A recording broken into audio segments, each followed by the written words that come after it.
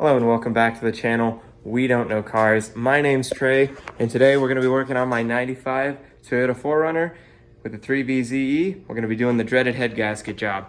So this is going to be a very long video. I want you guys to know that, and I would appreciate it if you watch it all the way through. Throughout the video, there will be several useful tips and tricks on how you guys can do this job at home and make your life a little easier. So you're like, who is this random ass kid on the internet and what the hell does he know about doing this job? Well, I am not a professional mechanic. I think that's an important thing to note. I am not certified. None of that. So you might take everything I say with a grain of salt. That being said, this will be the third time that I have done this job. The first time I did it successfully. The second time I did not do it successfully, which is why it's currently my truck is broken in the garage. And we'll get into that. Like, it wasn't the fact that I didn't know what I was doing per se, but when you get in a rush, you don't have a whole lot of cash, and you start cutting corners, shit's not gonna work. It just happens, you know? Sometimes you get lucky, other times you do not. I did not get lucky, because I don't get lucky when it comes to working on cars. You guys will see that throughout the history of this channel. I tend to have the worst luck when it comes to working on vehicles. So there's kind of the you can trust me on this one, right? Because I have done this several times. If you guys were wondering or skeptical of the advice you're going to be getting, maybe that cleared it up and helped you guys out. So the head gasket job is the job that everyone dreads when it comes to the 3-liter V6 or the 3VZ-E that Toyota put in their pickup trucks and 4Runners for, I don't know, like 6-7 years or whatever, right?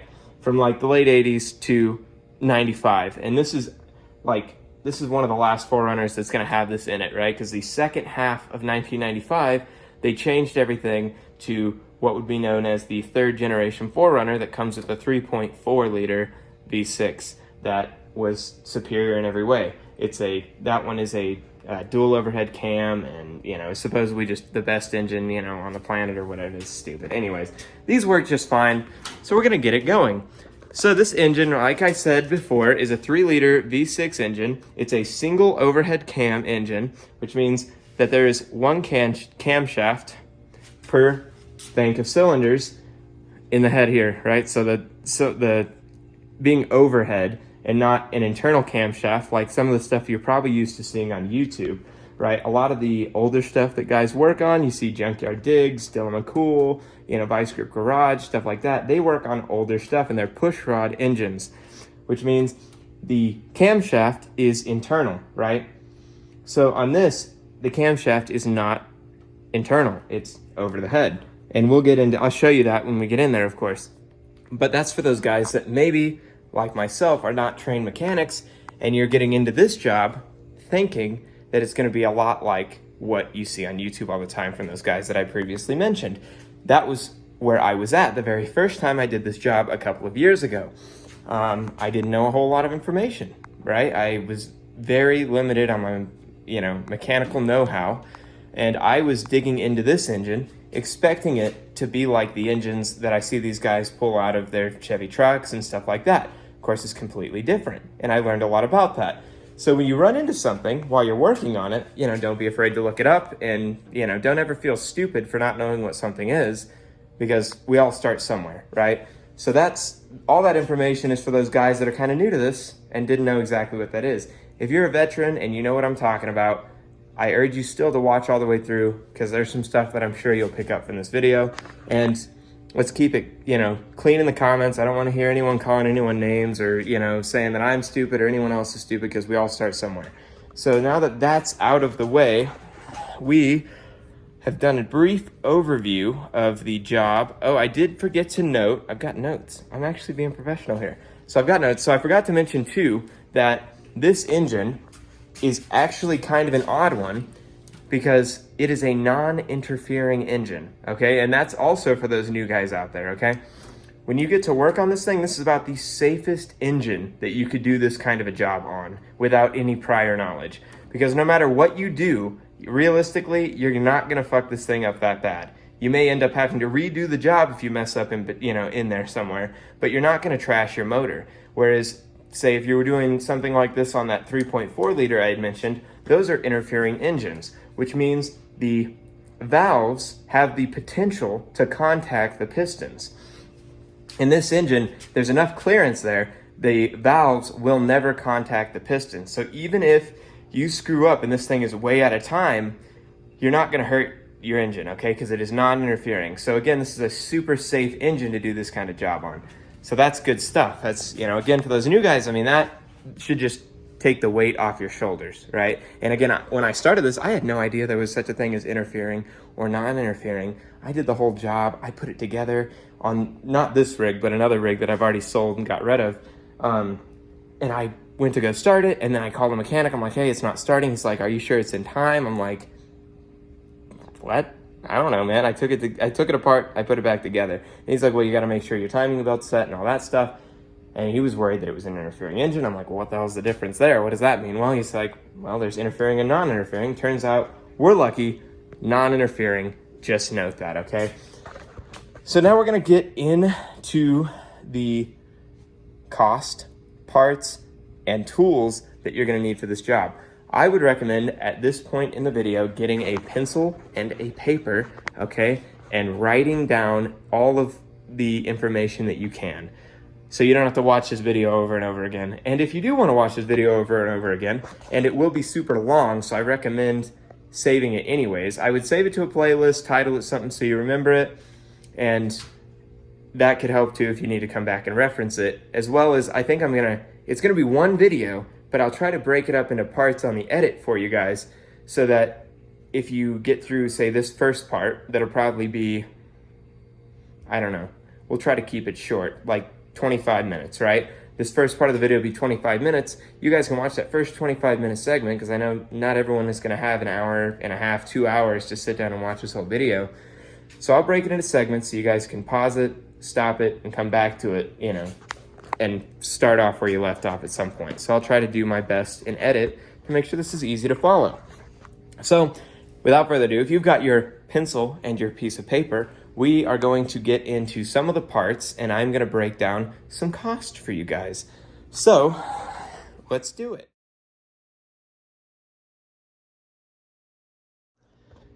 Alrighty guys, so as I had mentioned, this is the second time I'm doing it on this truck. 2 times now, because the first time I got in a rush and I didn't do everything that I should have, and I didn't pay for some of the things that I should have for this vehicle to function properly after I did the job. So what we have first and foremost is cylinder heads. The original cylinder heads are still on that truck. I have not begun to tear it apart. So I got brand new, fully remanned, ready to go ones here. Now you don't have to get new ones if you don't want, okay? This pair was about $980 on eBay and it showed up very quickly, which a lot of you guys, especially younger guys, maybe you're broke, you're in high school, you're like, yikes, that's rough. Maybe I should just get rid of the truck. I urge you not to, okay? Because these are good trucks and once you get this job done, they're gonna run awesome. So I opted for new ones, okay? Because so they're aluminum, right? And on my truck, and I'll show you guys when we tear it apart, the actual mating surface is roasted on my cylinder heads, okay? From years of bad coolant, the coolant eats away at the aluminum over the years and they're fully pitted. So I went around town getting some estimates on how much it would cost to get my original ones remanned. And it was going to cost me about $1,000 for the one singular shop in my whole town, which is not small. We got like 150,000 people. One guy would even touch them. I called every shop in town. We probably have about 4 cylinder head shops, and only one guy was willing to actually work on these. The other guy, who I called, one of the other guys, he's been in the business for 50 years. And I mentioned the car and the engine, and he said, no. He said, no way in hell, I don't touch them, I don't work on them, they're a pain in the ass. And he hung up on me. So that just shows that it may actually be hard for you guys to get the originals redone, but there are fully remanned ones that you can buy off the internet, and they're the same price. So there we go, that's something to note. That's by far the biggest cost of this job is gonna be your cylinder heads. Whether you get them remanned or buy remanned ones, they are going to be expensive. probably around the $1,000 mark. So expect that. There's your first note. And then of course you're gonna need a good head gasket kit. I just went down to the O'Reilly's, got this Pro kit. It's got everything in it, okay? From your header your exhaust manifold gaskets, forgive me, and your head gaskets and everything, every other gasket that you're gonna remove, getting down to those heads and getting them off is contained in here, along with some miscellaneous stuff that you may or may not even use. So there's that, and that's gonna cost you right around $250, $300, okay? That's how much, I think it was closer to $300. So there you go. And then your variety of gasket making material and rubber hose, you can probably estimate, you know, a good 50 to 100 bucks in that kind of stuff that you might just need here and there. And I would recommend picking that up. For, okay. So for your liquids and stuff like that, gasket makers and whatnot, you're gonna need to pick up water pump, thermostat gasket housing maker or whatever. Some variety of RTV. This stuff, Vice Grip Garage uses it. If you need anything that is, you know, really good with stuff that involves gasoline, I would get some PB Blaster and copper spray gasket, which I still have to pick up, electrical tape, and a solid paint marker. Those are all things that you're probably gonna need. And again, all that stuff should probably run you around, you know, 50 to 100 bucks, depending on where you get it and, you know, whatnot. What else? 4 feet of a good, high quality fuel grade line, just for miscellaneous stuff that you're gonna have to replace there as well. And you're also going to need, or I mean, you don't need this, okay? I should say this is one of those things that I opt for because I know that the long-term benefit is gonna be there, and it's this exhaust wrap. It's a heat tape, right? And what you'll do is you'll end up wrapping that on the back pipe that crosses over in the back there, and that's the culprit. That's what always blows out the heat rings in these head gaskets. So get this stuff too. It's like 17 bucks and another 10 bucks or whatever for the clips. So there's that as well. So those are kind of some cost. There are some specialty tools that you're probably gonna need as well, that will cost you some money. You need a good torque wrench, okay? For some of these things are gonna have a spec. It's good to have, you're gonna need it. You need this guy. Or you can come up with some contraption to do it. This is a cam gear puller. And on Amazon, it was super cheap. I'm not sure how much, but it was super cheap. A good crowbar for tensioning the alternator at least, and maybe even helping getting those heads off if they're being sticky. A solid dead blow is gonna be super useful as well for stuff that's stuck. I mean, these trucks have been put together for going on 30 years, some of them 30, some of them not quite. So you're probably gonna need something to break some crap loose as well. And in terms of tools that are not specialized, you're just gonna need a variety of tools. I have got like 4 toolboxes here, okay? Get as many of your tools together as you can, and you know, try to be as organized as you can. Realistically, the only major socket sizes you're gonna need are a 10, a 12, a 14. Need for tearing this thing apart. Most of the hardware is one of those 3 sizes. Some good quality wrenches and stuff. I was using cheaper stuff, and some of these things are gonna be torqued, especially if someone's been in your rig before and they have over torqued things. I had that problem with the first one that I tore apart, and I broke several of my tools. So make sure you guys just got good quality tools, and you've got a supply of tools with you, just in case shit gets crazy, you know, because as much as I can make this video and detail stuff out for you, you never know what you're gonna run into on your own rig. So being prepared in that regard, just having as many tools as you can, is gonna be super important. I think that just about covers the stuff. Okay, yeah, there we go. Specialized tools, I got 2 more to add to that. You're going to need, specialized tools are to include the mirror on a stick, and that's gonna help you look at some timing marks later when we're setting our timing belt. And a magnet on a stick for those bolts that go into the nether and are never coming back. You can at least try to fish them out with this. Total lifesaver. Wish I had known that the first time. I would have saved myself a lot of time. You might need a little kit that has extractor sockets if you have those pesky bolts that are stripping on you and you can't get them out. I had a couple of the head bolts on the first job that I did do that, so I had to get this kit to get those guys out. So you might get one of them just to be safe. C-clamp, that is also going to be for setting the timing belt later. And if you happen to have anything that breaks or any threads or anything like that that you need to either resurface or clean out, get yourself a good tap and die set and everything to, you know, solve any of those issues you might run into.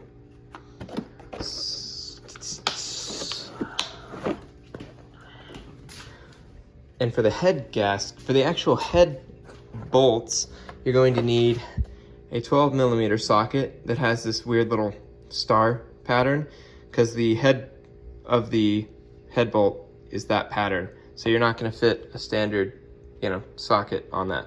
So you need one like this. Make sure it's a high quality one, especially if someone's worked on your rig before. Chances are they over torque those head bolts, which is probably why you're doing the job again. So you're going to need one of them. Let's see. Okay, so you're also going to need for this job, and I should have mentioned this first, get this manual. Okay guys, just go pick it up. Everything that I'm gonna do here just about is gonna be in this manual and probably detailed better than I can tell you. So if you're good with manuals or you need it for a reference or whatever, get it, okay? That's gonna be a lifesaver. Also, with your new reman heads, that your originals or some brand new shiny reman ones or whatever you end up doing, get some spark plugs, because why not? You're here. It's kind of one of those things, some of these basic things you can do while you're in here, do it. So get spark plugs, get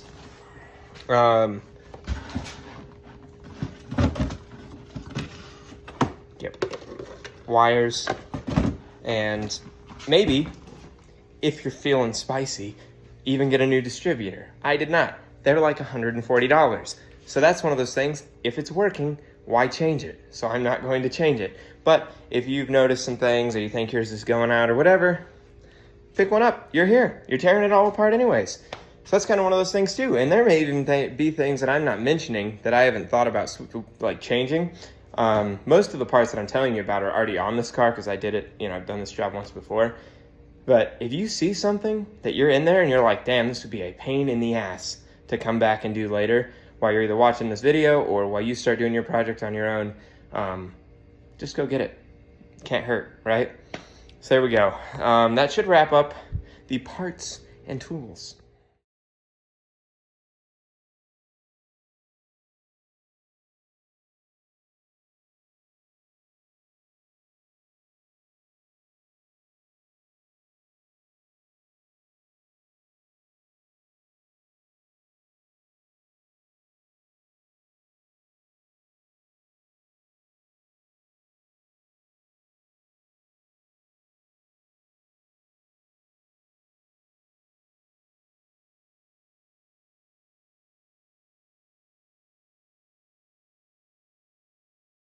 Well, it is just about 5 o'clock on a nice, warm spring day, and it's just about as good a time as any to get going on this project. We've got beer and minimal patience, so cheers. Let's get into it. Oh boy. It's not an easy project, guys. It is not a quick project. I would recommend having a solid 3 to 4 days to do this, where you can sit down and just work with it, okay? So that means you gotta get time off work or whatever. I'd recommend it. I would not recommend starting this job, breaking it up over the course of several weeks. You can start to lose stuff and we'll have a problem then, right? So again, I'd recommend getting some time off. So how we're gonna start this process is by taking this freaking hood off. Look, I'm a short guy. I am actually gonna be climbing into here, okay? To get to some of the stuff in the back, I'm gonna actually have to climb up on this bumper and like get into the engine bay once we start really stripping things out, especially when we go to take those heads off. So this is in the way.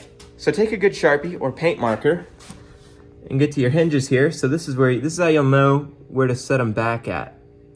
And just give yourself a good line around the top of that. So when you go to put this hood back on, everything's gonna line up perfectly the way it was, and you won't have any alignment issues. It is, I believe, we will check real quick, for 12mm bolts, and it sure is. This hood is not heavy. You can do it by yourself.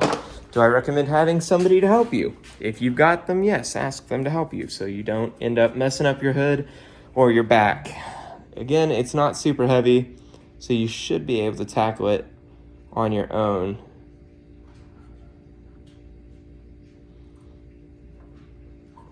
All right, so with those marked, I'll show you again. Little markage there. We will take this hood off. I'm gonna see if someone will help me. I found help. As I mentioned, you might need help. So what we'll do is we'll get these loose here. We'll get the first one off on this side, and we'll loosen the bottom one. And we're just gonna leave the bottom one in there because these holes are slotted, so that bolt is gonna be able to move up and down once you take this top one out, and it probably will drop a little bit. So that one's off, we'll put it there and probably lose it. Take this top one out.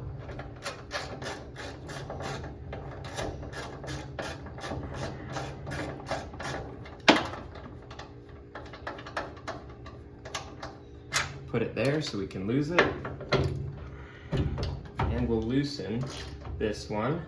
And what we're gonna do is, you see we got the hood prop up. So we'll leave the hood prop up, and that's gonna keep your hood kind of where you want it. Okay, we'll take the bottom one on this side all the way out while holding this hood and hinge together so we don't get anything weird flexing on us. Again, these aren't super heavy. Okay, it's not like a square body hood or some shit. This is pretty light and pretty small. Okay.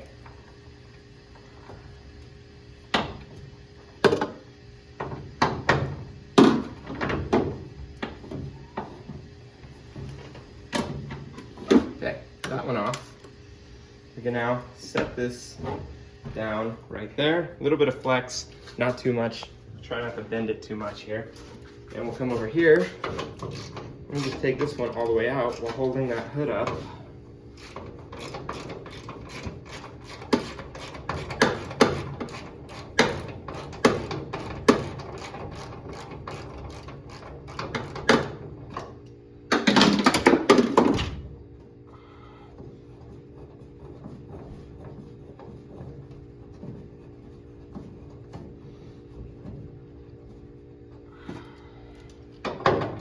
How many threads do you need? Toyota said all of them. You need all of the threads. Okay, so with that out, that's never coming back. Okay, so now what you're gonna do is just walk it over. Take this by the middle, take your hood latch, set it down to the side, set her down, grab her on each side, and you're like, where do I put this? Well, you don't want to step on it, right? Oh, what was still attached? Oh yeah. Take that out too, the windshield washer feed line. Luckily, that's just a little vacuum hose thingy. So that one just comes right off. It's on that side. I'll show you guys. Be sure that's disconnected beforehand. We'll maneuver this guy, and it goes right on top.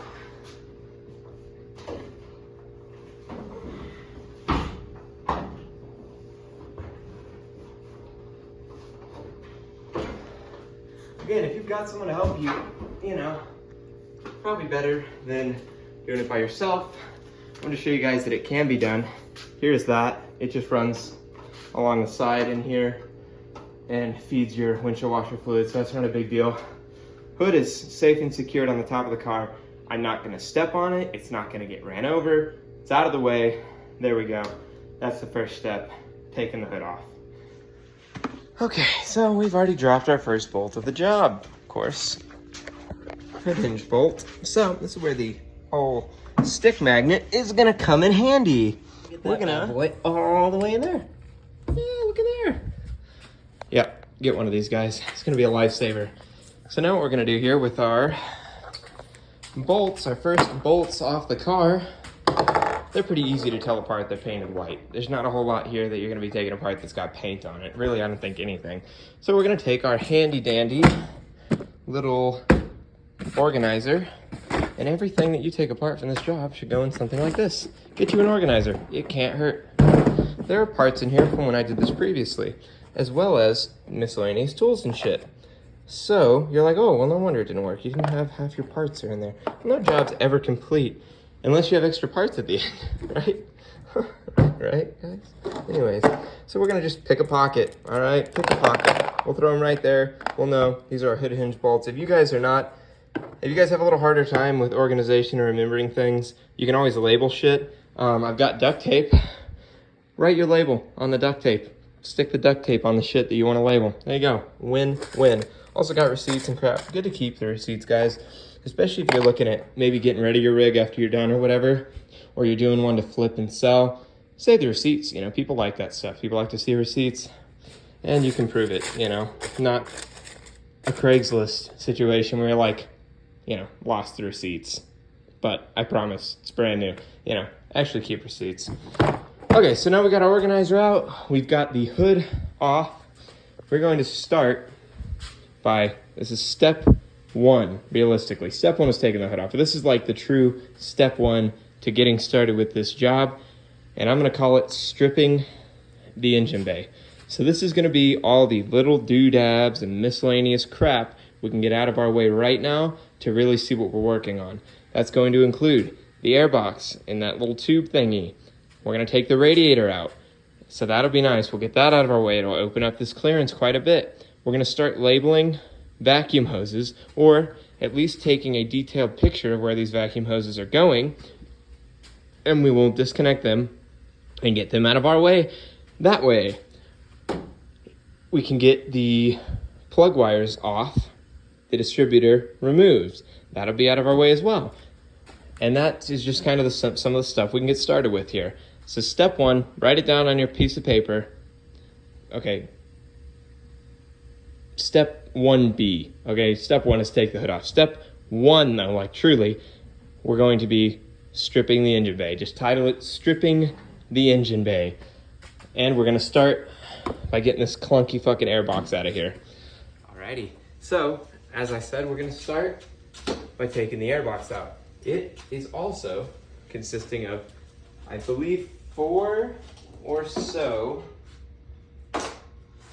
bolts that are 12 millimeter in size. So let's go, I think it's 3 actually. So let's get these 3 off. We'll end up taking the whole box out. Okay, so that guy's out. Put that there so we can lose it. We're gonna need a Phillips screwdriver as well, it seems,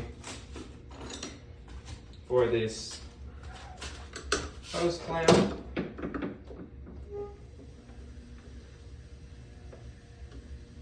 Get that nice and loose. Put that up there so we can lose it. One thing you're going to learn about me is that I lose everything.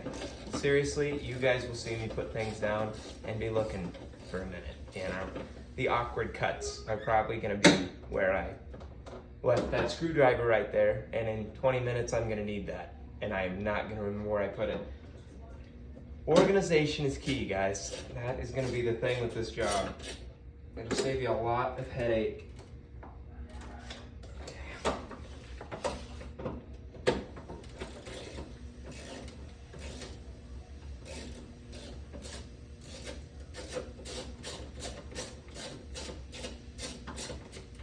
Okay, those should all be loose, and I left the other 2 in there. That one just decided he wanted to come all the way out. Okay, so we're gonna come up here. We're gonna get this out of our way real quick.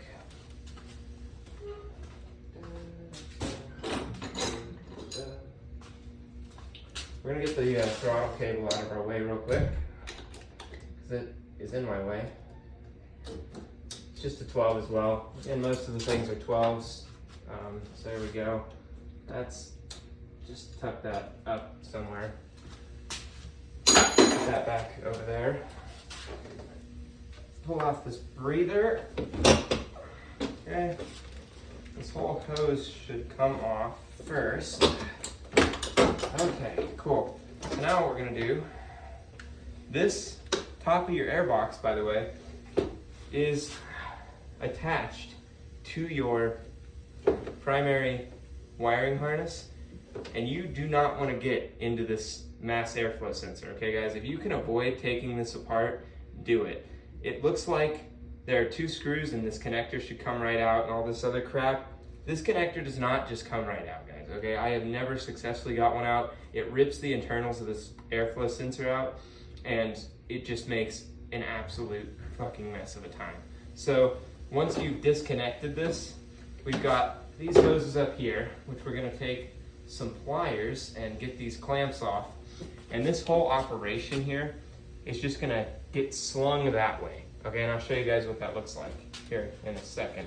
Let me get those pliers.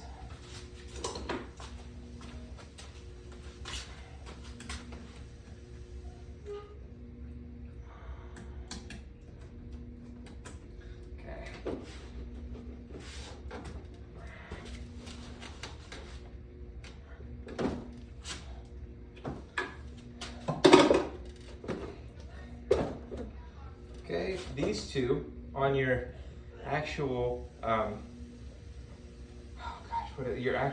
your coil here, these are going to come right off, hopefully.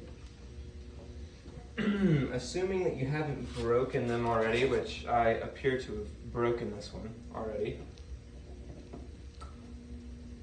There we go. Okay, so with these coil wires disconnected, this whole operation, as you can see, is just gonna go over there for now. That will allow us to take our filter out. I got a nice K&N on this, guys.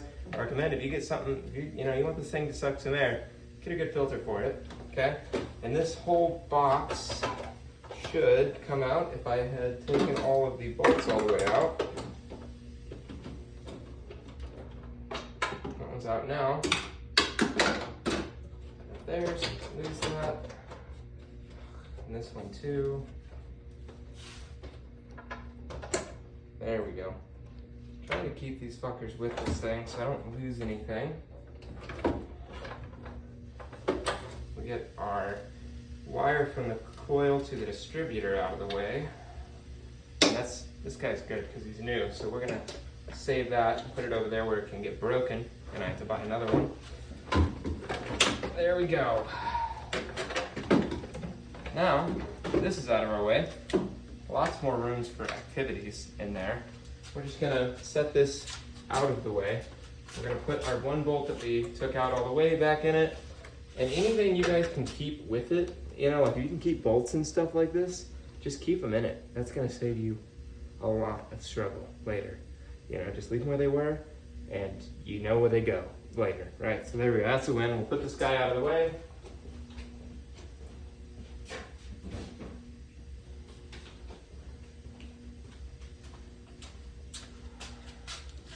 Okay, now we've got our main thing here to the distributor. Go ahead and get that disconnected. We will go ahead and get our spark plug wires disconnected real quick.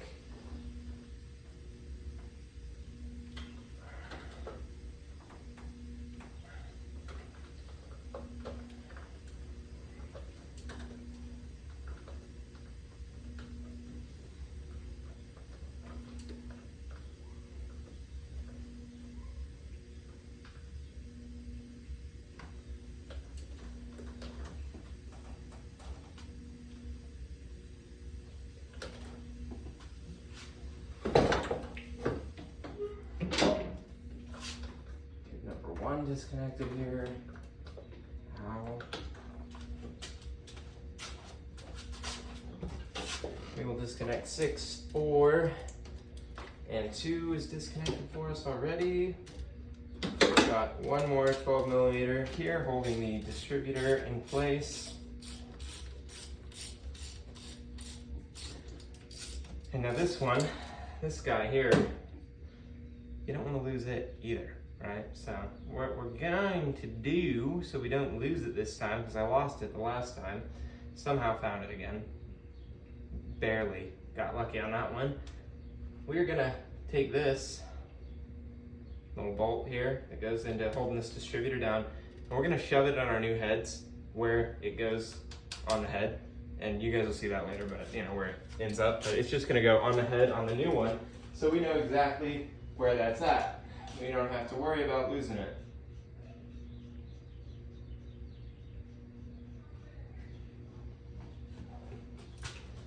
Okay, with all that removed, spark plug wire disconnected, wire to the harness disconnected, and the bolt taken out, we can remove our distributor. This guy is also just gonna go over here.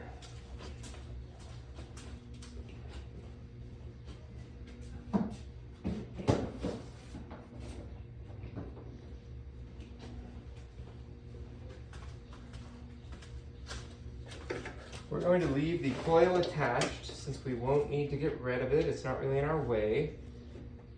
We are going to move this airbox situation back over here for a little bit so that we can begin to remove the radiator and stuff and get that out of our way. We'll also throw our air filter over here.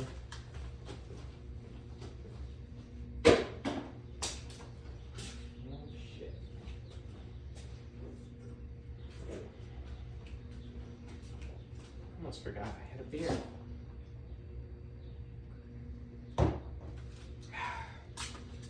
Okay. I don't know. This should be a stock radiator, so I imagine every radiator on these trucks has one. There's a little petcock, a little release thing down at the bottom.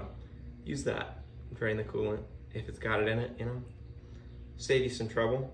If you go just trying to rip the bottom hose off, well, that goes poorly. So try to locate that. If you can't find it, you can take the bottom hose off, drain it that way. Just make sure you got a good catch pan under there. Catch all that coolant or, you know, water if you're really fancy. So I'm gonna get down there and drain this radiator, and then we can start getting it out of our way.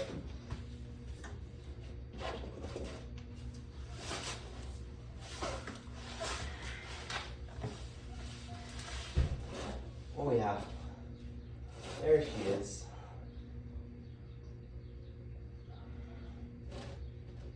Oh yeah, that's already making a mess everywhere.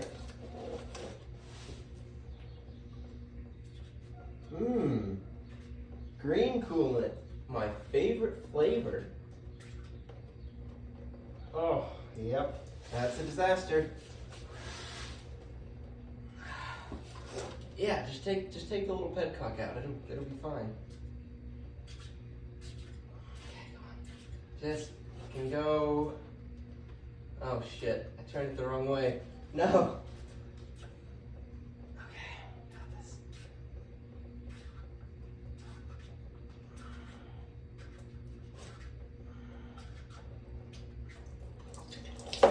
Yep, that's approved.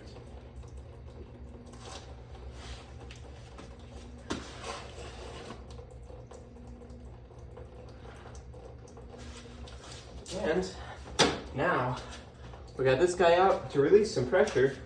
Take the cap off, and there it goes all over the floor.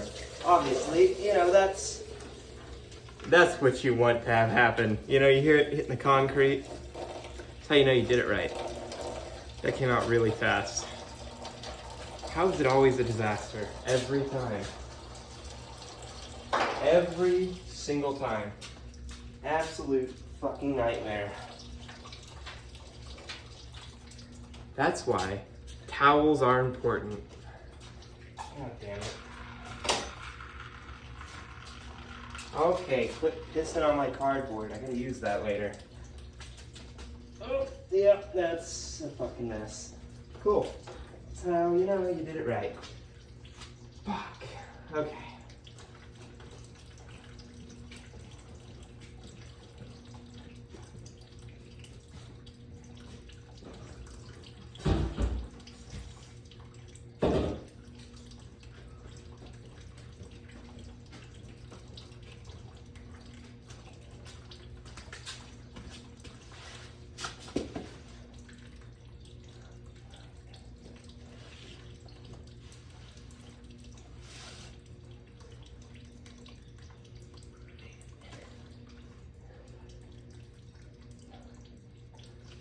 gosh.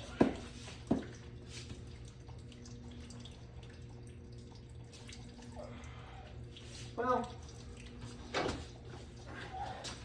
we caught basically none of that. So do it that way. Cover your garage in antifreeze. Make the wife happy and all. You know, it'll be fine. Ugh.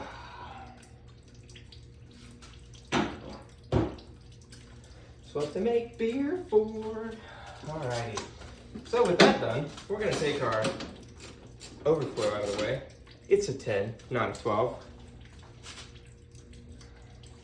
Do I even have a 10 millimeter? I swear, there we go. Found one. You know, always the 10s that are missing. It's fine.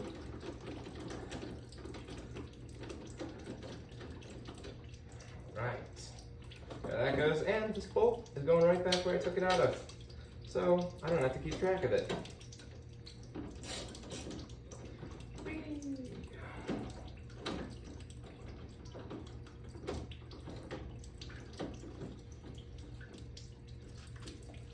Okay, that's good. Just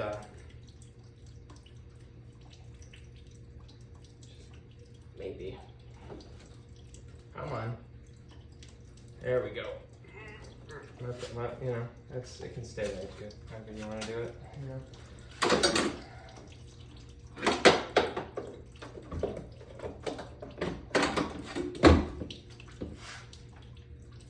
Excuse me, sir. I need you to just. Oh, there we go.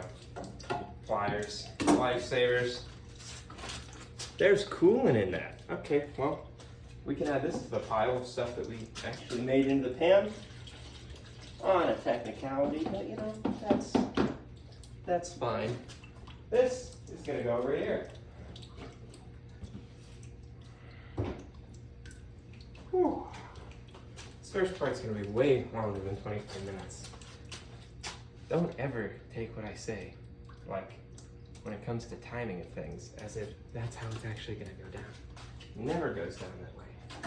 Not ever.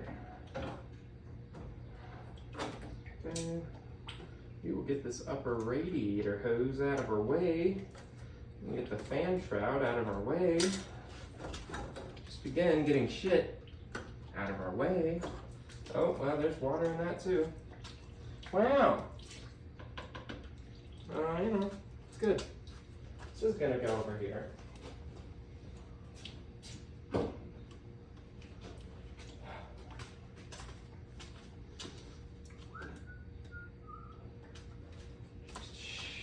Now, I don't feel like I need to get you guys in close for a lot of this because it's pretty self-explanatory. You look for the bolts, you take them out, right, in this part. There's nothing too crazy here. If there's anything technical that I remember as I'm going that was a total pain in the ass, then I will bring you guys in for it and show you guys how I dealt with that problem, you know. I lied. We're gonna leave, I wanna do this. So,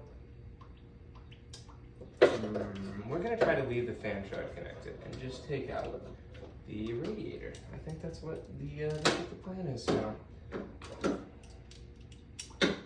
I kind of did some fuckery to my fan shroud, and it's supposed to, you know, come out in 2 pieces, so you can take, you know, half of it out and then the other half of it out. I taped it together, and it's, you know, and maybe some RTV in there, but that's fine. You know, we're not going to talk about that. So it's not coming out in 2 pieces. It is now forever and always will be 1 piece. Approved. So I'm just going to take it on with the radiator. That's what we're going to do.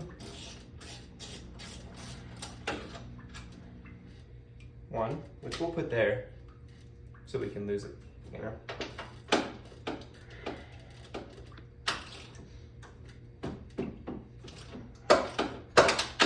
It's almost like I knew I was going to be taking this apart again. None of this stuff is torqued at all. And I do mean at all.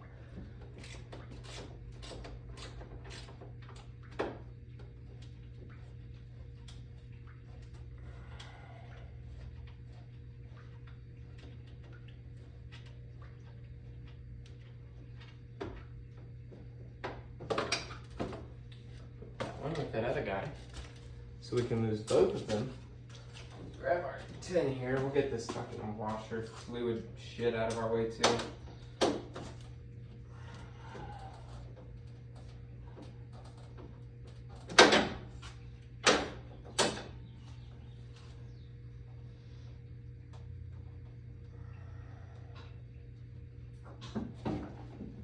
Wow, I put washer fluid in it. It's almost like I thought this was gonna work or something. Oh, wow. Okay, that needs to just go away. So does that. Thanks, appreciate it. Okay, and yeah, that too. Yeah, thanks. Okay. Yep, appreciate it. Oh, didn't break it. Wow, shocker. Okay, we don't need that. And this guy is taped. Why did I do that?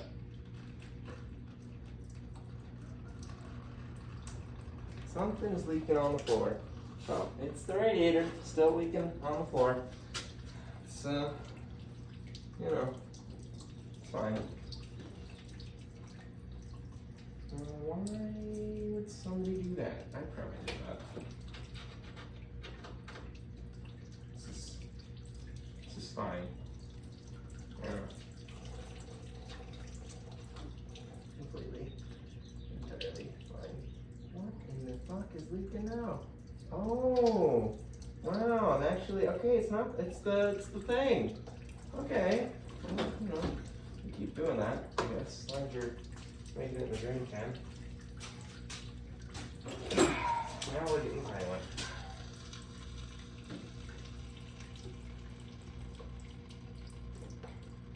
Hey, no. Oh yeah, definitely me.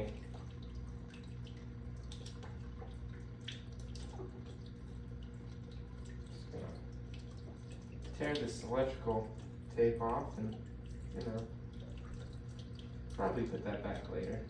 Maybe. Probably not. Being honest with ourselves. Oh yeah. Well, I would explain it. This connection is just fucking. Well, it's minty for sure.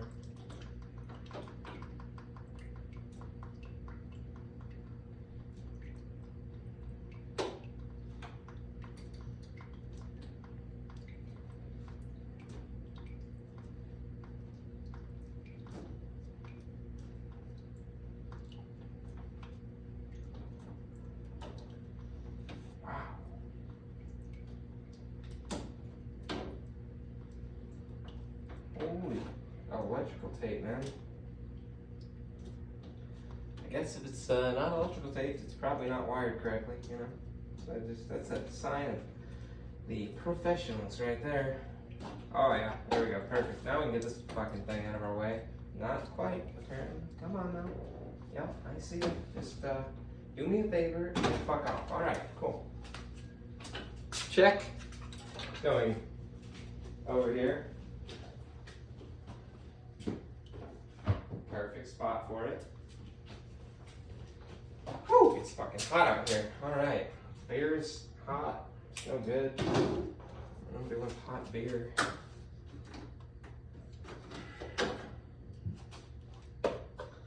Take the radiator out now, I think. I got the bottom hose attached, but you know, it's fine. And the trans lines. Mainly because I don't want to take the camera off the wall and show you guys what that is. Probably will, unfortunately. Making lots of progress there. I'll put this up here where we can lose it.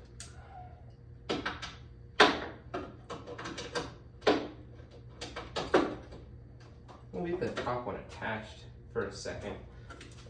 Time to go get the hoses off the bottom of this. It's all wet, you know, definitely caught all of that. You don't see any of that. It's all here. All right, so this is the line to the trans. Both of these are feed and return. The trans runs through here, you know, and all that jazz, the trans fluid. and all that jazz runs through there. So this is gonna leak transmission fluid. So just be ready for that. Oh, come on. Come on. I really don't want to touch it, but I think I'm gonna have to touch it. Okay. Oh yeah. ATF. Love that. Delicious. Now we're getting the red and the green water. Now that is just a sweet treat right there. It's delicious. Don't drink that, please. God, I'm gonna get sued for that shit. Okay, so this one is gonna constantly leak. So what we're gonna do is take it up here, and we're gonna just shove it up there in between these two guys so that it doesn't leak. This one doesn't leak, that one leaks. So shove it up there, call it good. That'll leak a little bit. It's all right. Take our bottom hose off here, clamp that fucker. These things are roasted. All right. Probably some fluid to come out of this. Oh God, ugh. It's leaking right into my eyes. This is swell. Okay, this has gone really well for me. I'll tell you. Wow, that just took the paint right off the floor. Perfect.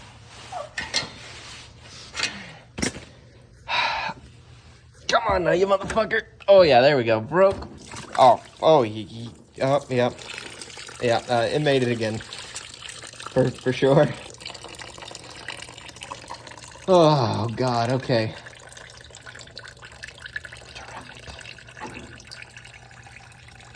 This is swell. Oh God. Whew, this is going swell.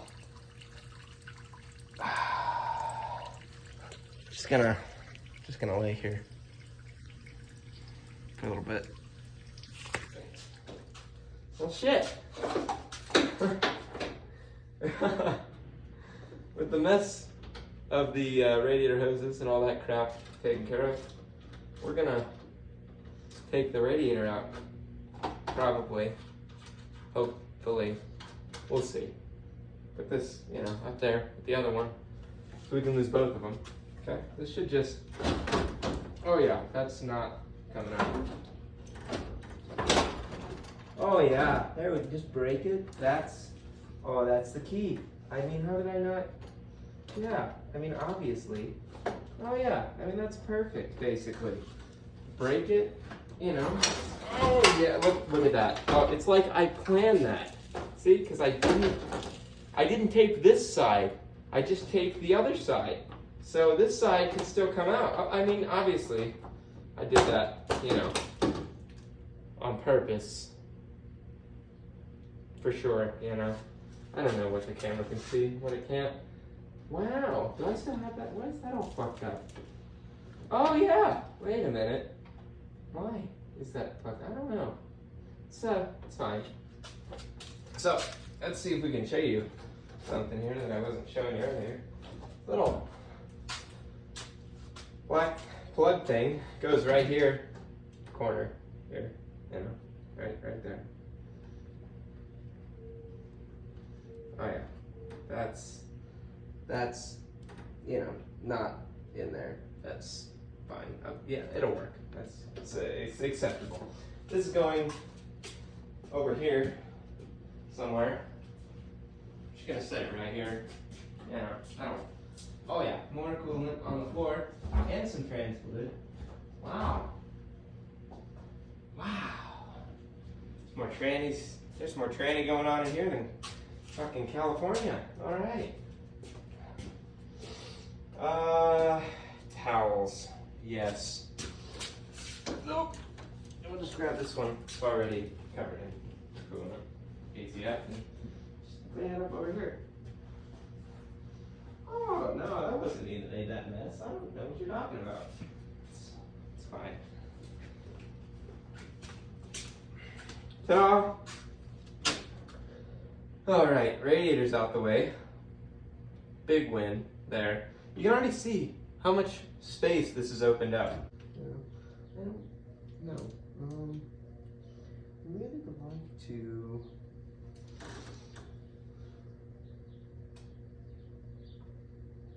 change of plans. We're not taking the fan out. We're gonna loosen up the alternator and just get the belts out of our way and some of that shit. That's what we're doing. So it's gonna be a 14 on the top bolt of the alternator. Just get her loose for a moment. It's a 12 at the bottom for your actual tightening situation.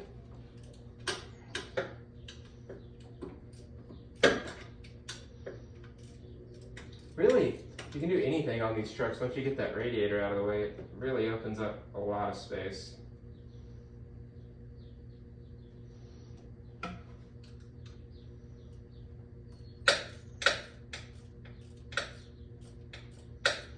If we just get the alternator out of the way altogether, that could be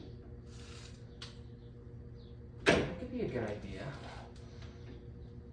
Oh, maybe. No, that one's not coming out.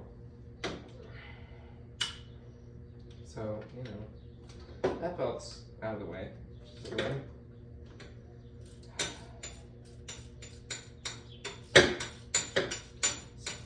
Bolt is too long.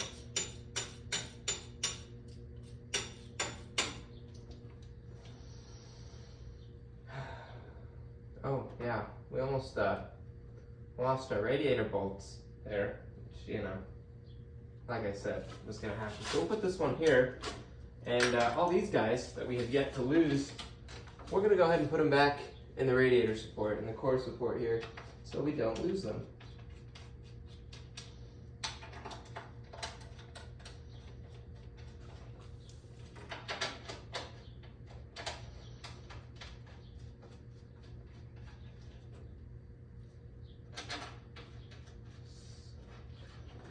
Alright. Yep, that's the one. I don't want to do that. 10 and the clip. If I can get this freaking clip out. No, that's not happening. Let's get the bolt out of the way first. Little nuts out of the way first. Here. Oh yeah. Just proved.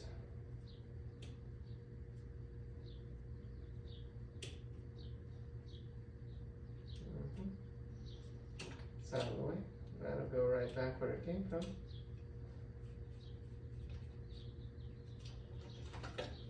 Maybe we can get the, nope, still we can't do that, okay.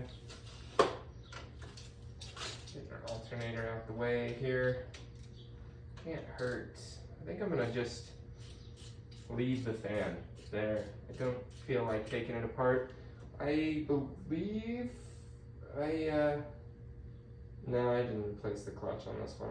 I didn't replace the fan clutch on this, I don't think. You might think about that, you know, if you're doing this, you might think about replacing the fan clutch. Might not be a bad idea. This one doesn't spin freely, so it's doing everything it needs to be doing.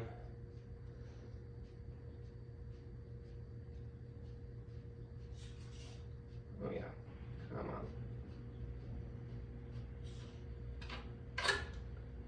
Bingo. And time to get this sucker out of here. Oh shit, well there goes that. It's never coming back. Alright, maybe we can get this out now. We're gonna set this here. Grab the pliers that I have lost. There they are. Got them.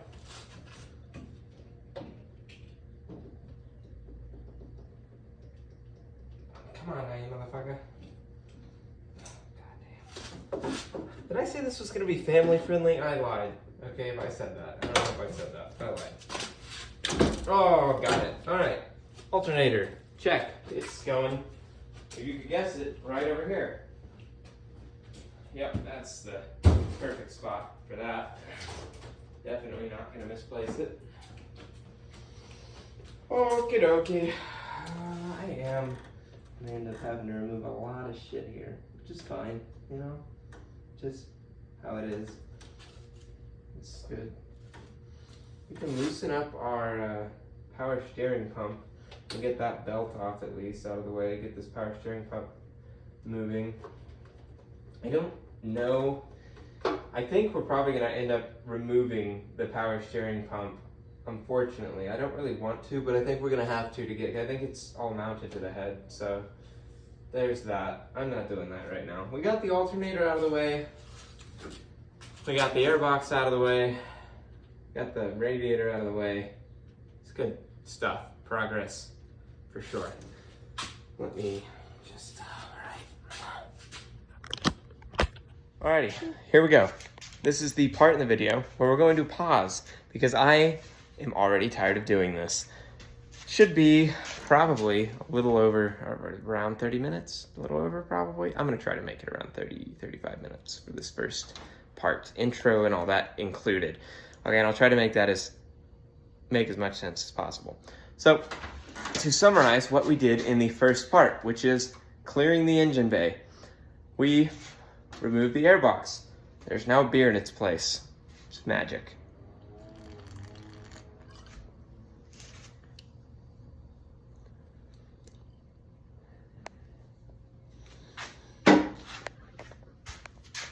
Okay, we got the airbox out of the way. Well, most of it. This, again, is gonna stay attached. Just have to move this thing around a lot, okay? It's fine. Okay, oh shit. We've got the distributor removed. We got the alternator removed. We got the radiator and fan radiator and fan shroud removed. All the spark plug wires are out and everything. And now we're really ready to start tearing into the bulk of this. Again, with this, there's not a whole lot here, guys, with the vacuum lines and shit. This is all that crap that everyone's always worried about. Just take really detailed pictures of this. There's no, like, I can't help you on this one, okay? You just got to take really detailed pictures of what's going to what, and that'll help you there, and then those can all be disconnected.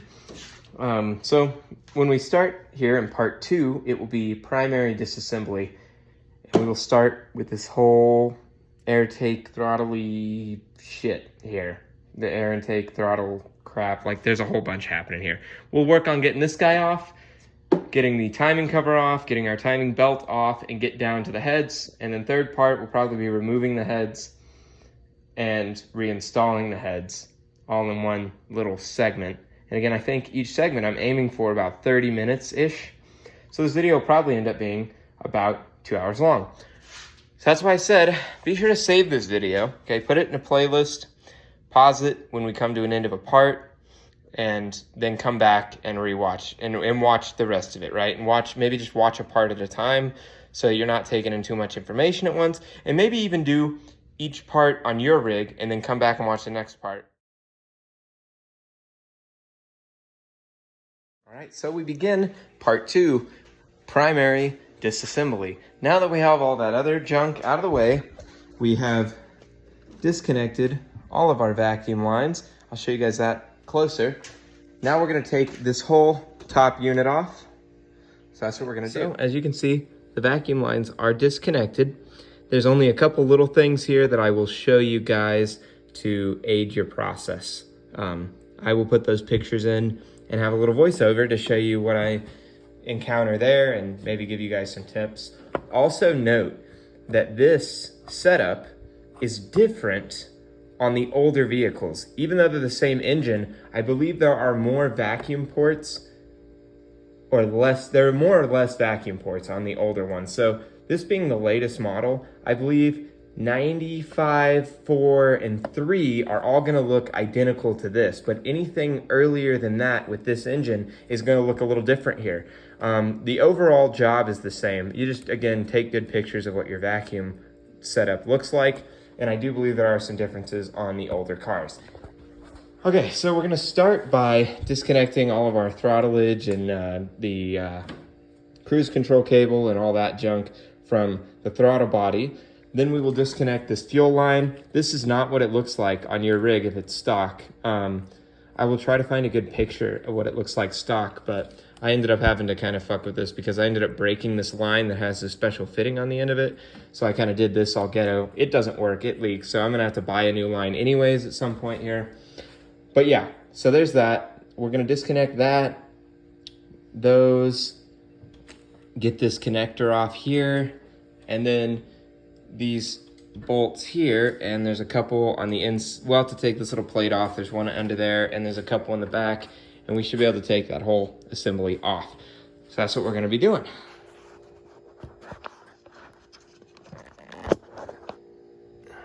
Check.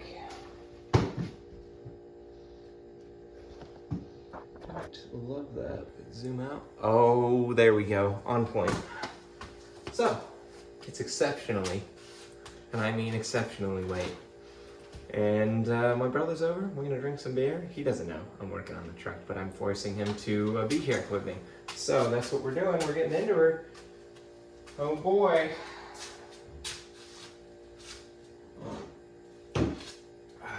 Yep. So again, we're gonna disconnect all these things into the throttle body, all these little cables and stuff. Get those out of our way.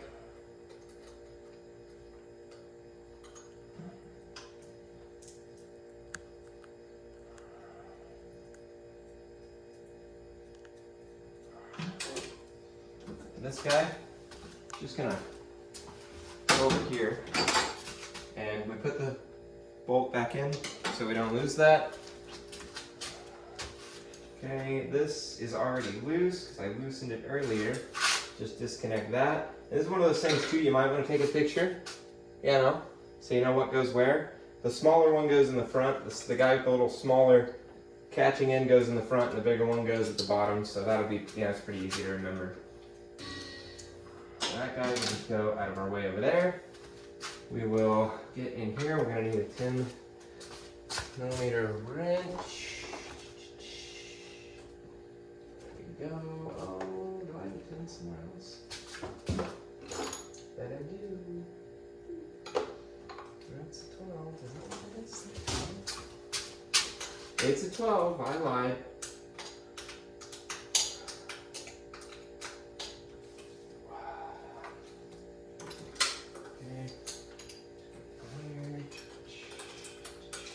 Oh, crap. Okay. Come up right there, we go. And this one is kind of a pain in the ass. Moves around all weird. We will go ahead and disconnect it from its hook in the back and flop it up here as well. Put a wrench back so we don't lose that. Okay, now we got our connector, electrical connector here that we're going to take off with the hook. So what we're going to do is we're going to loosen this, okay? Take it off. We're just going to set the connector back in the back. We're going to tuck it away so it doesn't get broke. And then we can just put this hook back on. Just remember that you took that connector out, right? I'm not one of those things maybe you take a picture of as well. So when you're going back through trying to put stuff together, you make sure that you get that right. Okay, we need to get this fuel line off, and then this other electrical connector. I think it's a 10mm. It's a 12. Of course, it's, yeah, logically. Come on, there we go. Oh, man, that's gasoline everywhere. So that's approved. This is your main supply here, guys. That's why it's really highly pressurized, which is why my ghetto fix of globbing fuel resistant RTV onto it didn't work. Go figure on that one. We will leave this kind of dangling here. This is connected to the injector rack, and that's just under this whole situation, so we'll see that in a little bit. Then we can get this electrical connection off. How do I want to do that without breaking it is the question.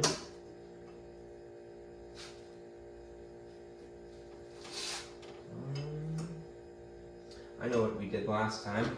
We took the whole plate off there. It's a little plate with 2 bolts on each side. We just take the whole thing off. That'll make it a little easier on us. for sure.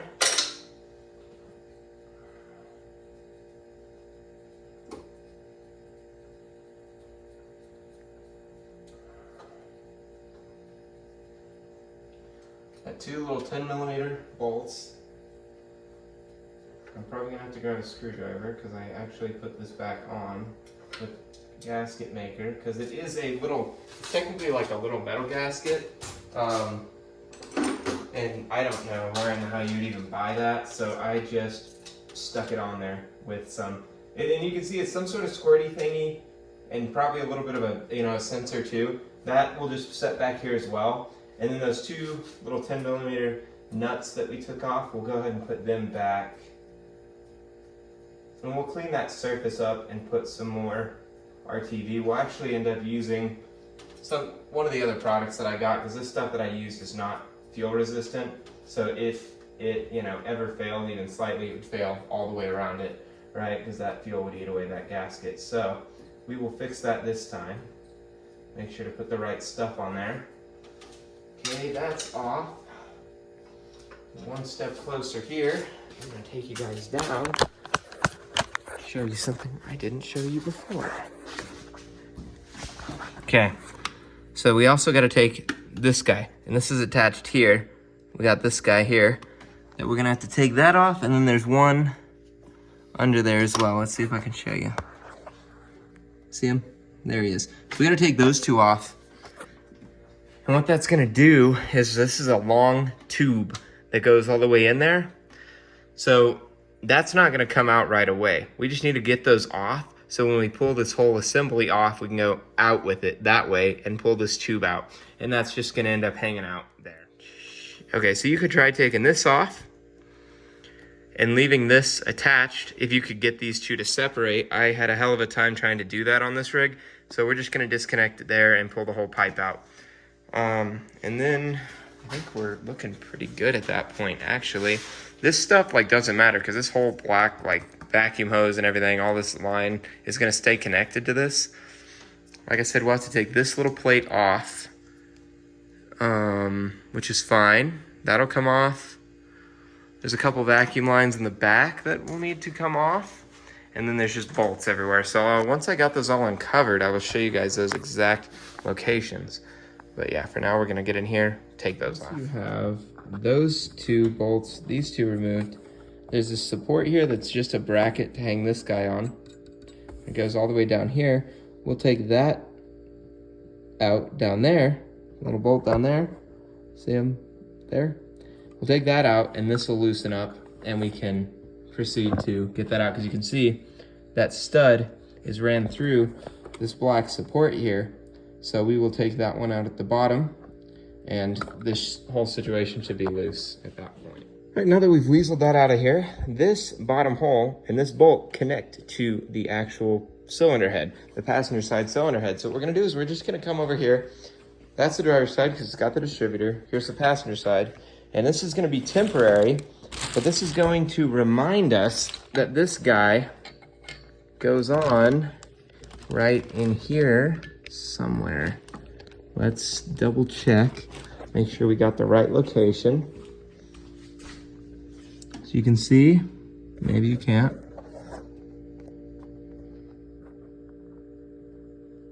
Come on, don't focus on that hole. See, that's, oh, come on. All right, that's the hole it came out of. So that's between that and that. So it's gonna be that cutout edge there. All right, we can do that for sure. Right above the exhaust manifold, so right where we had it, right here. Oh, that's still zoomed in. All right, right there. We're just gonna, again, this is temporary. This is just so we know.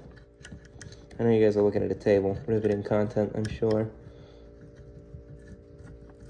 There we go.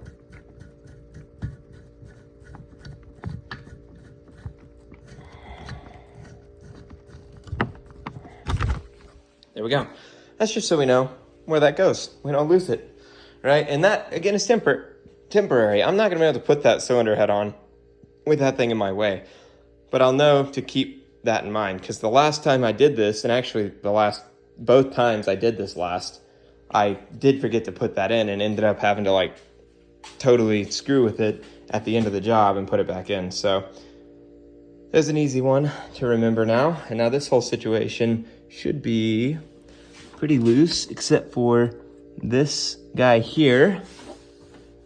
And there is just one. So we get that last 12 out and this whole situation should be loose. And then, yeah, I think we're taking the primary studs out of it. Don't laugh at my ghetto setup. Thank you. Oh, there we go. And pinch out. You're not in frame.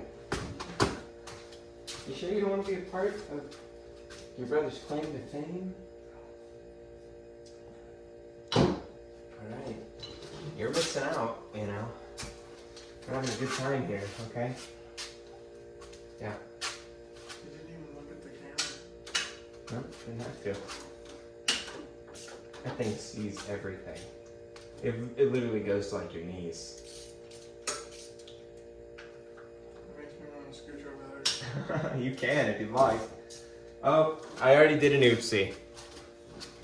Teachable moments. I just started unscrewing these things, right?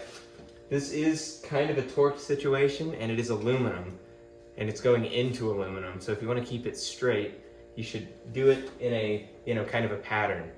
So I should have gone from the inside, I should have gone from here over to here, then from here over to here, here, and I should like crisscross it. Don't just do them all on the line, you might hurt something. So, you know, we're already, you know, fucking things up here.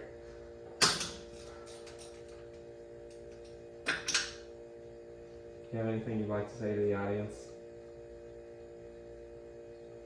Beer and whiskey. Beer and whiskey. Well, we don't have any whiskey. We got beer at the moment.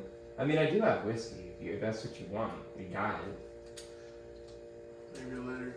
A little late for me. Oh, yeah, this little plate is connected to these two fucking motherfuckers. Anyways, these two vacuum lines. We'll disconnect those. Yeah, that's YouTube rated. No, I already have stated. I was in the last class. I was like, did I say this was gonna be family friendly? Because I lied. It's alright. They give you a little button to click. It's like, is this made for kids?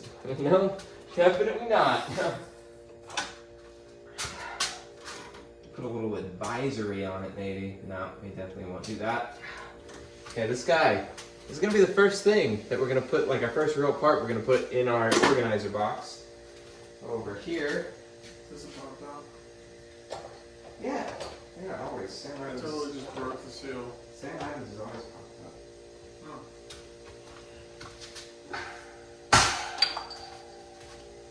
Just delicious. Okay, so now, right here, there's another one of these primary bolts that go into this thing. We're gonna take that out. There we go, there's my wrench. And a little extension to go with it.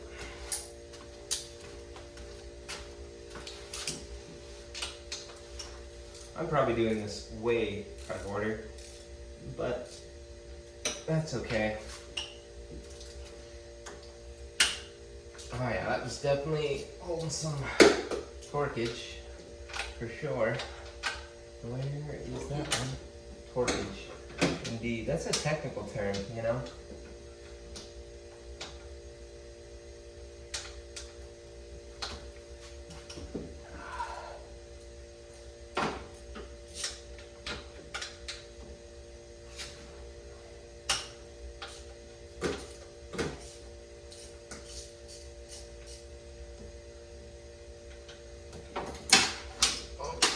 Set them away again. Okay. Last little motherfucker back here. Oh god. Kid friendly? Yep. Fuck, shit, fuck. It definitely is not kid friendly. I'm not kid friendly. Shit. I know what you're thinking, right? Y'all probably watch My Script Garage. He keeps it PG. Even Kevin from Jackyard Digs keeps it pretty PG. You're not gonna get that here, all right? That's not where in the. Where are my pliers?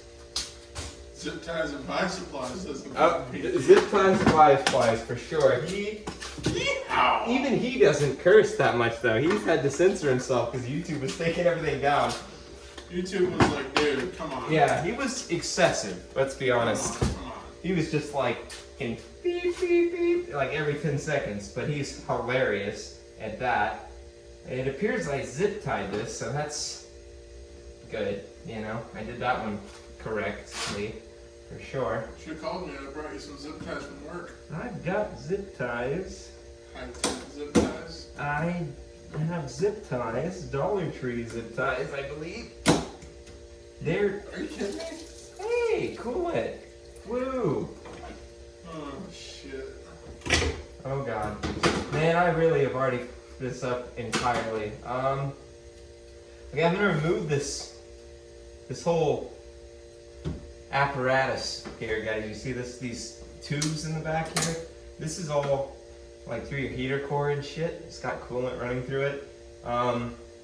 Normally you just have a couple clamps you can take off with pliers, but I appear to have used adjustable clamps here that I need to unscrew, and zip ties. So that's a pretty, you know, I did it right the first time, obviously. That's why we're doing it again.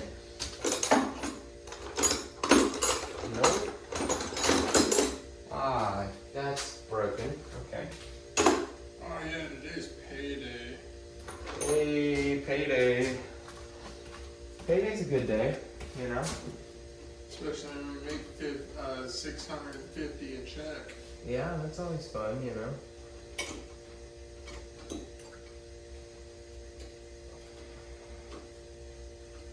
Yep, this is the riveting content you're all here for. The amount of stuff I'm gonna have to cut out of this back half is unbelievable. I mean, you're gonna have to fast forward a little bit. No, you see, the thing is, I was like, the first part of this video is only gonna be about 30 minutes long. I get it all put together, it's an hour. It's an hour. You know, you're watching. It's an hour, which is way too much. But, you know, at the same time, is it ever really too much, you know? Yeah, I know, it is, but it's okay. You're like, I didn't know I was gonna need to take a retreat to watch your video.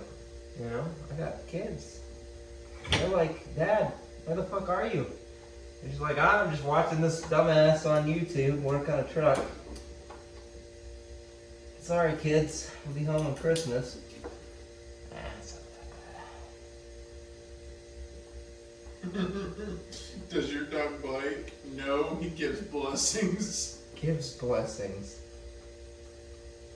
Oh, good God. What in the fuckery have I done here? Oh, man, everything's falling apart.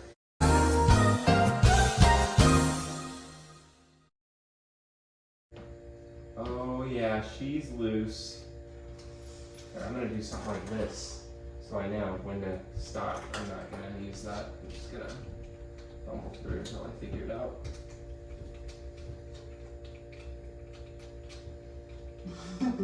There's no way you can work up just 4 hours of sleep. Yeah. Alrighty, so now we are 2 nuts. Okay? 2 nuts. And That's what she said. 2 short bolts, and then these longer ones. We've got 4 of these, 2 shorter bolts, and then 2 nuts. And this thing is just about ready to come out of here. Should be all the primary hardware on it. These studs, these long bolts, we're just gonna leave them attached because there's 0 reason to take them out. Okay, this is probably gonna suck, just to be honest with y'all. There's one more vacuum line we need to disconnect on this side. Because vacuum lines is the name of the game with 90s era shit and late 80s and 90s crap. Just how it is. Well, that's 4Runner for you. Oh, that's 4Runner. It's literally anything from this era. Let's take apart a Ford from this era, Chevy from this era. They've all got the vacuum, smog, environmental crap that nobody fucking Let me asked for. refine my insult. That's Toyotas for you. What? Exactly. Literally, Toyotas are like, you know. Don't mind the fact that I drive a Taco. Yeah, you literally drive a Tacoma, so I don't even know what the hell you're talking about. Hey, don't diss on the Dark Knight. I'm not dissing on Alright. anything. You're the one dissing on my Yoda. Alright? Yeah, I'm dissing on yours. Well, everyone that's watching this video would like to have a word and tell you that you're right. They do have issues. Exactly. Which is why we're all here doing this right now. Because Toyota was like, we could just run 2 pipes out to the back. Or we could run a pipe right by the heads and blow the fucking gaskets out. That'd be good. So here in, 25 years, everyone's torn apart or they end up in a junkyard. It was thought out for sure. I don't know who did the thinking, but somebody, some genius out there did it. Probably getting paid big bucks to think like that. When you haven't even gone to sleep yet and you already can't wait to come home from work tomorrow. Well, I don't have to work tomorrow, so fuck you. You want me to change that? What does that mean?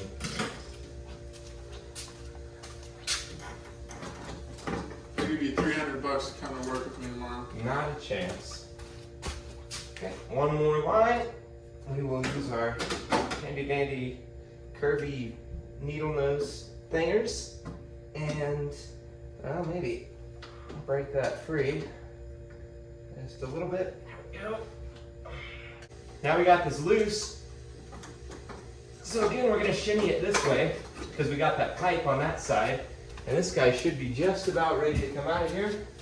Assuming we don't have any more lines attached, which I do not believe we really do at this point. That one's out.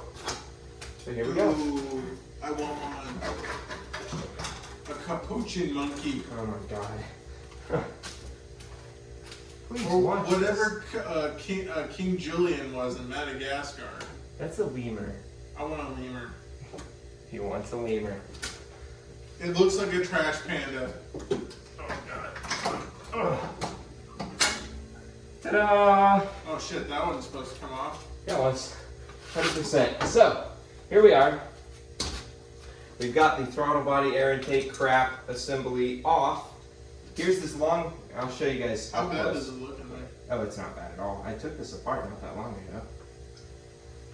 I mean, it's dirty because I didn't really clean anything, but it'll work, surely.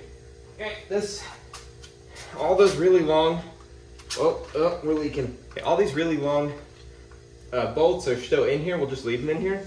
And then again, this whole black assembly and everything like that, you can see some of the inner workings of the vacuum there. All that stuff stays attached, and this just goes somewhere safe. Somewhere safe, like Fort Knox. No, definitely not Fort Knox. Fort Knox. I think you've had too much to drink. I have had one to drink, thank you. I haven't had enough. Okay. I'm working on a good buzz right now. Yeah, that's fair. So now we're in. God, you have no idea. Here's that long tube I told you about. This, now we can probably end up separating the big nut and taking this off here. There's a little gasket here you can see. We'll do our best to straighten that up when we go back in and maybe even put a little RTD or something there. Here we are. This gasket has been replaced, of course. I did this, but I have a new kit, so I will, I'll end up putting a new one on anyways because we're here. Here's that little connector I was telling you that was plugged into the back of the throttle body. There's all these cooling lines here, which are gonna have to come out now. That's fine.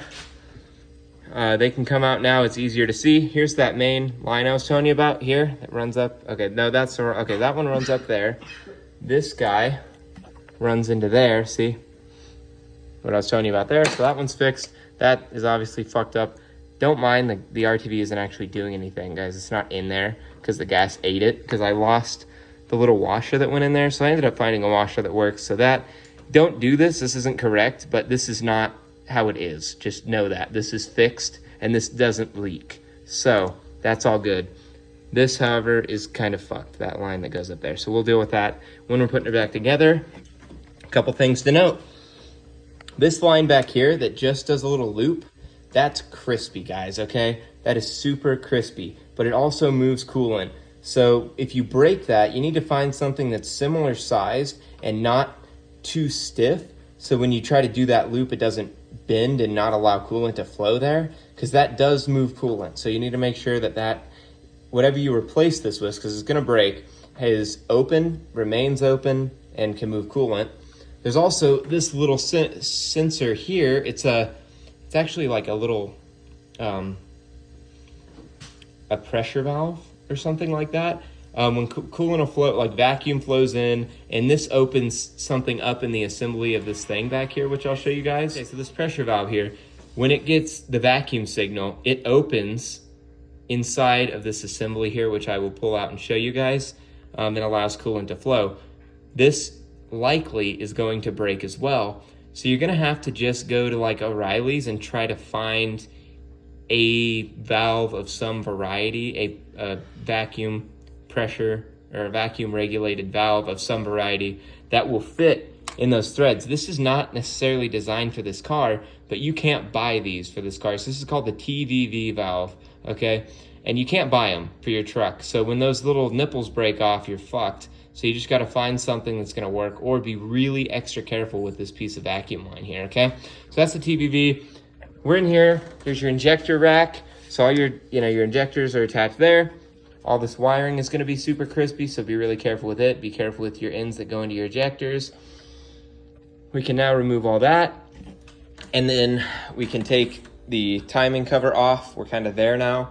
Take this couple bolts back here out, one over here, one in here somewhere, and we can finally sling that whole assembly over with a wiring harness, and we're gonna really be getting into the meat of this stuff.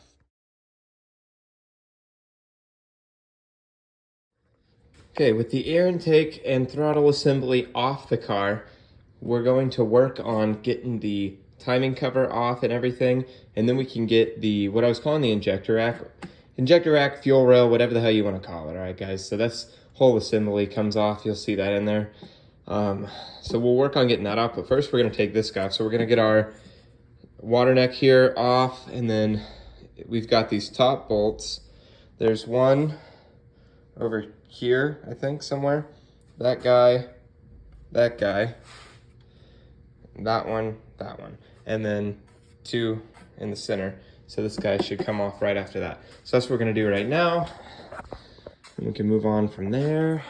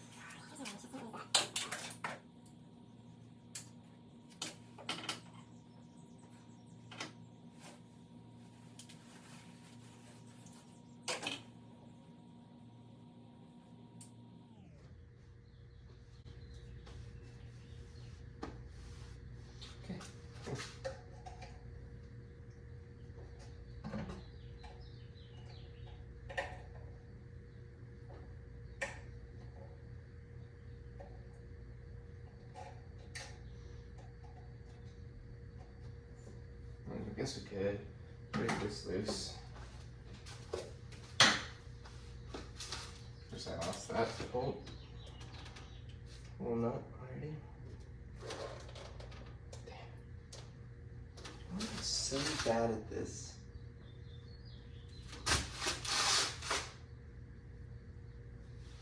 Fuck me. Great. Great. That's great. Really? That one's gonna fit just fine. So there. It's the exhaust. But that's okay. It's gonna work. It's fine. Should, anyways. Okay. Dead blow time item. Go. Boop. Broken.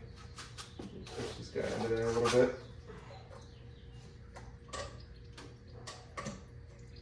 There we go. That was nice and goobered on there. Now this, you can see the bulk of the gasket material here is this gray stuff.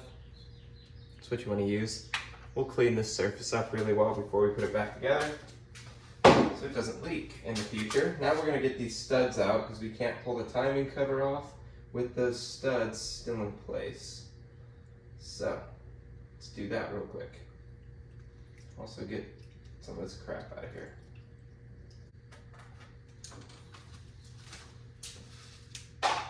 All right, timing cover is ready to come off.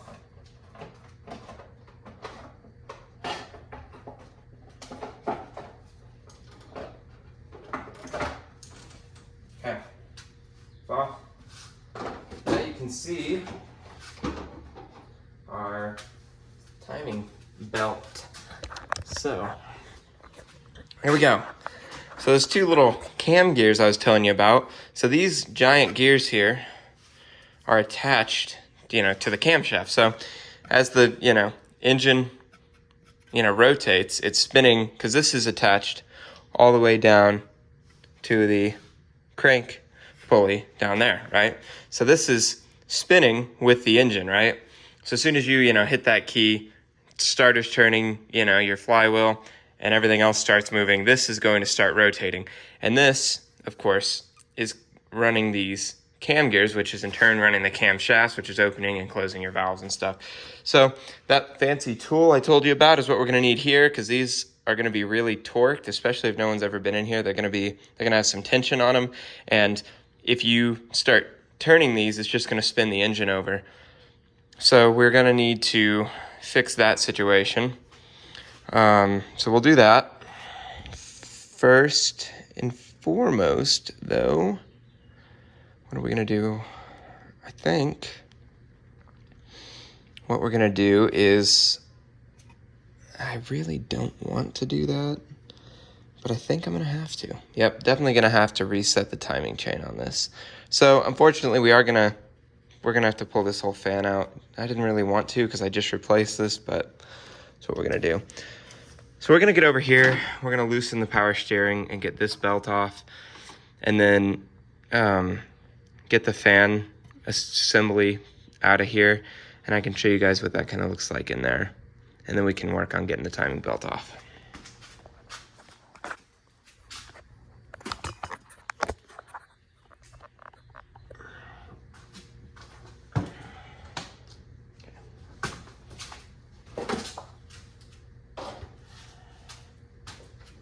It's a 14. We need a wrench for this.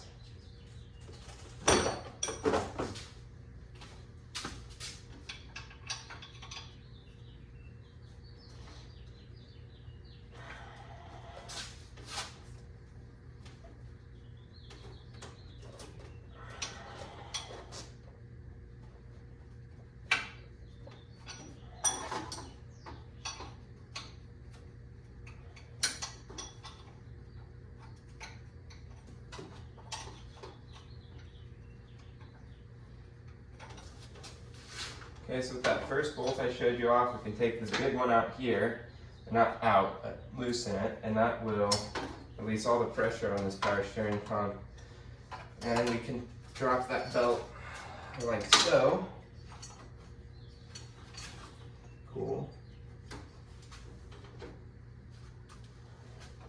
Probably need to drop our belt off our AC compressor too to get down to the crank, but we will do that in a little bit. Yep, okay, so I do recall, this is a pain in the ass. We're gonna have to take the power steering pump off all the way. Okay. Here's what we're gonna do.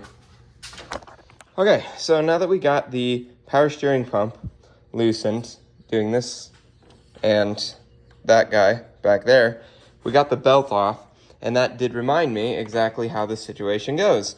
So we need to get this whole fan assembly off of here, and this whole thing will come off pretty easy. There's this guy, that dude, and maybe there's one down there, I'm not sure. But there's only a couple to get this off. Here's the problem though.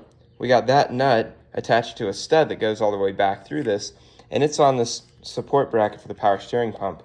So we're gonna have to take that bracket off, and in turn we're gonna have to remove the power steering pump. I'm hoping to just leave it in the engine bay and not have to take it off all the way, because I don't want to disconnect these lines again, because I've already replaced my power steering pump. But this is the point in the job why I mentioned a power steering pump at the beginning, because if you're in here, right, you might as well just replace this, right? Because it's easiest to take it all the way out the truck anyways, and it's a pretty simple process, and they're not super duper expensive. So if you've noticed your truck's making any noise with power steering, or you just feel like, you know, it could just be going bad, guys. These are old trucks at this point. So this is a good time to just go ahead and replace that. So we're going to go ahead and take this out. We might have to remove this pulley because this bolt goes all the way back. We sure are. So we're going to remove this off of here to get this out, and then work on taking this bracket out, and then remove the fan. So this is just one of those things where you're like, engineering, you know, someone thought about this, but it's kind of a pain in the ass. But we're just going to do it. We'll get it done. Try to leave this in here. I'm going to. If you need to replace it, take it out. There's only a couple lines on this thing, and you don't really have to worry about anything super high pressure, because the only really high pressure fitting is here. And when you buy a new power steering pump, it'll come with the new copper washers and everything, and you just keep track of your bolts, and that'll be pretty easy. So any rubber line that you have to disconnect is all low pressure, like return stuff. So you don't have to worry about making any fittings or anything like that, as long as you don't break any lines or anything, which, you know, shouldn't be a problem. There's probably one line off the bottom that won't come off, and you may have to just replace that, but it's a low pressure line, so you can get just some generic rubber line to fix that one.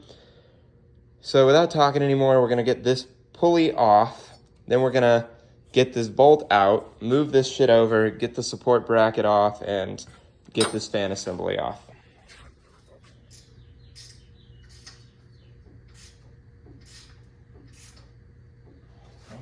Still needs some pressure.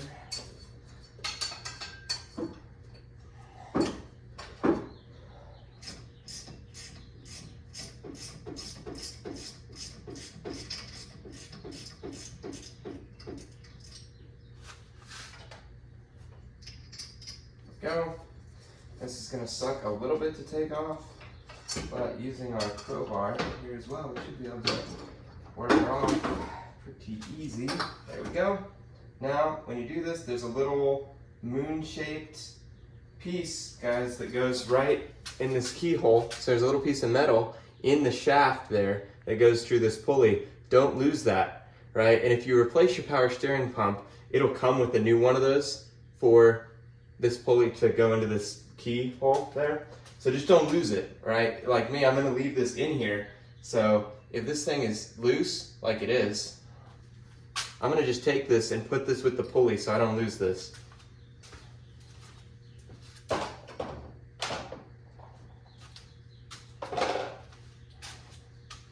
Okay, with the pulley out the way, we can take this out the way.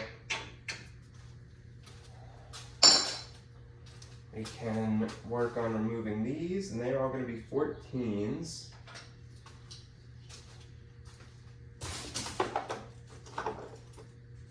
I'm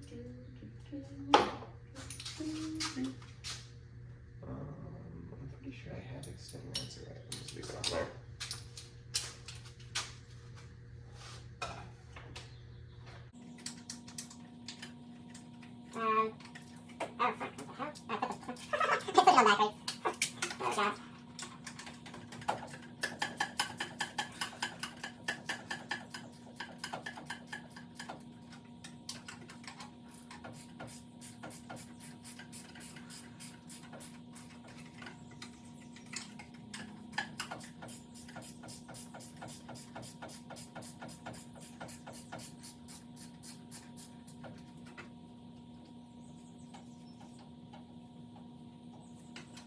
guess the back is all the way out. Just as long as we're not attached to. Where is it, Mom? I think I'm probably lower than that. There we go. Okay, number one. Take this guy off the back here.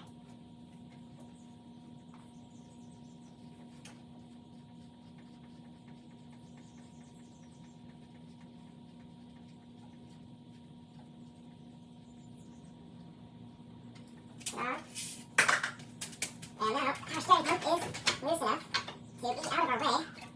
So again, we're just going to try to leave this attached if I can. I don't really want to take it out the car. But it might end up being in my way enough to where I'm like over it, and take it out. We'll see. You can remove this line. There's a high pressure line to your intercooler that runs through here.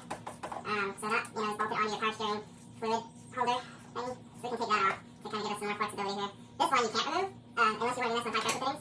So, that'll just give us a little bit more room with this guy that we get out here.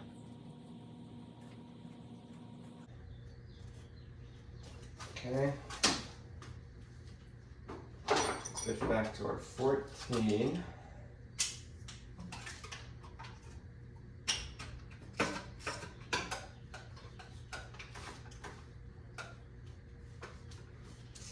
Okay. I lied, the fan's coming off. It's just bothering me at this point. But the whole assembly, the actual pulleys and all on the back of this are coming off, so we're just going to take the actual blades off. Now the clutch and pulleys will stay attached to this whole piece here, but we are going to remove the actual fan blades because they're bothering the shit out of me.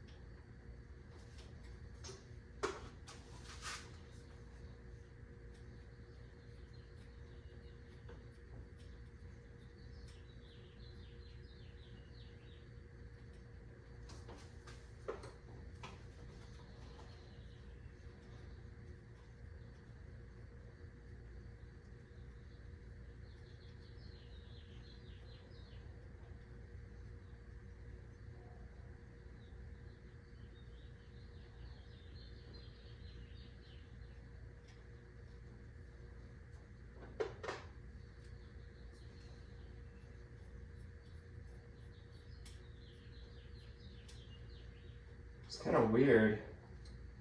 I can already say that, looking at my timing though, something got funky on me. Because it's kind of bizarre. Maybe it's not too bad. Maybe it's just where it's at in the rotation. This is our bottom mark. I don't know, it looks like it might be maybe it slipped a tooth or a couple teeth and it's out of time, which might have been why I couldn't get it to run super well. But anyways, that's kind of a different story. Fan's out of the way. That's better. Do that for sure. I definitely just get the fan out the way.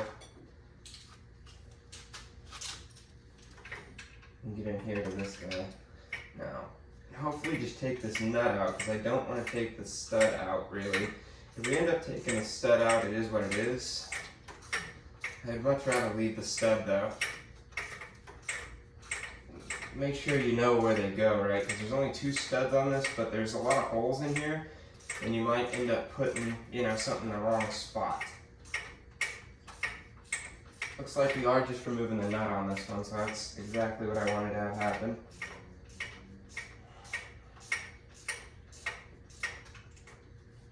There we go.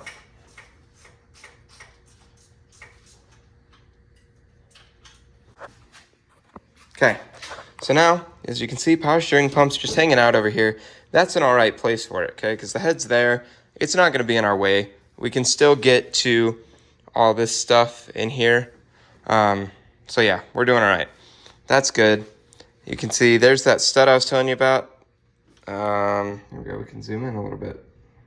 There's a stud I was telling you about. Fan clutch is still attached, like I said. Now we're pulling this whole assembly out here, okay? So there's that guy, that guy, that guy, and there's some stuff under there. So So what we're gonna do here is, this is the crank pulley, right? So we're gonna go down there to that AC idler pulley or whatever, and we're gonna loosen that so we can get this pump, or this, AC compressor belt off. There's that, by the way. Doesn't look like a lot of fun to change. If you have AC problems, you might do that while you're here too, because you've got this thing tore down all the way. Although, I'll be honest, it still doesn't look like a lot of fun to do. So there's that. You might end up, trying to think which line it is. I think it's that one right in there. There's one of these hard lines that if it's to get to this stuff in here, there's some stuff in here that's a pain in the ass to get to. And I know I cracked one of those hard lines to get to some stuff previously. I'm gonna try not to do that this time. I don't see why I would have to. Oh yeah, I do. Okay, so, because we gotta get the manifold unbolted, we're gonna have to sneak a wrench into here to get this bottom one. So we'll end up cracking that AC line later. And that, if it's got any pressure to it, is gonna hiss like a motherfucker, and Freon's gonna go everywhere and shit. So the refrigerant or whatever it is, I don't know if it's Freon or whatever, it's some sort of refrigerant's gonna go everywhere. So maybe open the garage door or do it outside or something if you're gonna crack that, which I'm going to end up having to crack that open because it is a bit of a tight squeeze through there. But that's not what we're doing right now. So we're gonna loosen that idler pulley, get the belt off, take that thing out. Hopefully you're gonna be taking care of the bathroom. Oh, okay. And everyone will be over at like 7:30. Everyone has a Nick and Brett. All right, well, everyone else will be gone. Okay. Okay, there we go. So guys, this, I'm gonna show you a little closer later, but this little thick, this thing hanging off here, that definitely doesn't look like a phallus. This is our primary tensioner doodad for the timing belt. So I will show you guys how that backs up against the actual tensioner pulley. And yeah, so we'll work on that later because we're gonna need that to reset the timing.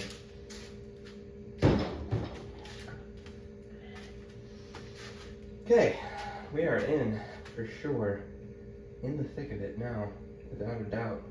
That's pretty good. That's fun and exciting, for sure. Yep. The water pump's not leaking, so that is good, for sure. Yeah, it's good. It's good. Mess. Okay, we're still gonna just touch the phone anyways. My dirty ass hands. Okay, so now you can see this whole doodad is out of the way. It's over there. Now, this is our water pump. This is one of those things, look, and this is not a maybe, guys. If you have never done this and your truck has maybe never been worked on, replace this, okay? You are right here. You have already got all this shit out of your way. Take the time. Put aside the extra money, get this, okay? Get this, get a new thermostat. That's easy money right here, guys. This is something you should just do, you're here, okay? Especially because this timing belt runs all through this shit. That's what drives your water pump. This would be a pain in the ass to come back and do later, right? To have to go through all this shit, even taking that out, taking all this crap out to get down to this again. So do this while you're here. Also, do the timing belt while you're here. Those are not things that I'm not recommending it. I'm saying do that because for real. We've got our main tensioner pulley here. We're gonna have to take this off because I didn't buy a new one because this one works just fine. And it's gonna have to go on the new heads. So that's fine. But first, we are gonna take that off. That whole dealio off. It'll come off. Maybe I won't do that first. Yeah, I'll probably end up doing that. I don't know if I'll do that first. And what I might end up doing first is coming back here and just taking this off and moving this whole wiring harness over. That's really simple, guys. There's a couple bolts, and then you just take this whole assembly and just flop it over here out of your way. That'll kind of clear up some space. Then we can work on getting that off and getting these cam gears off and getting the timing belt off. Okay. Do it. Time to get this thing off for sure. So it's definitely just in my way. There it is. It's like 1 10mm on this whole thing here, so it's gonna make our lives a lot easier, cleaner too. This bolt, I'm gonna put right back where I got it from, so I don't have to track it down later. Okay, it goes right into the valve covers, and actually it goes right into the cap for this thing. It's also gonna have to disconnect all of our injectors, so just be careful with those guys. Again, those connectors are fragile. Mine are all broken, so you know, that's approved. Then there's one that goes down to the some sort of the crank position sensor or something. I think it's down there. So that one's up here too. Disconnect that. Just be as fragile as you can with these guys, because you end up breaking one of these, you're gonna be in a world of hurt. You know, and that is no fun for anybody. A lot of little connectors for sure. But that's okay. Okay, that's out of our way. That's out of our way. There's one attached to ground back there. All these little guys. Very back. Okay, that's not working.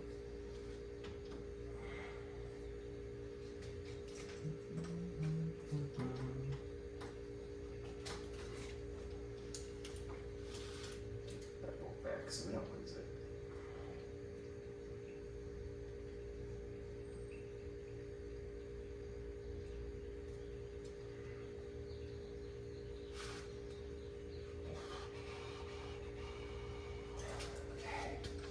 This one should be pretty simple to take out, but it is not cooperating.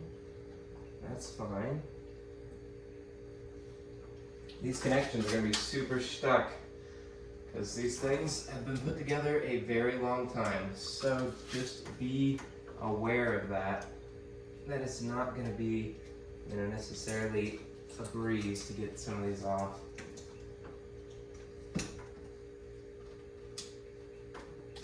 Take your time, try not to break anything. I broke a couple the last time. You know, those are risque now. You know, there's a chance that something goes wrong with those connectors in the future, which is not ideal, but shit happens. Okay, that's, oh boy. Yep, that one's fucking toasted now. That's unfortunate. Just be real careful, guys. Really careful. It's time for my short ass stand on something. So I can actually get back here. This connector. There we go. Got him. It's a little wrecked, but not too bad. It's not broke off by any means. You can see, maybe you guys can see that. Broke half that housing off. That's okay though, I didn't break the connection itself. So that's good. And we just have one more 10 mil back here to loosen this ground.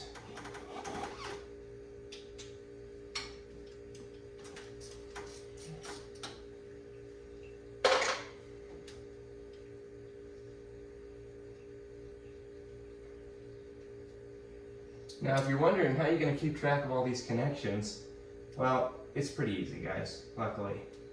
They all fall right into place. This wiring harness, first off, has been in the same position for going on 30 years, right? So it knows it's home at this point. It's crispy in all the right places so that you're not going to misplace anything. And all of these connectors are different. So you're not going to put one in the wrong spot, right? There's no similarities between any of them. So they're all going to come right off and go right back where they came from. Okay, now we can get this up. See if we missed anything. I don't think we did. See, we still got our mass airflow sensor attached here.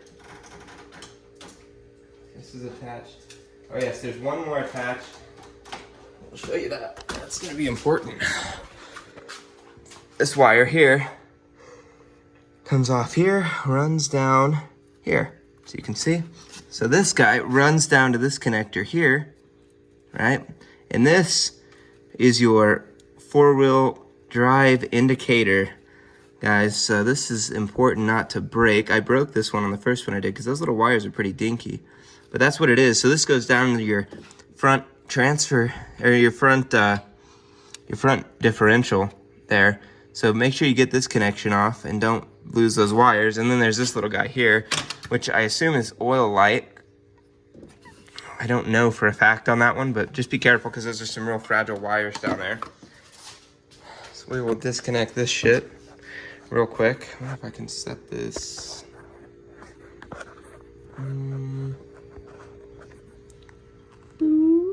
Maybe. No. Okay, I'm gonna get that off, and then just so you guys know. Now you can see, you've seen it, so you know ish.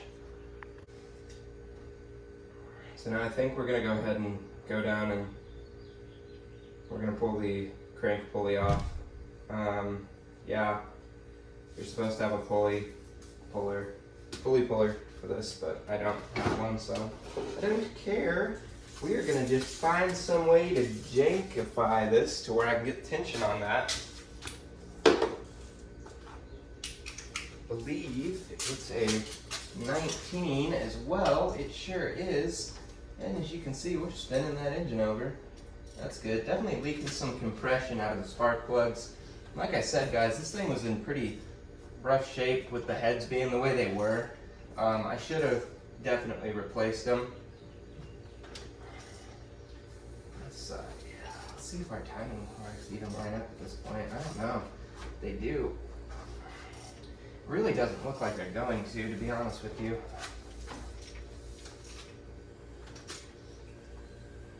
This, in theory, should be top dead center.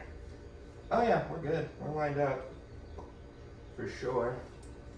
Now, there's some looseness there now with the tensioner off, of course, but it definitely, looking at it, I bet it skipped a tooth on me when I was installing it last time, so the timing was going to be off, by quite a bit at that point. But again, they're non-interfering, guys, so it's not like, no, it's pretty on point. But even if you did miss a tooth or two, or even all of them, you just fucked it up completely, it's not interfering.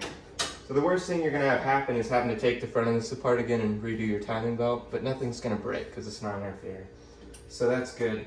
We're going to work on getting that crank off now, crank pulley off, now that we've got that done. So first I'm going to take the pulley apart. It comes off in a couple parts. Just going to take it apart piece by piece and then get that primary bolt out that is holding it all together.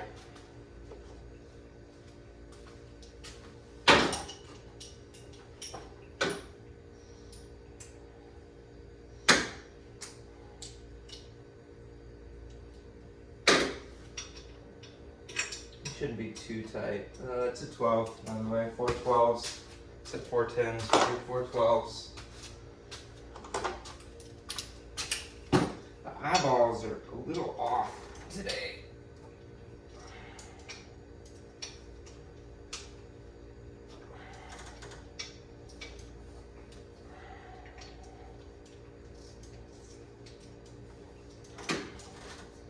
Yeah, if you got power tools and one of those like little fancy electrical ratchets, those are super fucking cool. This would really make this job easy. I am a broke boy, so I just have hand tools, which definitely makes this process a little harder. But that's okay, because we got what we got. We're just gonna work with it. It can be done, guys. Before there were power tools, people used their hands for shit, so, Might take a little longer, but that's okay. It's gonna be okay. God, the oil pan gasket needs done so bad on this truck. It leaks a lot. And I need to go and have the rear main redone. I had some guy do it, but it's leaking again, so something went wrong there. And I am not doing that. There are some things I will do. I will tear this entire engine apart before I will do the fucking oil pan gasket or the rear main on this. Because of that, it's just how I am. some things I just feel more comfortable with than others. There's the first part of that pulley. Just throw that over there, probably lose that. All right, now we can get to our nut here, and we can get something to apply some pressure on her somewhere. I'm sure we can rig something up. Okay, that's the way we need to go. Set that there. Maybe we can grab our, I wonder if I can use that. Yep, I bet I can. Might be another use for this cam gear puller if it'll fit in here. I think this is how I did it last time. So we're gonna just, yeah, I know we're going backwards with it, so right here is great. Should fit right in the teeth of this thing. And we're gonna leverage it against this water pump here, which may be stupid, but we're doing it anyways. And then we're gonna realize we definitely need a breaker bar. So that's fine. Reposition this so we can get a breaker bar on it. Let that just fall in. Show you guys. Okay, see? We got this wedged up here. I know it's probably dumb, but it's not that high torque. It's just sitting in there, guys, on those little nubs in there. So that's fine. It should get enough. That's just really torqued as it should be. So we're gonna get a breaker bar on this thing. Leverage stick acquired. There we go. Not too bad.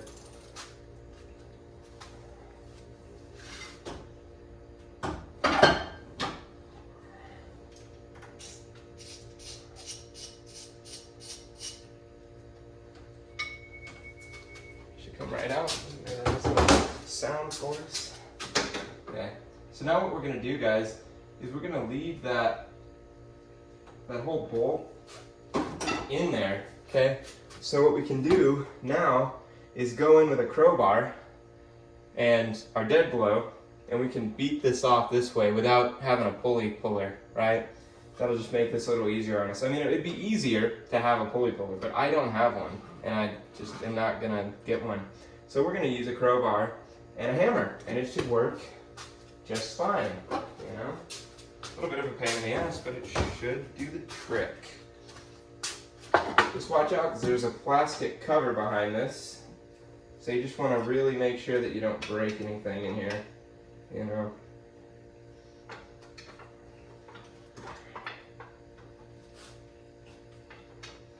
It should come off pretty easy, because I've had it off in the last, you know, year.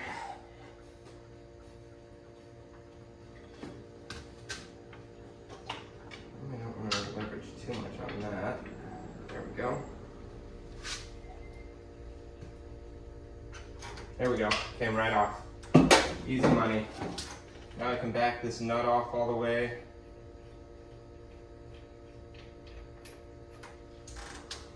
Here he is.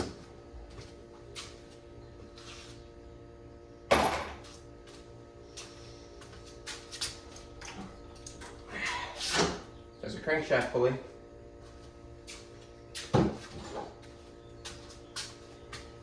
Cool. That was super easy. Gosh, it was so hard the first time. Okay, so now we got that off. We're gonna take this plastic housing off, and it should be at the point where we should be able to just get these cam gears off and then yank this timing belt out of our way. Then we can get this back plate off. We can see what we're working with a little more.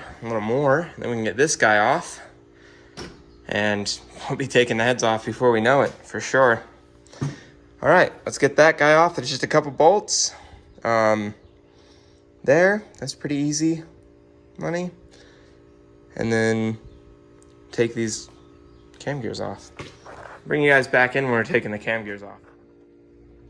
So, what I'm showing you guys here is exactly as I was just saying, we skipped a tooth. So, can you see the dimple in the gear? And you can see the white line. That white line is supposed to be exactly in line with the dimple. And as you can see, it's a tooth back. So that's why my truck didn't want to run after I got it put back together, is because this timing belt skipped a tooth. That's why I could not get this thing in time. So that explains it. Just thought I'd show you guys that. This is the little mirror that I told you, and this is what we're going to use to reset this timing belt once we got everything put back together. But yeah, there you go. Definitely skipped a tooth. And moving from that, we are going to get ready to go ahead and pull these guys out. So we are going this way. I'm just going to set them in there somehow. There we go. As you can see, it's got the provision for us to get a socket in there, and this will get torqued up this way. And I believe those are the 17s, if I'm not mistaken. Yep, see, there we go. Those are 17 millimeter. So we're gonna probably need our torque stick, or whatever I called it previously, or leverage stick or something. Get some mechanical advantage here, and we're gonna shorten this extension a little bit.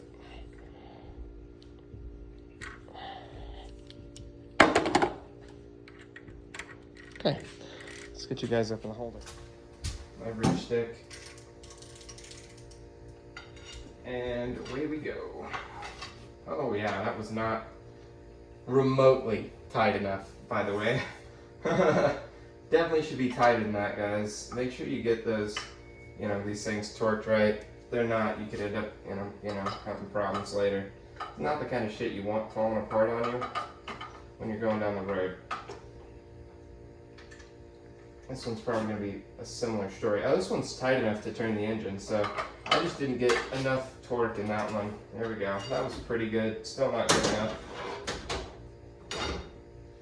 I'm sure we'll make sure we get those real tight this time around. We can go back together. Come out.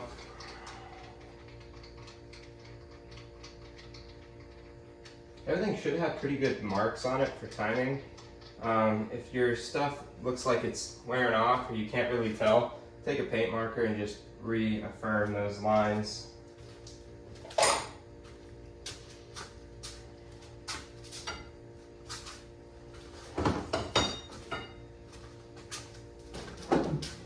Just pop these guys off. A little bit of pressure, shouldn't take much.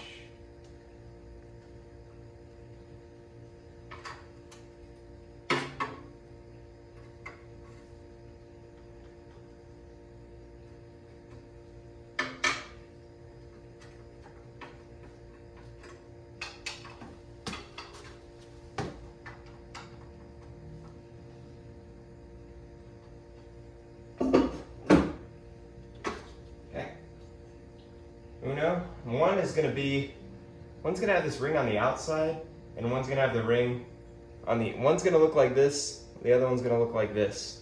Don't ask me why that is. Maybe they have them opposing to keep the belt from, getting in any wonky way and falling off. But this is how they were when I took it apart. And my rig has never had this done before. And honestly, I'm not sure the timing belt had ever been done before either. So I'm pretty positive on the two I've done, they both were in this orientation where this ring here, as you guys can see, was on the outside, on the driver's side, and then the passenger side looks like this. Just so you guys know, keep that in mind. And this actually, as you can see, there's a paint mark there, and it actually has a timing mark on the outside, on the other side of this. So I don't know, maybe it really doesn't matter. But there we go. It also has another timing mark there. They didn't want you to not be able to see the timing marks. You can definitely see the timing marks. Ooh, that was spicy. That did a little spin on us. Those valves were moving. Okay. And this one's, see what's weird is, I bet these were probably, yeah, no, and they're made the same way. You got the timing mark on the inside on both. You have a physical mark on the outside on both. So I bet it doesn't matter which side it came from. Just this orientation is how they came off.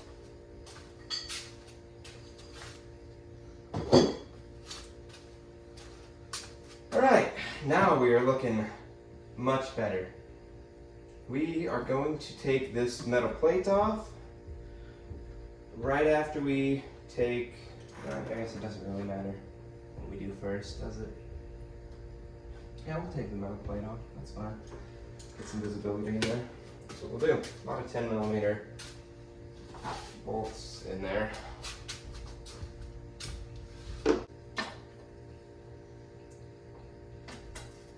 And I forgot the least fun part of this whole job is taking loosening those damn exhaust manifolds. That sucks. Seriously, it's not fun. There's that plate. Don't forget these, by the way. First time I did this job, I forgot to put these in. I got everything put back together and realized I didn't have those in, and I was like, oh crap. So I had to take everything apart again. Which was not a lot of fun for me, to be perfectly honest. Cool.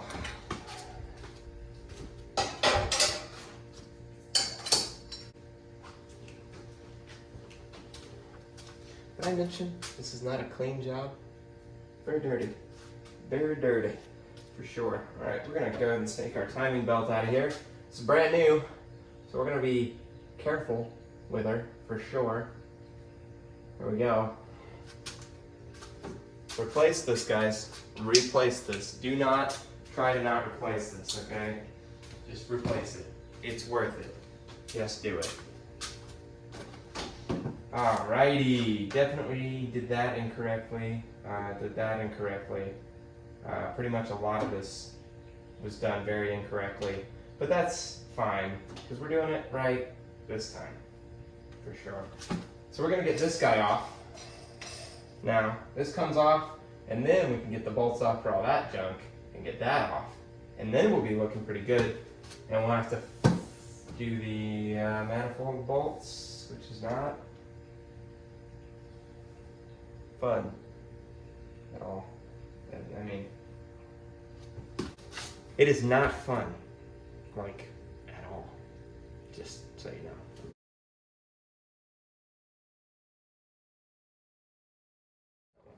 We're gonna do what's easy first. That's a good idea. For sure. If we're gonna need a 14 maybe? Is that a 12? 14? It's a 12. I knew that. I was testing you. Did you get it right? Is it 12 or 14? I was wrong. Okay. This guy should. That was loose for sure. It was approved. Okay, I'm taking. Yes, these do need to come off, but they are not what I'm trying to do right now. So, first things first is we're gonna try to get our socket in here. I should use a shorty. Yeah, I'm gonna use a shorty so I don't strip that out. That's, oh yeah, that's where it's at right there. That'll actually hug that bolt a little bit, and maybe get an extension in there.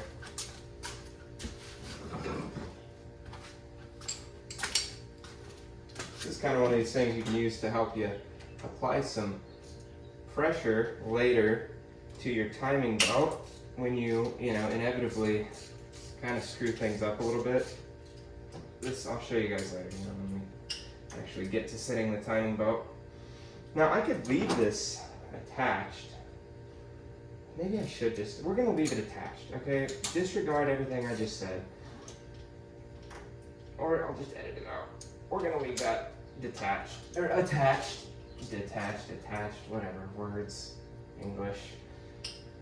Okay, yep, so we're gonna just, okay. Don't do that. Hold up. Everybody stop. Okay, this is where, is it 5 o'clock yet? Oh my gosh. So, this guy, we're gonna actually leave this. We're gonna leave this attached, okay? And now we're gonna go through, and we're gonna take off, there's 2, 4, 6, 8, 10, 12, 16 bolts and nuts assorted. I think there's four of them are nuts, and 12 of them are bolts. So we're gonna take those out, and this whole assembly, injectors, fuel rails, this whole weird intakey thing and all are coming off all in one go. So that's what we're gonna do right now. So we're gonna start, because this is something that has some torque applied to it, start in the middle and give yourself an even pattern. I'm not gonna tell you exactly how you have to do it, okay guys? Because I don't think it matters that much.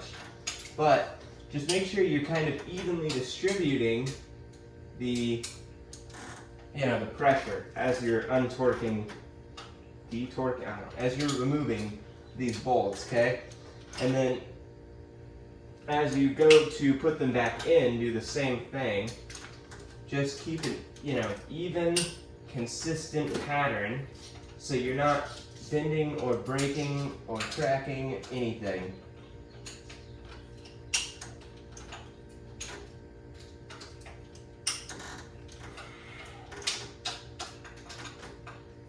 Loose, cool.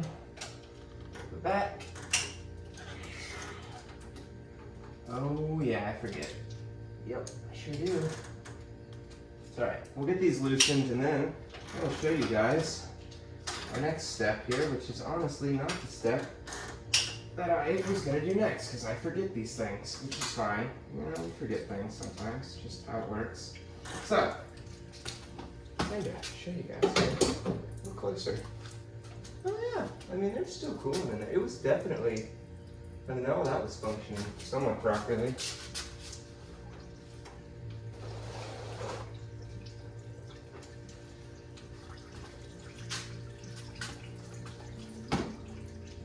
Yeah, that was honestly not too shabby. Gasket was doing its job. Okay. Now it's time for the part of the program where Short Me gets to climb into the engine bay of the truck, as I mentioned at the beginning of this video, which is kind of fun. There's not that much going on here, but they are kind of long, and I'm, like I said, super short. If you're, 6 foot tall or something, you're probably not gonna have to do this step. But 5'7" me has to get in here and sit in here. So what we have to do, see, there's these two here. I'll just show you guys. So this guy and this guy, and those are two of the 4 nuts that I mentioned. Now, the other ones are back here, hiding behind this doodad here, and this is something to do with your coolant, and there's a bunch of sensors there and everything. So we're gonna have to take that off, and it comes out the back, and it'll just pop up on us, and we can then remove those 2 nuts. Now this again is that TVV valve that I mentioned. If you cannot break your original, then don't break your original, okay? Because that is not original, and I don't know, maybe that'll be the problem, right? Like why my truck doesn't run. I don't know. It should work because it's just a vacuum controlled valve. So that should work just fine. But if you don't have to break your original, then don't. Just be extra careful, because these vacuum lines are just sealed onto these guys, and this plastic being back here going through all those heat cycles over the years is brittle as shit. So those almost always break, and you cannot buy a factory new one, okay?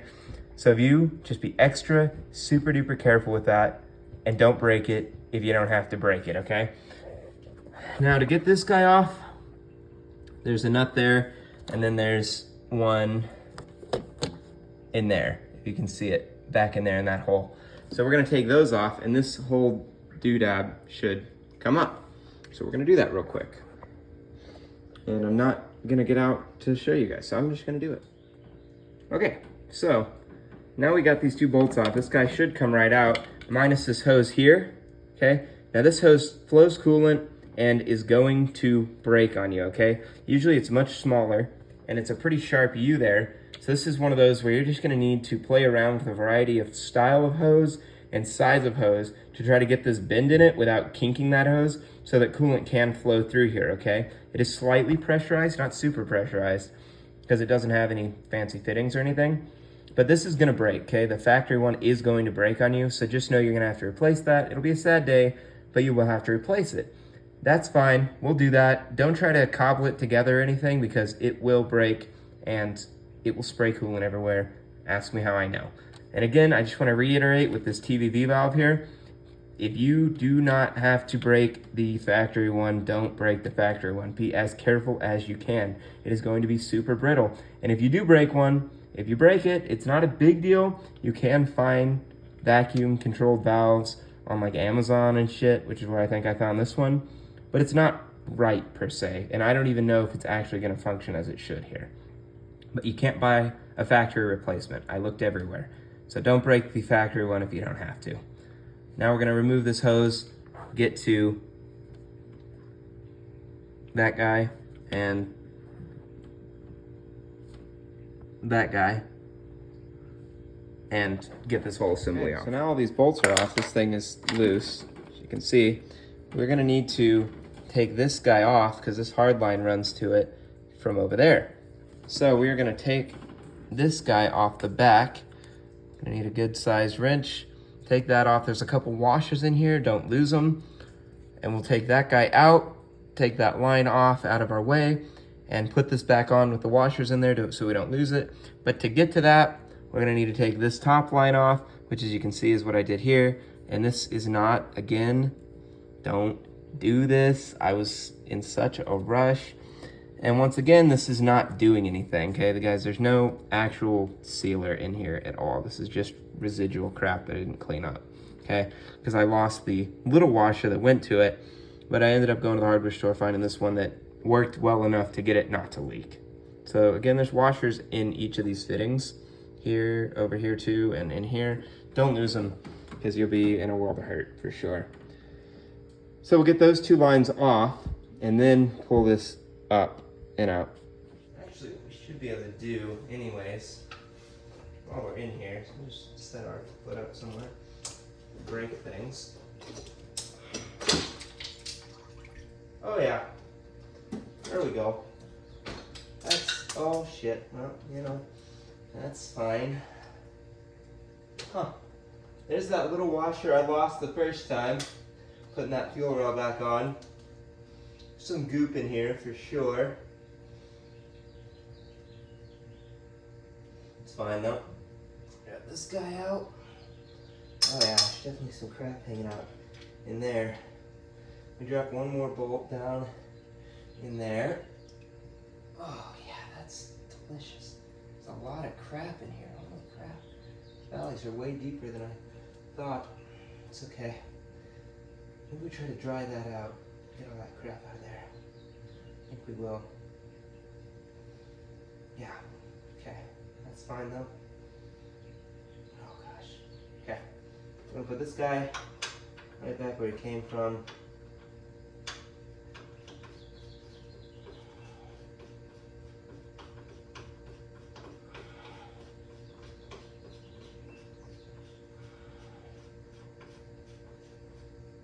That's good enough. I'm gonna get out of here. Probably not.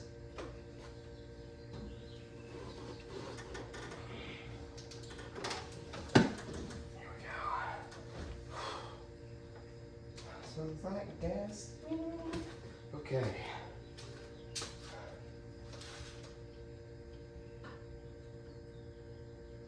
Yeah, I can already see why it definitely was not succeeding in life. Those heads were just too far gone for me to try to do what I did to them. Get them to work. Just needs to get out of my way for a minute. Sit up here for a sec. Line there. Find the bolt that we dropped.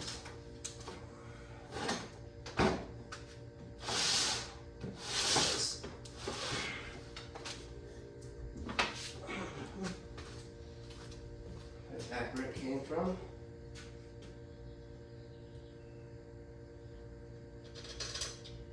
Okay, we got all those intact. Okay, now we're in the valley, boys. We are getting there. Wow, okay, there's a lot of crap in there for sure. Oh yeah, there's just no chance, man. Yep, that head failed pretty spectacularly, to be perfectly honest with y'all. I'll get in here. I'll get you in here and show you what went wrong here. Which of course is just all me being an idiot is what really went wrong. Okay, so like I said, we're in the valley. So here's what happened, guys. You can see there's all that RTV right along the edge, and then it's missing. And then you go and there's some missing. Same on this side. You're going along and then there's some missing. And you're going along and there's some missing. That is straight up where the exhaust would have just blown that shit. You know, like the actual combustion process and everything would have just blown that fucking RTV right out of there. So this is what I did, guys, okay? And this is why we're doing it again, okay? Because I couldn't, okay, even if it had worked, okay, I would have had to have come back in here and fix this. Okay, guys, this is like the sloppiest, laziest shit that I could have possibly done, and it was because I was in a pinch and broke. That's why I say, like, before you start this, make sure you have the money to, like, sit down, get all the fucking parts together, and do this right. Okay, just do it right. You know, it deserves better than that anyways, and it just is better to do it right. And I want to make sure you guys see the process on how to do it right. But we're getting there. Okay, there's the block. Here's the cylinder heads. Okay, guys, so we're almost there.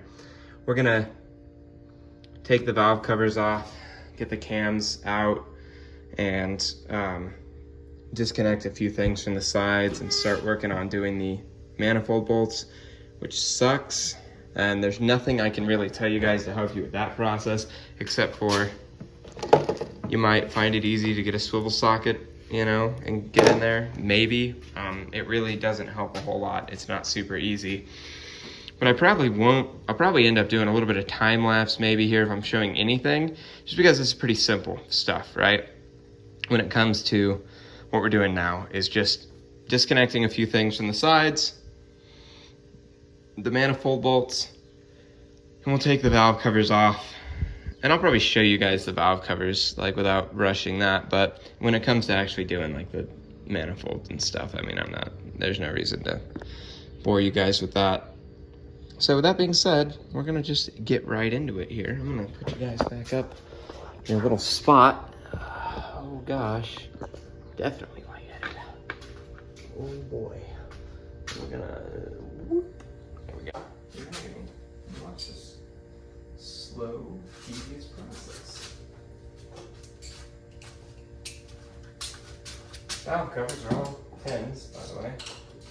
There shouldn't be too torqued. Nothing too crazy. Go ahead and get this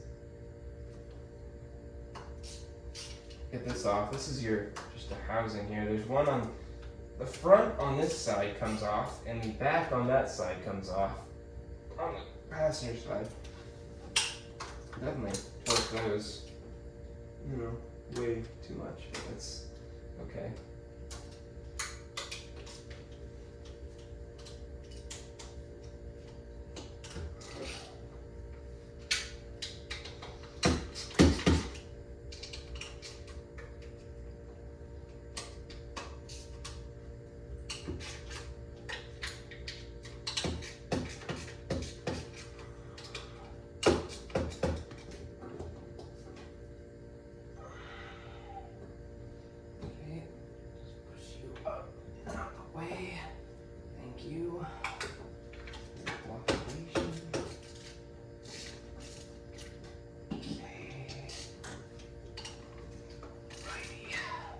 One bolt in the very back, I do believe, so keep that in mind.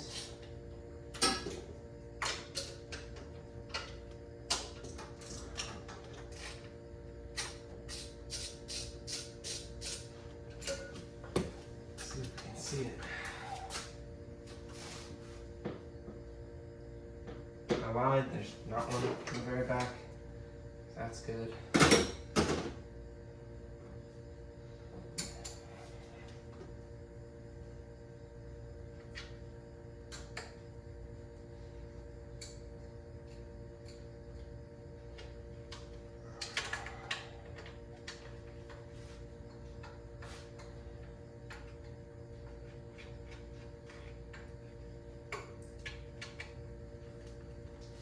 Now we're not going to care where the actual camshafts are positioned on this, because what we're going to do, because the cam gears only fit on in a certain orientation, we will end up just using the cam gear once it's put on with the bolt to set that to where the timing marks line up, and we'll know the camshaft is in the correct position then. So we're not going to worry about, you know, looking at it too closely. And those are already put together. So before we take this one completely apart, we'll go ahead and just double check that everything is put in the right orientation bracket wise, and all the symbols are lining up with the ones on the truck. And then we will take the ones on this truck apart, knowing that, you know, we're not going to need them again. It won't be a problem. Now, I'm not getting rid of these heads. I'll hold on to them because I'm a pack rat. I hold on to shit like that for no reason, but who knows, I might end up needing them someday for something or whatever. And although they are pretty far gone, if I ever had to spend the money to get them redone, I could do that and they could still be usable.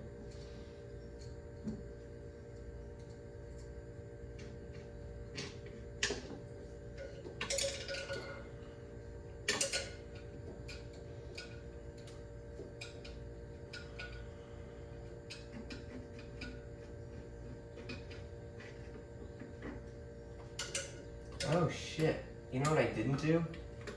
That was a on my part. So when you guys take your rig apart, wow, I didn't do that, did I? Huh. Nice. Forgot. I have to update that. Forget to mention, these head bolts are torqued to yield. Which technically means you shouldn't reuse them. Yeah, I forgot about that, didn't I? Sure did. It's a big oof. Which technically means I can't finish this weekend. Unless I just don't give a shit and reuse the bolts. We'll just... That's what we'll do. Valve covers off. Driver's side. Set this out of our way. Over here, somewhere. Hang out. Find a faulty cell for our thing over here. That'll work just fine. Go ahead and get all these out. The only reason I'm taking this off even at all is just because I gotta get this camshaft out to access the head bolts that are in the valve train area here. So just do that real quick.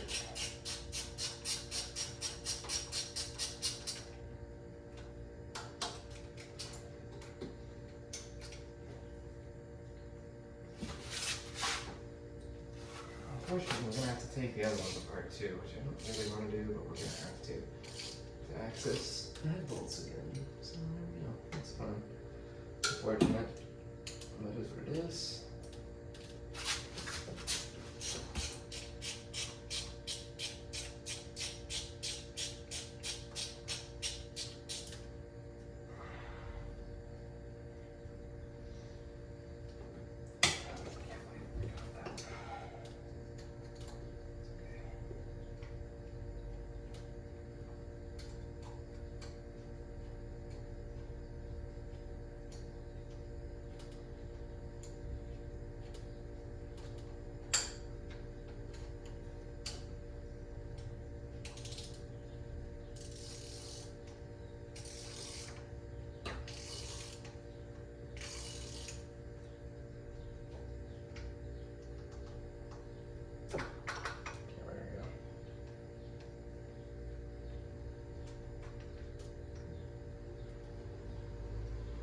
Oh, it doesn't matter.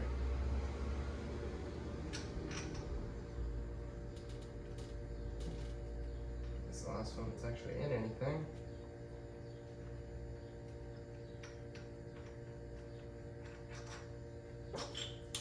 Okay, that's off. You're gonna wanna get some good, RTV in there too. Something high quality. Fill all these gaps. Worked pretty good actually. Worked just fine, to be honest with you. Worked great. Stuff is rock solid in there. Cool beans. Off now. This doesn't really matter that much. we're just gonna go ahead and set it in some extra boxes that we have around here. This stuff's just gonna go away.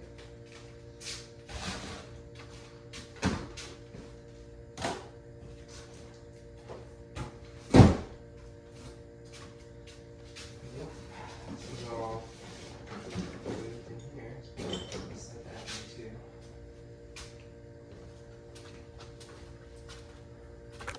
in too. The amount of editing I'm gonna have to do is unbelievable. Okay, so now we're gonna check, because each one of these brackets here that's holding this down has an orientation. So we're just gonna check that the orientation matches from the truck to the new heads. I don't know if it matters that much, but we're gonna check anyways and make sure it's all the same. And then we can take this one off and get to the head bolts. It would appear this thing was moving oil pretty good, actually. You can see how every little valley there is filled with oil, so that's a win. Anyways, so I'll show you real quick head bolts. There's one, and then the other one is gonna be in there, right? So you see we have to get the camshaft out of the way to get to them.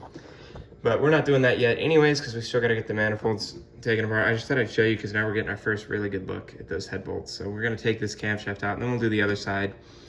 Then we'll work on the manifolds, and I will bring you guys back in once we have the camshafts out on both sides and the manifolds unbolted, because that's gonna take, you know, probably a solid 40 minutes. So I'll bring you guys back in when we're there.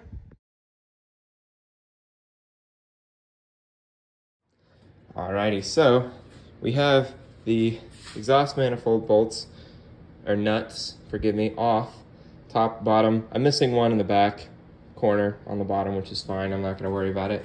That'll be a minor leak, if anything.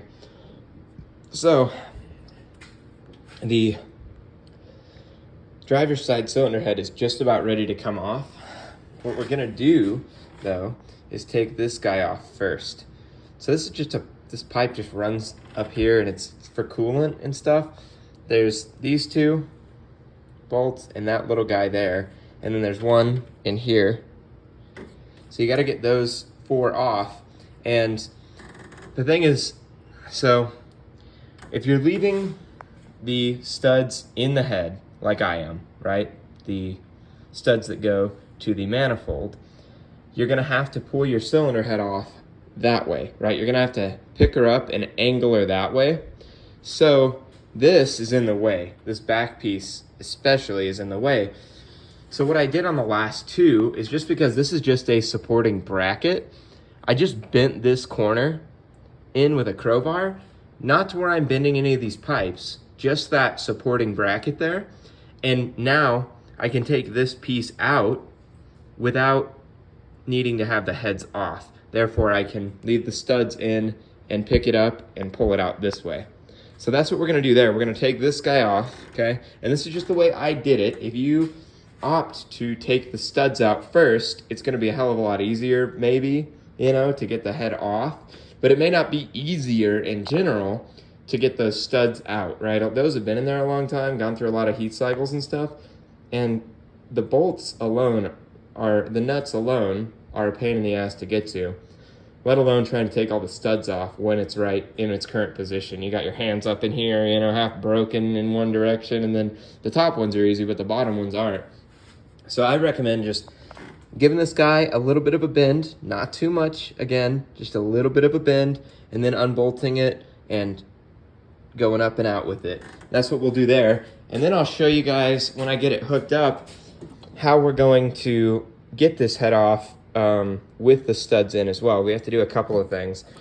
What we're gonna end up doing is taking a ratchet strap, dropping the hook through here, down to the ground, and we're gonna bring it up through the wheel well, and we'll connect them up here or down here somewhere, and then we'll ratchet that, and that'll pull that pipe out enough to give us the clearance to get that head out of there. So I'll get that set up, and then I'll pull you guys in for that. We're gonna get this removed, and then I'll set up the ratchet strap.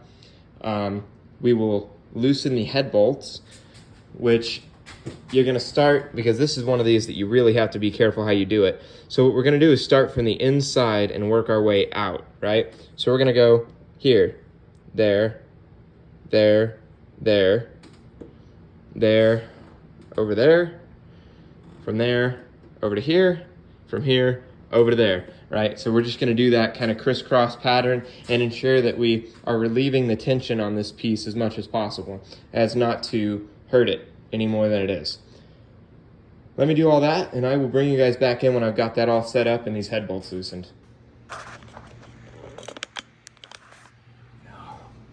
Okay, hope you can see me. Now, here comes the fun part, guys. We are gonna grab our fancy dancy 12 millimeter. Again, it's gotta have that starry pattern in there, otherwise you're not getting these head bolts off.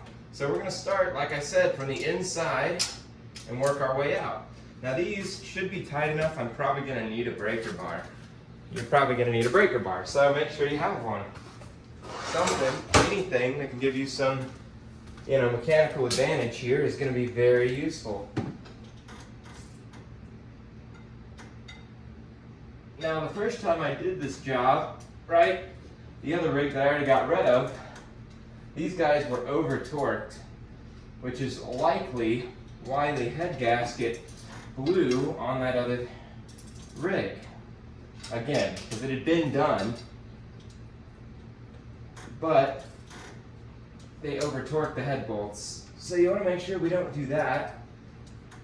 A couple things I should mention about the head bolts, which I did not mention in the beginning, are that head bolts, these particular head bolts, are torqued to yield, which means there's no official torque spec for these head bolts, which I know sounds funny. You're like, how is that a thing? But it is, okay? So when we go to put these back on, I'll show you guys kind of the method. And we will bring them up to like at least 50 foot-pounds of torque. We'll make sure, we'll kind of read where that's at as we're tightening, and I'll walk you guys through that process, of course. As I put in the parts list, you will see it says head bolts, and that's because torque to yield bolts are only designed to be used once. Once they've been torqued, the bolt is flexible, right, to a certain point. So it's stretched out to that point, right? Which means when you go to put them back in, you can have problems trying to get them back to a proper torque or whatever else the problem might be with that. So they're just designed to only be used once. So definitely buy new ones, because that is going to ensure that you got everything right and you're not going to run into any problems. Okay, so those are all loose. And they shouldn't be ridiculously hard to take off per se. You shouldn't be fucking getting a hernia trying to get these head bolts off. That means they're too tight. Mind you guys, these are going through the aluminum head, so if you over torque these, you risk cracking your heads, right? Which is no good. We don't want any of that.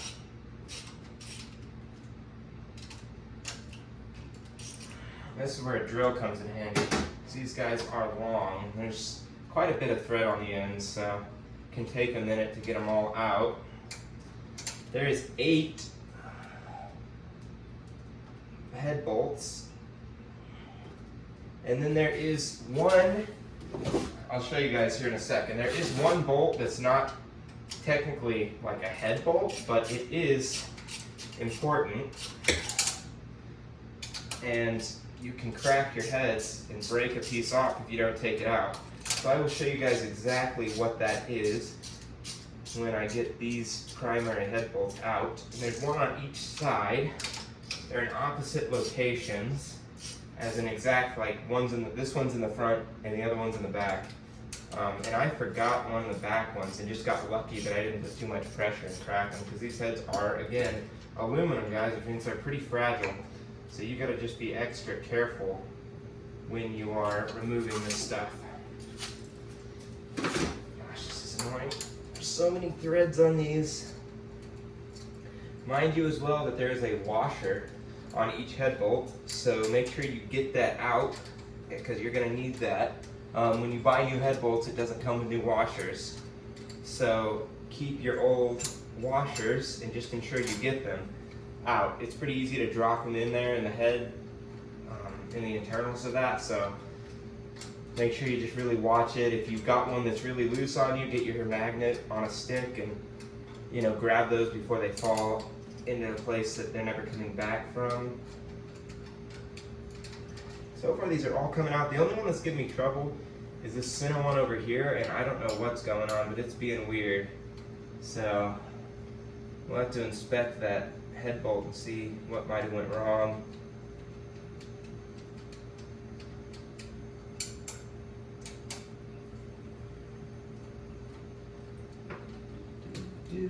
And fun fact, you don't have to take your spark plugs out either, guys. Don't waste the time on that if you're worried about that. Just leave the spark plugs in. It's not gonna hurt anything, especially let's say you've recently replaced your spark plugs. Say you don't, you know, you're not gonna replace them this time around, of course, right? Because say you've done it in the last little bit, just leave them in there. It will save you, you know, the possibility of cross-threading into these aluminum heads and all this other stuff. And it's just an extra step. If you don't have to take it, why take it? So that's what I've got to say there. It's also nice once you get these off, you can kind of see how everything was performing. I guarantee there's going to be a lot of carbon on everything once you get this head off, guaranteed. Mine are going to be a little cleaner because I kind of cleaned them up when I pulled them off the first time. Carbon-wise, they're not going to be too bad. But if you've never torn your rig before, then you're probably going to have quite a bit of carbon buildup. Recommend, of course, you know, if you, you know, in the future, just run some seafoam through it every now and then. Help get rid of that carbon buildup. That helps these things run really well and cleans out the injectors and everything too, so definitely stand by seafoam or, you know, Berryman, whatever you want to use. It's all pretty much the same stuff.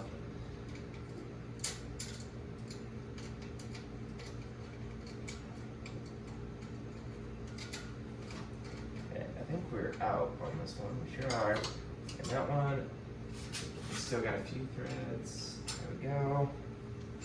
That one's out. Okay. This one's the only one giving us hell at this point. That one's out. This one still has a couple of threads in here. There we go, it's out. That one's out. Okay, one left. It's just giving us a bit of trouble here. It's alright though.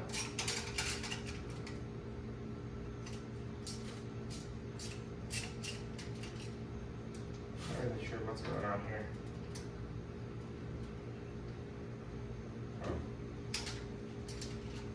I mean, it's loose, so I guess we'll see. Maybe I can't get that one out and just have to pull it out with the head. That should be alright. As long as none of the threads in the block are too fucked up or anything. Okay, so now we're going to just start removing these one at a time, remembering to be mindful of the washers that go with them. As far as magnet on the stick is going to really come in handy. Just take them out as gently as possible. Washer, keep these together for now.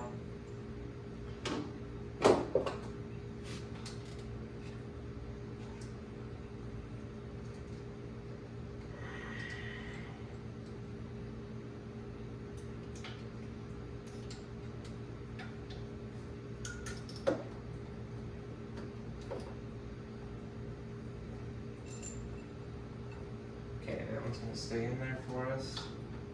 Get in there. Grab that guy. Okay. Bottom.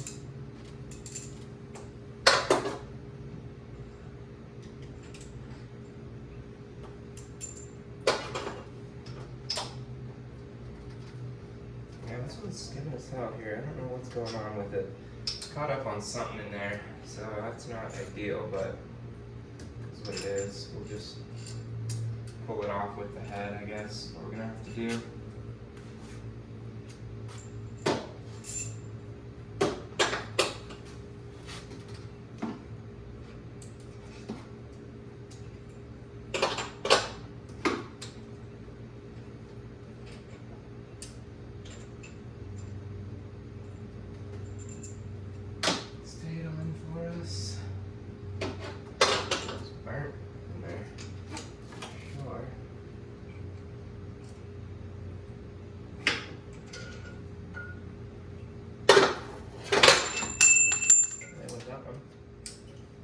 Alright.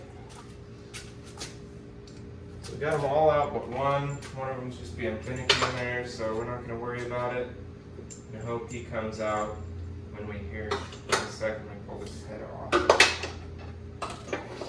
So now we're going to grab our crowbar, get it ready. I'm going to take this and I'm going to bring you guys down and show you the last bolt we have to take off.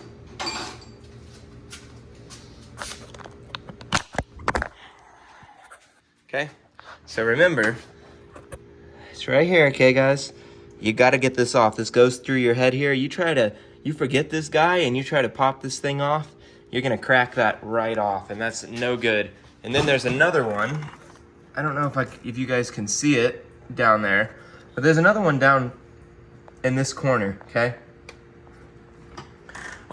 So it's exactly opposite of where it's located on this head. So make sure you get those two off. That one's an easy one to miss when you're doing this. So don't miss it. Just make sure you get that so you don't end up fucking your heads up, especially if you're gonna get yours resurfaced. Okay. Take that bolt off. It's gonna be, I believe it's a 14. Could be wrong. We'll see in a sec.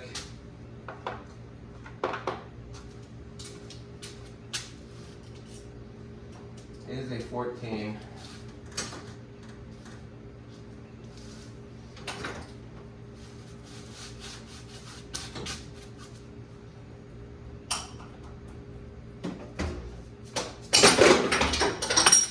That was aggressive.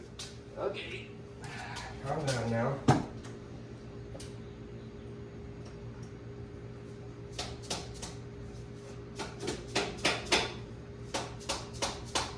That's not working.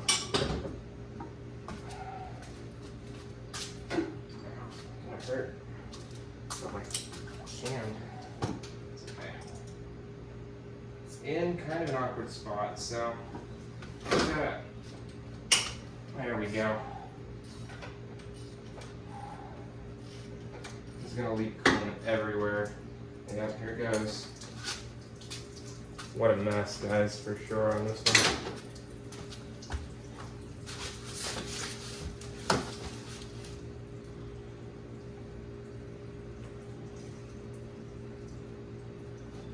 What a mess.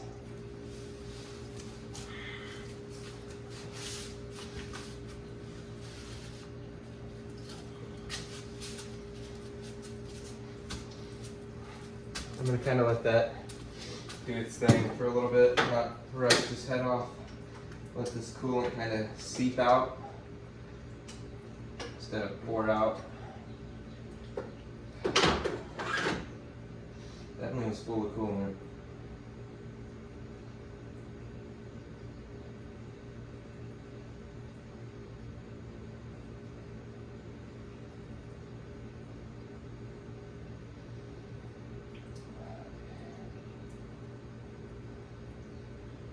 I'm going to clean the garage after this. Okay, here he is. He's got this big spacer on him too. Just don't forget these guys. It's the same on both sides, okay? It's a very unique bolt too, so you're not going to misplace it with anything. You know, it's the only one that looks like it. Got coolant everywhere. Absolutely everywhere. Okay.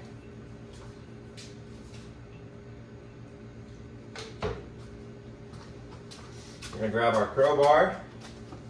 Just find a good spot to kind of leverage against the head here. Just bring it up a little bit so more of that coolant can leak out.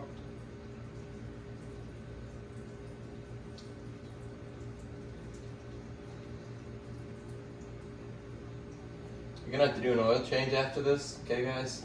Even if you didn't get to a point where your head gasket was actually like completely blown out and your antifreeze and oil were mixing, if you just noticed lots of white smoke coming out, like you were burning a little bit of antifreeze, which is what happened to this truck, okay? When I first noticed that the head gasket was going, of course the coolant and the oil hadn't mixed in any major way. So I stopped before that was the problem, because that can, you know, get into some other things and mess some shit up for you. So I stopped before it got too bad. So if you're there, even if you haven't mixed oil, you're gonna need to do an oil change after this job. Okay, so I got the front loose. I'm gonna see if we can get the back loose without screwing this head, without screwing the block surface or the head surface up.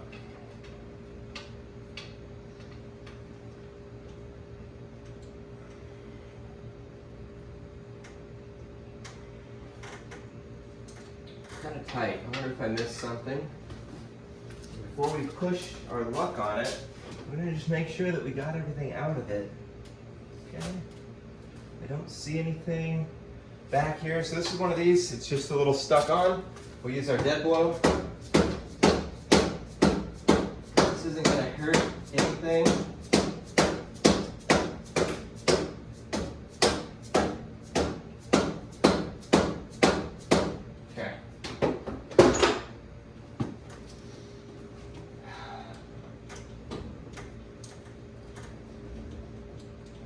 Is stuck back there. Something is definitely stuck.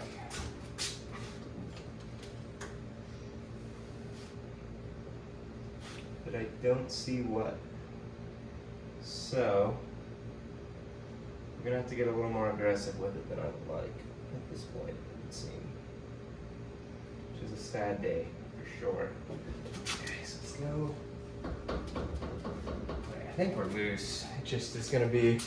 It's not a lot of fun to take these off, okay? They're not super light. They're not the heaviest things, on the planet, but they're not super light either.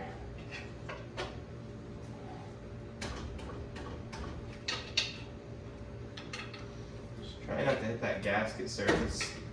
Find any other place to pry. Oh yeah, there we go. Okay, we're off. Cool beans. So now what we're gonna do is once we get this kind of pressure back down a little bit, so it's not putting too much tension on that pipe, we're going to run our ratchet strap, which I kind of forgot to do, which is why it's kind of being sticky.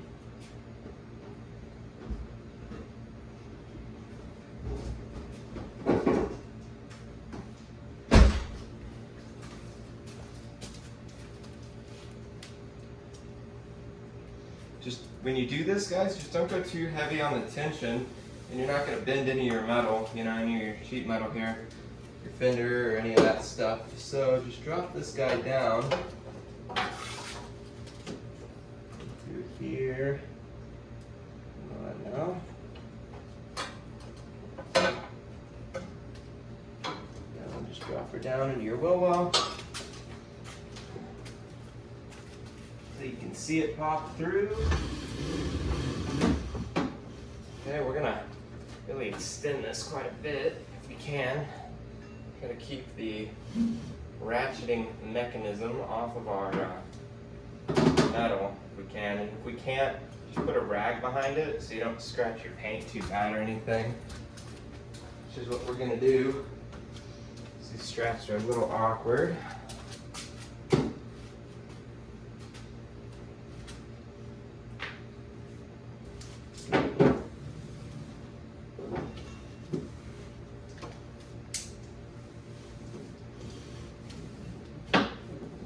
One of these little ghetto things, guys, but it's gonna work, right? So, if it works, is it really a bad idea kind of deal? So again, we're not going too tight here, right? We don't want to bend up our fender.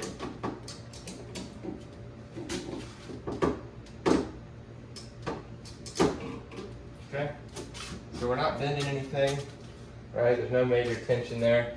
But this is going to just give us enough opposite tension against that, manifold that we should be able to pick this head up and shimmy it out that way.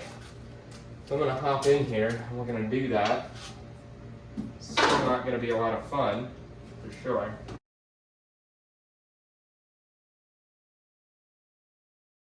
This thing is giving me hell. That was it. There we are. Oh yeah. See what I did before? With No, it's RTV. It was never gonna work. It's such a bad idea. That's what happens when you get sloppy. That would be awesome if you want to. Grab, if you want to put on some gloves, there's a pair of gloves over there by the bike. See them over there? Not my big bike, the little bicycle. Should be a pair of gloves somewhere over there. Is that another head? No, What's that? that's those are the fuel injectors. That's right, I'll just grab it. Yeah, for sure. Just here and this hook. That's what the hooks are for, guys. So you can get these heads out of here. Yeah, it's not light. Oh, hell, that was awful. Every bit of it. I can wash my hands. Here's our head gasket. It's in good shape. I mean, there's nothing wrong with it, of course. We're gonna, of course, put a new one on because there's no reason to reuse this one. It's already been compressed and, you know, could just give us more hell down the road. Cylinders are full of antifreeze because I was taking the head off and the head was full of coolant as well, so that's not from any blown rings or anything. Yeah, I'll bring you guys in for a close look at this as soon as I can get out of here. My foot's cramping.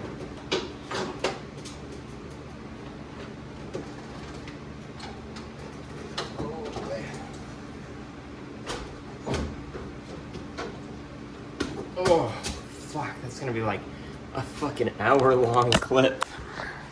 Oh, it is an hour-long clip of me fucking. Alrighty, so we got one off. Now it's looking crazy in here, isn't it? So you guys can see the cross-hatching. This is number 2. Cross-hatching is actually really good in there. There's nothing crazy touching the edge there. There's no lips or anything. So this engine is still pretty happy, even at 212,000, I think. You can see on this cylinder, it's a little clean. That's because this was the heat ring on the gasket that blew originally. And that's because of this pipe here, this back pipe, because they, you know, only ran a single exhaust. So what happens is the manifold on that side hooks to here and then runs down through the back pipe out to the exhaust, where this one meets it, you know, in this junction over here. So with this being so close, even with that guard on it that they put on it, it still just transfers so much heat. I mean, you're not dealing with but, you know, 2.5 inches of space here. So it will always blow these heat rings out on your gaskets, and it'll do that on both sides. So that's often the failure point of the head gaskets on these trucks, and that's why they do it, so you know. We're gonna get in here, we'll clean this block surface up really nice.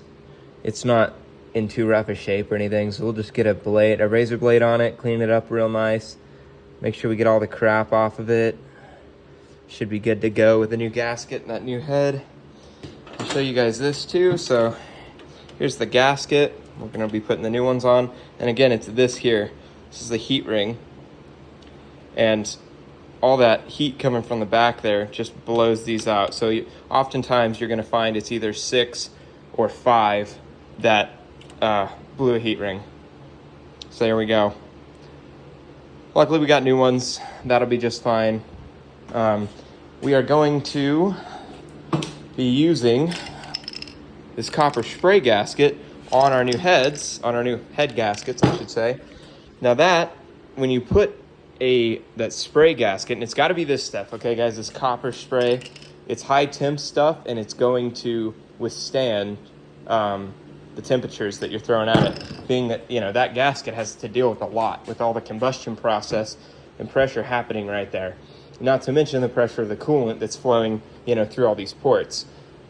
So we're gonna put that copper spray gasket on just to give us an extra, you know, level of protection, because this block surface isn't perfect. It's definitely a little rough. That is just gonna fill in any of those imperfections. And what that's called is applying your head gasket wet.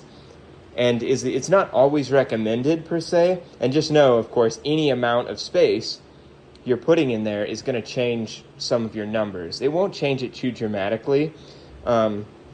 but thickening that gasket is going to change some of the numbers of the car's, you know, displacement and pressure and all that other crap or whatever, right? So it will change things a little bit. It won't change it too much, and it'll give us that extra level of protection against an imperfect surface. I may not even spray the surface that's going on to the new heads because they should be pretty flat, but I might. We'll see. I'll decide when I get there. But I'm definitely going to spray the side of the gasket that's touching the block because that is imperfect, and that copper gasket spray will seal it real nice. Now you'll see there's lots of orange stuff in here, and that's not just like a basic cheap orange RTV. That is indeed copper gasket. It's copper RTV designed for high temp uses like your exhaust. I used some on my exhaust when I had Elite going down there because I misplaced a seal or whatever it was. So here it is, and it is high temp stuff, right? Good for exhaust, right? Because it's super high temperature. What it's not good for is attempting to save your very imperfect heads. So as you can see here, I cleaned the surface, and then what I did was I found the straightest object I could and just started gooping the RTV onto here, right? And then spread it across this whole sealing surface in hopes that any imperfections that were in here would be sealed up, and I could use these heads it would just get me by for a little bit, right? Because again, I was pretty broke and couldn't do this job right and didn't have the money to get new ones or resurface these, and this did not work. So this is where I'm showing you guys, and I'm being honest with you, right? This was a mistake on my part last time, and it was foolish to think that it was ever going to work realistically, because it instantly failed, right? It was not going to work ever, and I paid the price for it. Here I am doing it again and spending more money than I would have if I had just done it right the first time. So just make sure, again, you guys get the right parts and spend the money, get good parts, and do this job right and thoroughly. You know, your truck deserves it, and your wallet deserves to be treated better too, right? So do it right, and it will save you a lot of pain in the future. With that being said, I am going to begin transferring all the components off of that head onto the new driver's side head. That hook, the alternator bracket, all the studs. And actually, I'm not going to put the studs in yet because I've decided I am going to wait and put the studs and bolts on once I get the head set. Since I'm here and I'm already removing the studs from that head, I'm just going to wait, and I'll put the nuts on and then use the nuts to tighten the studs into the block, or not into the block, into the head once we get there. But yeah, so there we go, guys. There's you kind of see this. I'm not going to film this side because it's the exact same process. Just do note that part of the reason this took me so long, this took me like 40 minutes to get this fucking head off, because on this back one there, I forgot to remove the nut on the manifold stud there, so that was my fault, and that really cost me some time there. Okay, so we now have everything off the old head and onto the new one, including the alternator bracket, these two studs, and this hook. We didn't put in any of the studs for the manifold yet. They're all hanging out there because I'm gonna wait to put those on after I have the head put on to ensure that I don't screw up our new head gasket, which I'm touching it, and I'm sure people are like, oh my God, you're not supposed to touch it or something, but I don't give a shit. So there it is. We're gonna spray this down with a copper spray. Then we're gonna set it on that block like this. On this side, we'll set it down, sprayer. I don't think I'm gonna spray the top side that's going to the new head. That's good for it. Set that over there. Okay, so we're gonna real quick pop this camshaft out, put some of our high temp copper gasket in here because this doesn't really have any good seal, and then over here because this doesn't really have any good seal, and then our kit comes with oil seals for the front. This is gonna go right in here, okay? And then a flat one for the back. So we'll go ahead and install those. And before we go to reinstalling the new head, that is not wrapped. So we're gonna take our heat wrap. This is the moment we've all been waiting for. It's the most viewed video on this channel. We're gonna get this stuff wet. I'm not gonna show the process because it's pretty easy. You just get this stuff wet, soak it in some water, okay? Get a good pair of scissors. Get a good pair of scissors or something, and get your clips. You're gonna need 2 of them. And we will go ahead and wrap that back pipe real tight and keep the heat from destroying that head gasket again. So we're gonna do that first. This surface is as clean as I'm gonna get it. That copper spray will fill in any of the imperfections. So once we get that wrapped, we'll spray the gasket, set it, and then get ready to put our head on. Alrighty. We got that stuff on. I should note, the reason why we're doing this, guys, is because the heat transfer, right? But this, I'm not gonna say this is like the optimal way, right? But this is the affordable way to keep the heat off, right? And it's not gonna do, you know, it's not gonna be perfect, but it's gonna do enough to keep that gasket from blowing super often. The optimal solution to that back pipe is to do a dual exhaust system, right? And it's pretty easy to do that if you want to pay someone to do that or want to try to figure it out yourself, because that pipe disconnects over there and you could easily run its own downpipe out and just do an exhaust going off that way and have one going off that way. Then you're never going to have another problem with this fucking head gasket blowing ever again, because that would really be the ultimate solution. However, I don't have that kind of money to put an exhaust on this, right, like that. I mean, most people don't, right? So most of you guys watching this probably aren't, in that position. So this stuff is gonna save your ass. That's what we're using that for. Okay, and we're live. All right, so I'm gonna get this bad boy in there. It's not gonna be too tough because there's no studs in this thing, so it should just fit right on here.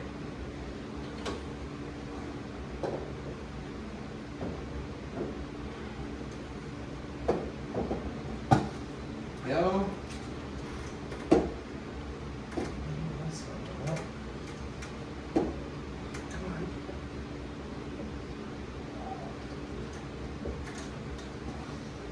Just weasel this guy in shape here.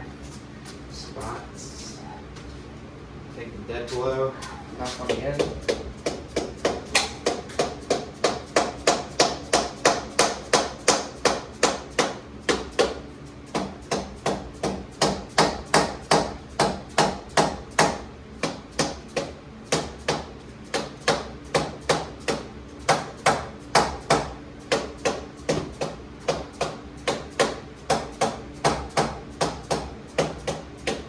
Okay, so he's set, which is good. Now we're gonna go ahead and plop in our head bolts.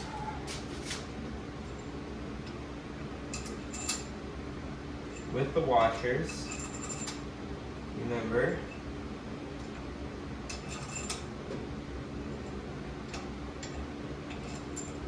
Oh, hold up. We forgot something. See? Just like that. It can happen. I don't want to take this off because it's already on that gasket. I don't want to fuck it up. But before we go too much further, we're going to get our spark plugs put in. I forgot to do that. That would have been a big oof. I waited to get this thing all the way together and realized I didn't put the spark plugs in. So here we go. We got some nice AC Delcos, and they are just going to go right in to place. And being sure to be very careful so we don't cross thread these. That's what's really tough about these aluminum heads. When everything's put together, trying to put spark plugs in, they love to just get cross threaded. It's like totally horrible every single time.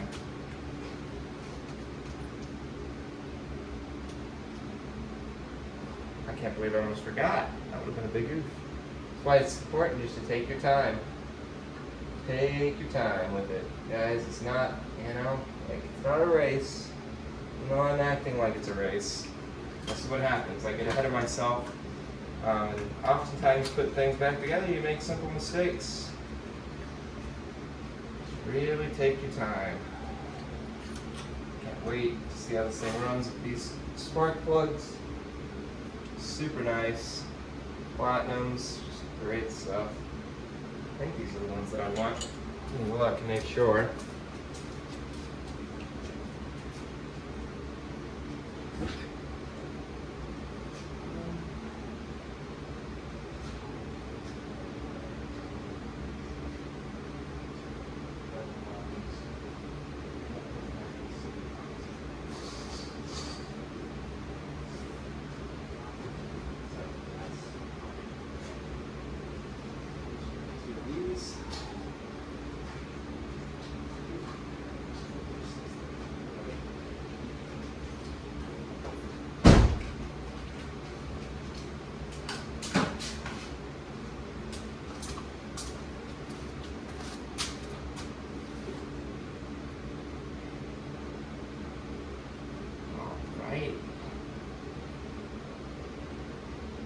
Those hand threaded in, as far as they're gonna go, they are 5/8, I believe.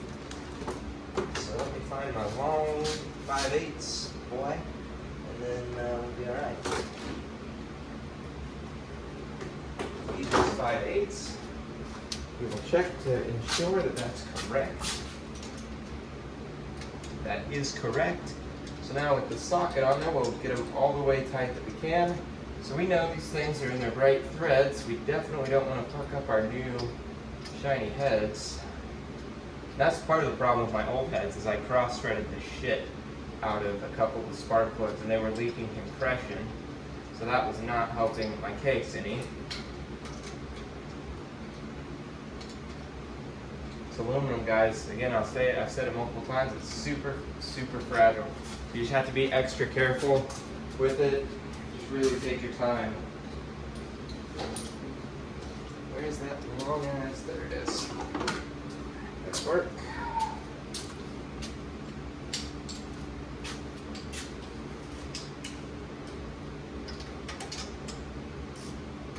Oh, that's the wrong number.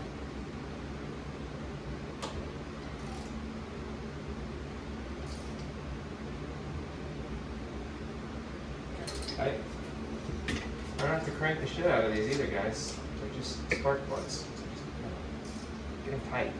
Yeah, no reason to, like, the next time you go to do this, or the next guy that goes to do this doesn't want to risk breaking them in there. So just be mindful of the torques. It gets a little unnecessary sometimes. You know you've done it. Just cranked a little too much. You're just like, oh, well, that's never coming out. Spark plugs though, they need to come out. So don't make the next time too much of a pain in the ass for yourself. Okay, good stuff. Now we can go ahead and get our fancy dancy 12mm on here. We're just gonna get them hand tight first, and then we'll break out the torque wrench. We'll just get them tight enough where they're not moving freely with the regular wrench, and we'll get our torque wrench out. We're going to set our torque wrench to 35 foot-pounds first, and that should get us pretty tight, okay?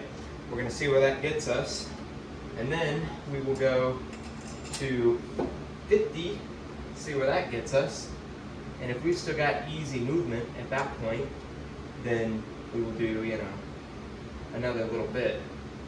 The way that torque to yields are explained when you're actually going to torque these down is as tight as you can get it, right? Without like throwing your back out, you know what I mean? Within reason.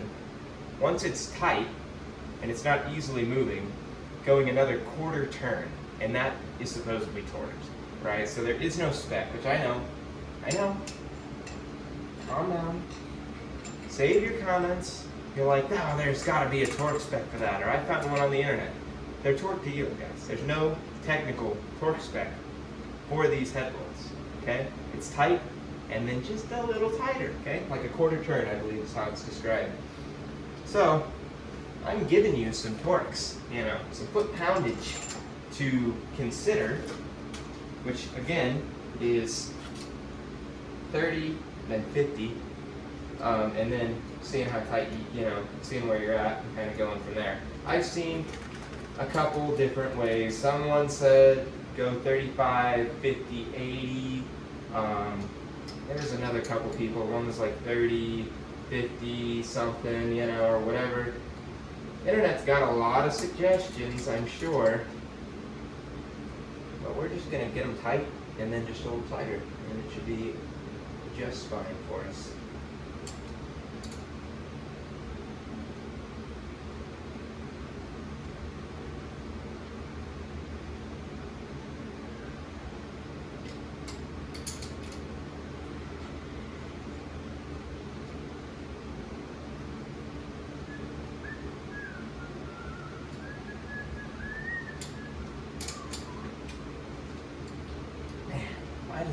I've been listening to music, of course, I'm not filming.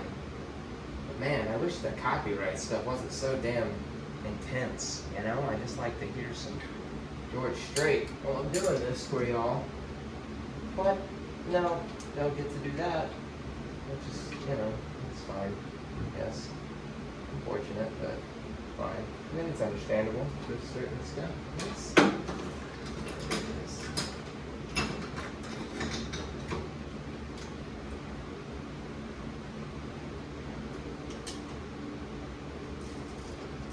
Just kind of in a rough spot. I can't really get my fingers to get it tight.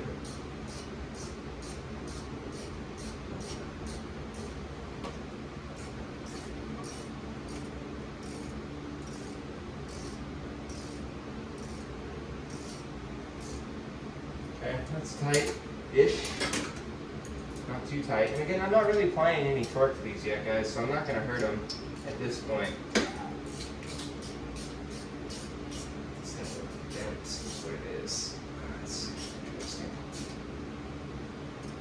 Yeah, I can fix these. It's definitely good. It's just bent. That's what it is. I'm not fixing it up. Okay. Alright. Yep.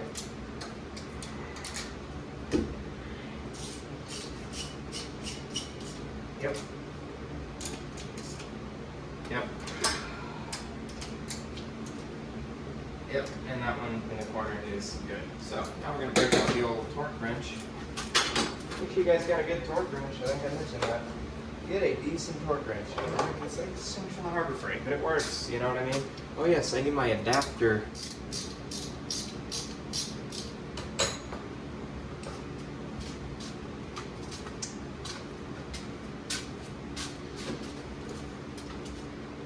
Okay, so I appear to have misplaced my my quarter to half-inch adapter, or half-inch to quarter adapter, or whatever it is. So I cannot use my torque wrench, which is fine because there's no torque specs, as we just finished discussing. Okay, so we're gonna tighten them. I'm gonna show you guys that process. We're just gonna tighten them in the crisscross pattern from the inside out, and once we get them as tight as we can without too much strain, we will get them another quarter turn. That's what we'll do.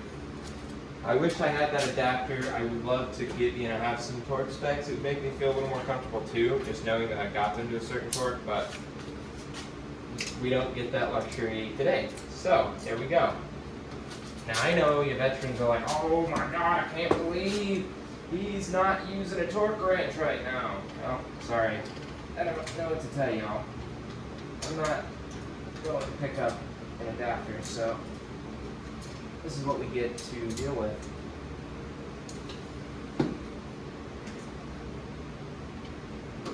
See, so I'm getting them pretty tight without too much strain, right? I don't want to hurt myself here, and I'm not trying to hurt the heads.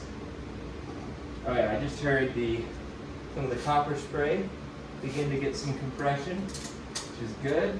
See, it's working. It's going to do its thing down there.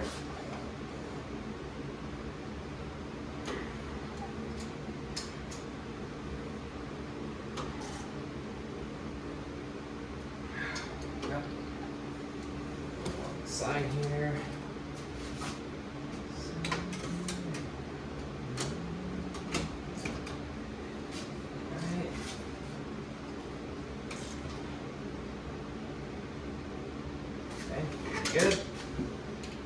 Down here.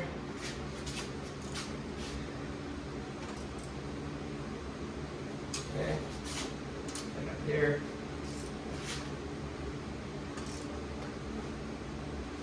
Alright, now we're going to go back. The one we started with. We're going to start the socket. We're going to start this here, right? So I know the orientation. My wrench is facing you guys. So when I get my wrench to this point, the 12 o'clock on this clock here, or for you guys, 6 to 9, once we get that quarter turn out of it, we know that head bolt is torqued. Now you got to do this in steps, right? So I went around, I got them all as tight as I could in the crisscross pattern. Now we're going to go get a quarter turn out of each of them. There it is. There's that quarter turn. Go down here.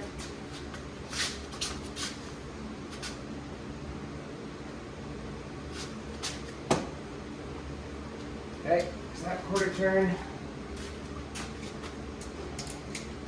Still nerve-wracking for sure. Not sure, you know, where you're at torque-wise. Quarter turn.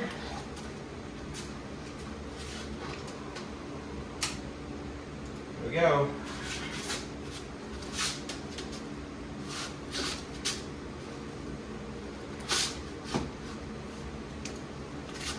Quarter turn. I'm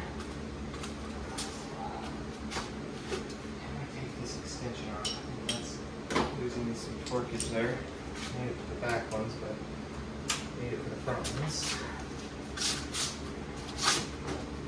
So that was a lot easier with that off. Turn. Now we're going down here. I'm going to put it back on. I can't reach that. It's in an awkward spot. All the way down in there. I'm not sure I'm even going to be able to. I'm going to just get my pole to assist me with this one, guys, because it's an awkward spot. Again, I'm short. You're not short, probably isn't a problem for you. A lot of the things in this job are probably a lot easier for you. You're not short. I am short. So, here we go. In our quarter. There we go. Now we're going over here and get pretty easy. Quarter. And the last one, last but not least, we go back here and get our quarter turn. That was too much. Okay. And I'm going to need my pole again because it's too far back there.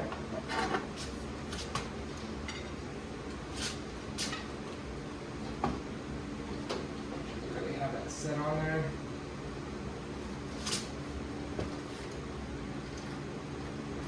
Alright. Ta-da! Okay guys, there we go. Now this head is officially set in place and it looks pretty good, pretty tight. We'll put our bolt in here real quick and that will finish the tightening process of that head. If you recall from earlier, our big bolt with the giant spacer on it. We'll go ahead and put that guy back in here now. Clean him up a little bit. You don't see it ever, but we'll go ahead and clean him up anyways. Okay. And thread it in.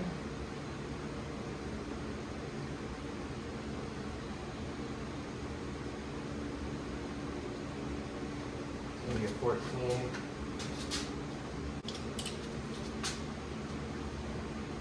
Let me just go ahead and get this guy tight. You know, it's not super important. It just needs to be there, tight. There we go. All right. That's too tall. Of our surety.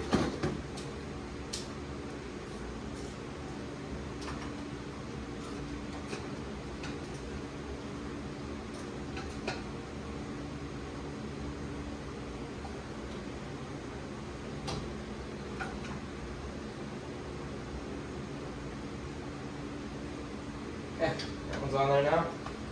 That is officially secured. Pretty happy with that. And with that, we'll go ahead and put our camshaft back in.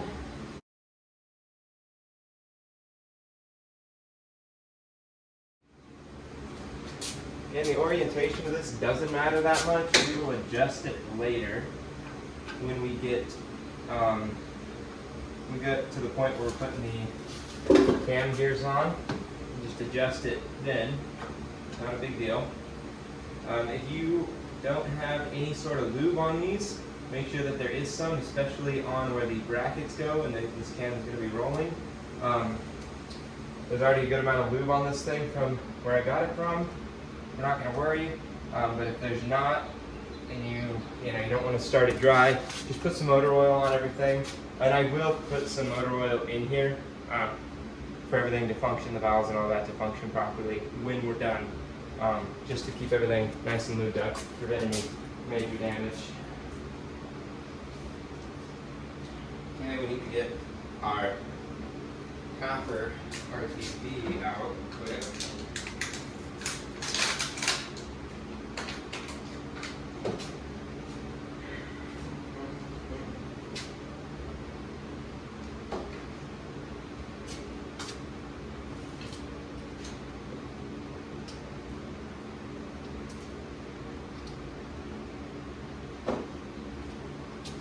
Stuff we're gonna put in here, we're gonna put it on the piece. I think this is probably the better option here.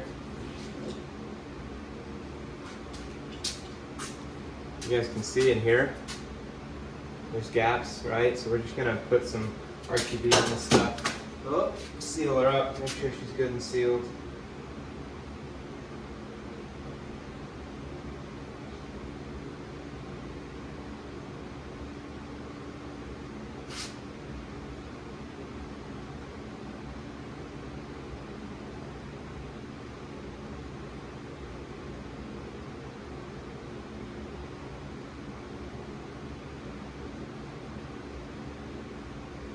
No, this is not just cheap orange RTV. This is copper gasket, high temp stuff. It's going to do just fine here. Doesn't come under any major pressure or anything of that nature. This is going to work all right and work just fine for us, guys.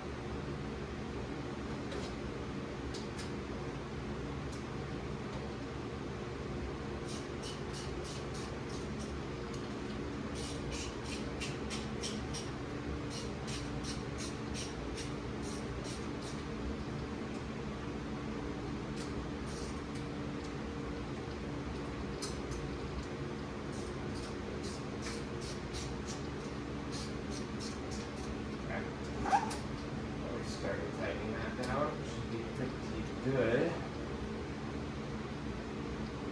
that's good. We don't want to tighten it too much right now. Good reason.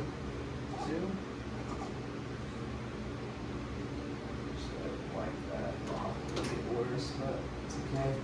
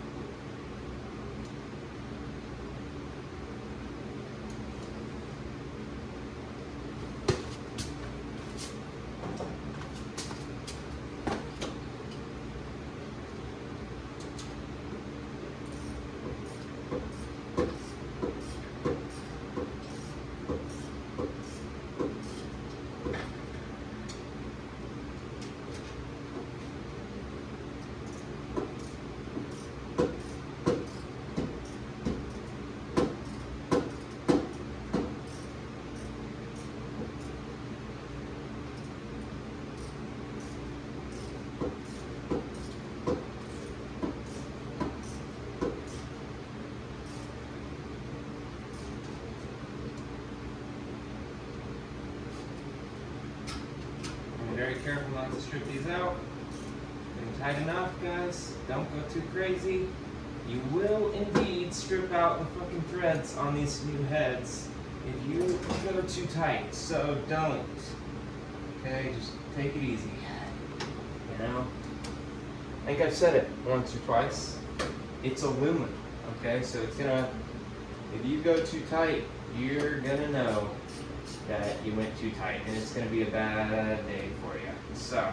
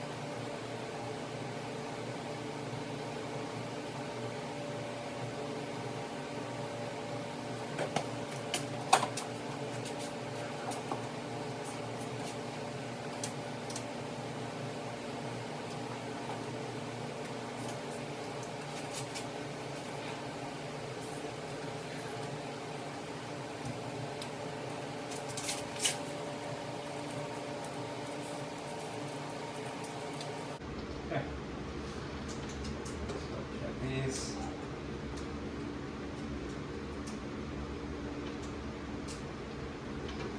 Well, we're good, guys. That one's on.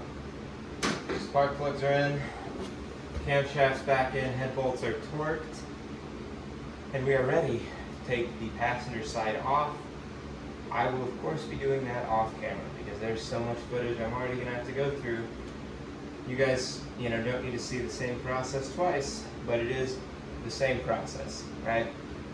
We'll take the manifold bolts or nuts, we'll take the manifold nuts off and get the head bolts out, get that thing separated.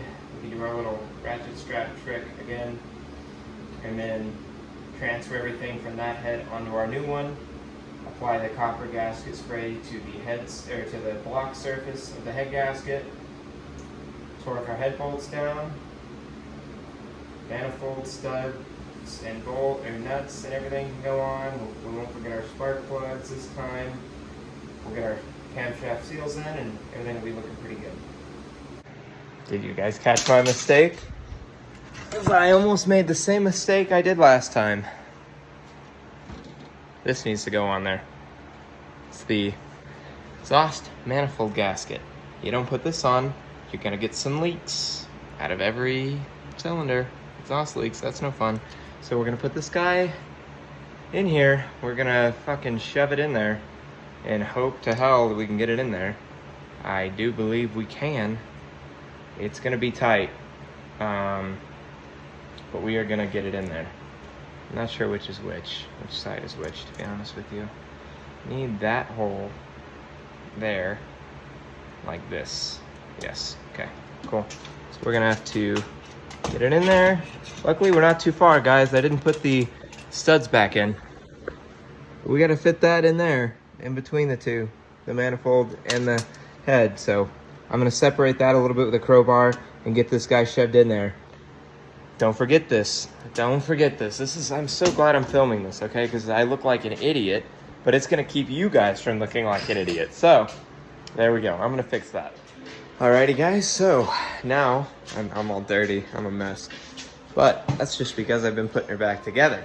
So, when I left you guys, I had just finished the driver's side head, right? Put it on, and we torqued those head bolts down.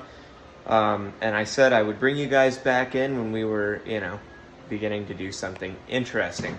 So that's what we're going to do now. All right, so after you've got, both of them down, they're torqued down, you've got your manifold studs and nuts back on, right? Everything's tightened down, and those head bolts are torqued properly, right? Properly as in, as proper as that is. It's kind of iffy, but that's how they said to do it.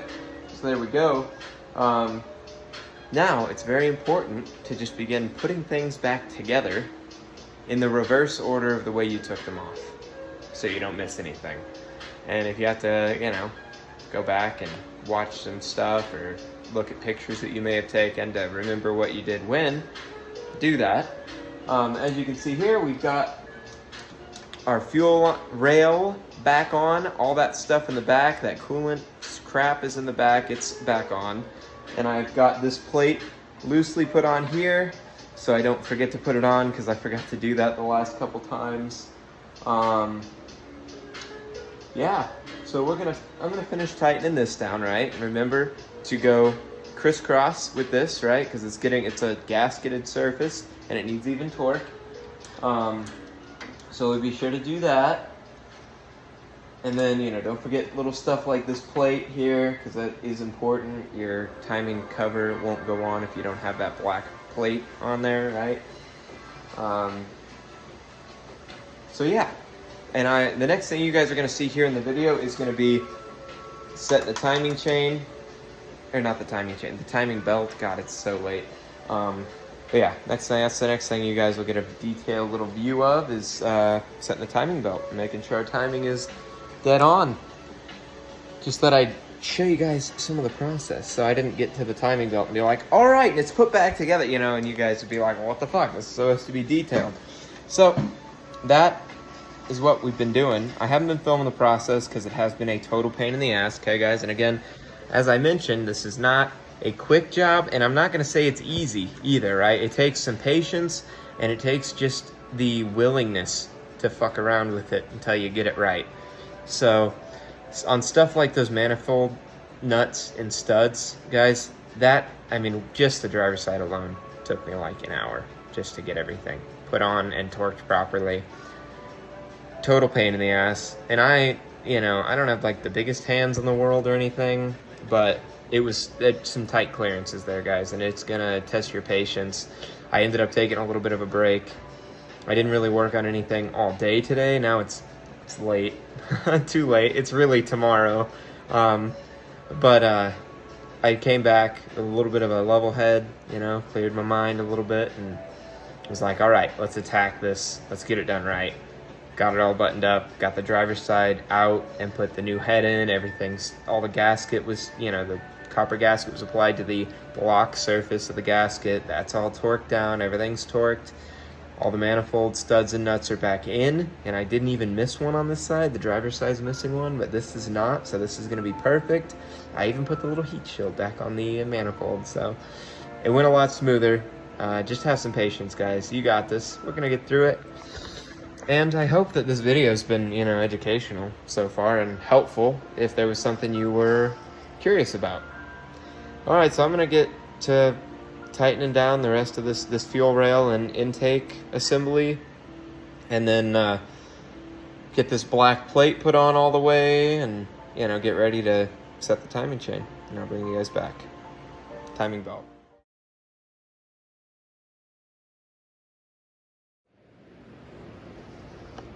Alrighty, so here we go, guys. Now we've got our now we've got our fan clutch dealio here, and this bit coming off looks like a knob is the tensioner. So you see it's got this little nub here. There's a hole through that nub, so you got to find something, okay, small, that's gonna fit through that hole. All right, so that's important. Okay, that's gonna keep it held back when you get it pushed back, okay? So now you're also gonna have to remove these 2 bolts, okay? If it hasn't been done before, you're gonna have to take these 2 bolts off. And what that's gonna do is break the plastic up in here, because they like, I think they like inject it with something, or maybe it's like a rubber or something that fills this once it's all pressed together in the factory. So you can't get access to the hole over here. You can see where that white spot is. This is gonna go through here, okay? Once we have our pin depressed, we're gonna need to shove this through here, through the hole, through the pin to hold it back. Then we can take this whole assembly and install it in the truck. So what we're gonna do now, and this is where we need our C-clamp, all right? You need a pretty good size C-clamp for this. We'll get this in under a rod, of course. And let's hope that's gonna do it. This might give you some hell, okay guys? So just know that in advance. Just take it easy. You know, no reason to rush it.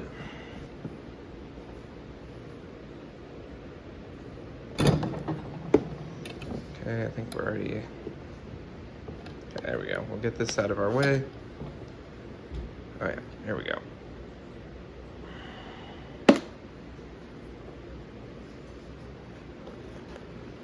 Let's see if we've gotten far enough. I don't think so. No.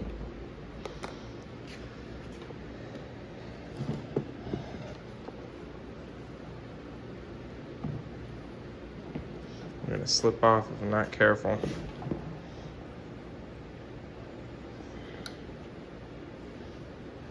Okay, we're getting there. Oh.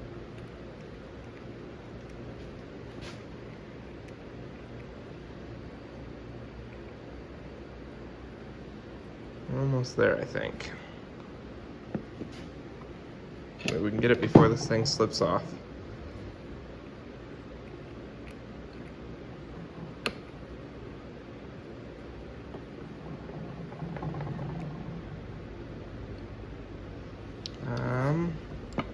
We did not get it. Okay. So let's make sure. It's gonna be a bit finicky, okay? So you want to make sure that you know where your rod is going in on the side, right? Once you've got it going into the right spot. Okay, right there. Now we're gonna want to make sure that our hole on the rod is somewhat in the right spot for this pin to go through. It looks pretty good. So we'll just give it another shot here. And this is, like I said, it's gonna be a little finicky. It's not a super precise process. So.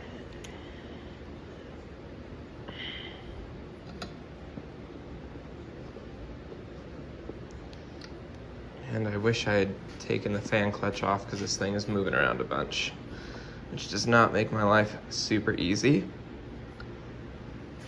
All right, come on. Tighten her a little bit, let her kind of settle out. And I think what we're gonna do is find some way to position this to where it's not moving on us a whole bunch. There we go. That's gonna work just fine.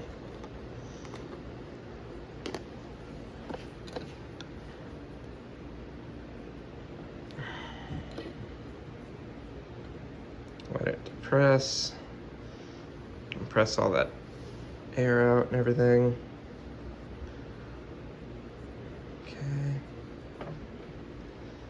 Yeah, we're a lot better positioned now. Surely I can get it all the way and get this pin through.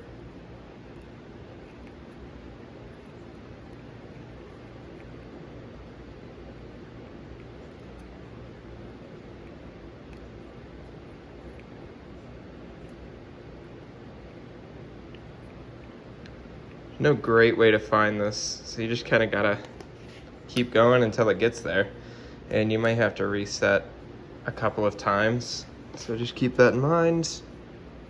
It's one of these areas that just, you know, just having some patience. Okay, we are almost there. I can feel it. Apparently you do have to really press this thing down all the way. So you can see we're starting to get there. It's going in a little further. Okay.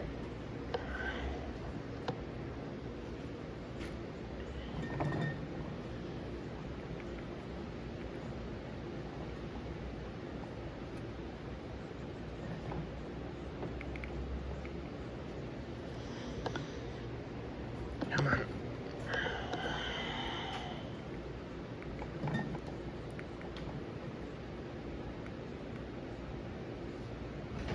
There we go. Now you can see we've got our pin pressed all the way in. This guy's good. Now we can release our C-clamp. And our little button is gonna be stuck in there. Now this is what pushes the tensioner out. So this really is the true mechanism of the tensioner in here. So that once you get we're gonna get our belt set on everything. We'll get our cam gears put on and everything. And then we'll shove this guy in and pull our pin out. And that will shoot this rod out, which will then tension the timing belt. Yeah. So I'm gonna put you guys up on the wall and we will put those cam gears on. Again, you can see how far in that is. It's in there all the way. Guy's depressed. Now we can just put him on. And that little knob hits the back of this, pushing this up, tensioning the belt. So we're gonna put our cam gears on, get our belt set down there, find a couple places to clamp the belt onto, and go from there.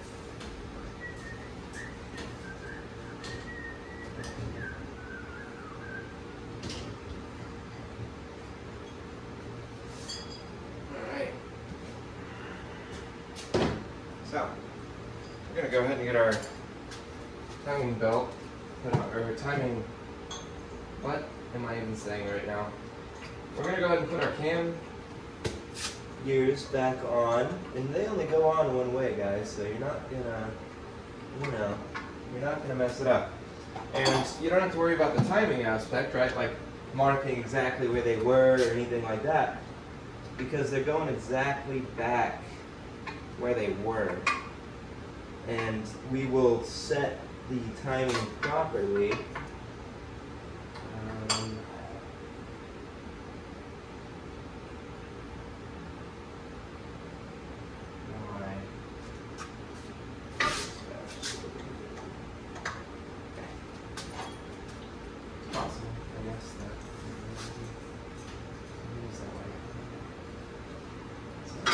There though, this is going to be set backwards, right?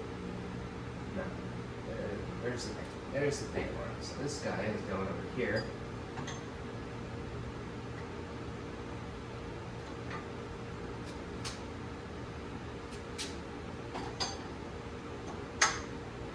Okay. No.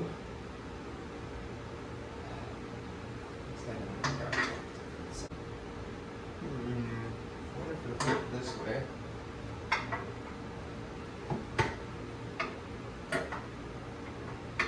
The answer is no, it definitely won't fit that way. Okay. So we're just gonna tap around with that.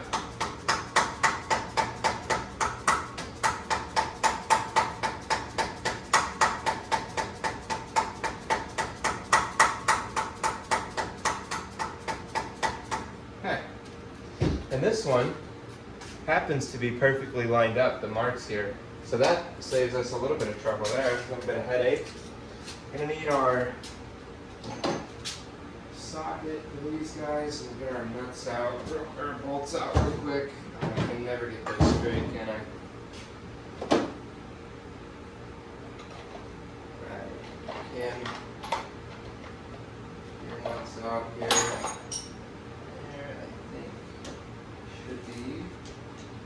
Be a 17 millimeter, where my 17 ran off to. Not there, so there we go. Nope, that's the 5/8 big socket. God, I'm such a disaster.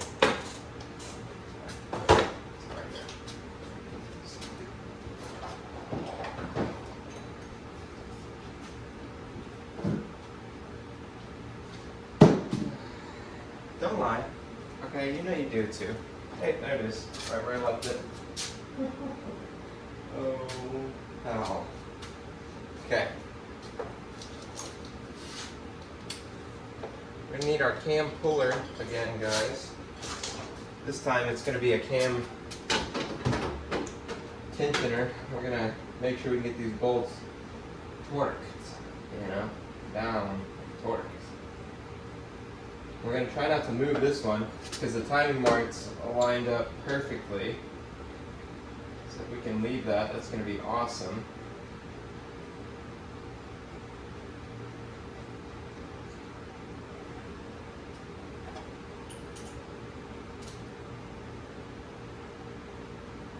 Over the passenger side, we're going to have to move, which is fine, because again, alright, one, it's non-interfering, right guys, so we can turn these things. They're not going to contact anything, nothing's going to get bound up, okay? So what we're going to do is just turn this, and it's going to be, it's springy, right, because there's valves in there, right, so this is going to spring when you turn this, okay, but we're actually turning the camshaft right now to get that timing mark right where we want it. So it looks like we're probably going to have to go around a couple times.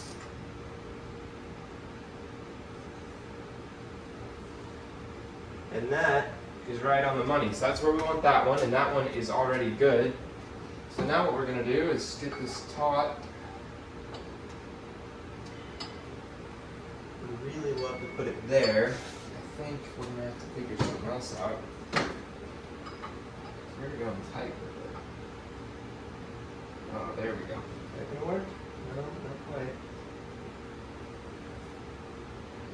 There we go. That's not gonna move. Oh, it moved. Okay, that's alright. So we're just gonna take this opportunity. And this guy, I know, you should use a torque wrench. I am not going to. Tensioned. So we're just gonna get this guy taut because we don't want this one backing out on us.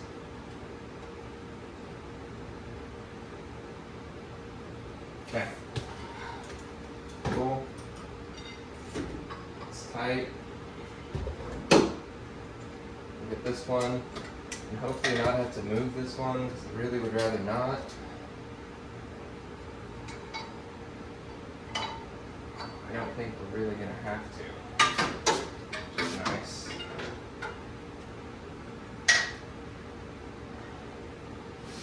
No, it's definitely going to move there. Okay. That's alright. We'll just go ahead and do it. We can bring it back around in rotation. Not be a big deal. Okay.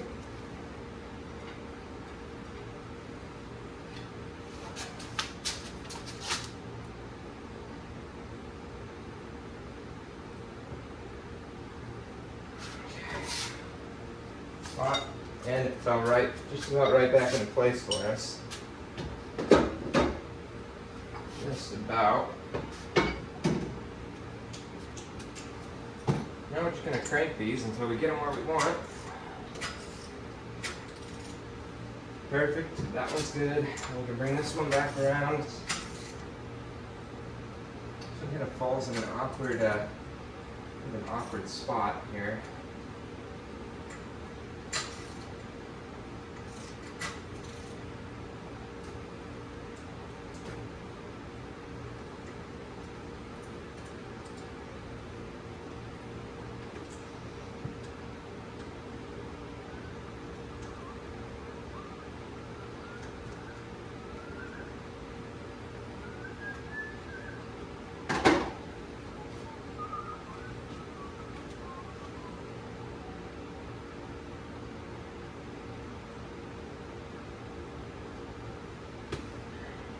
So now they're both where they need to be.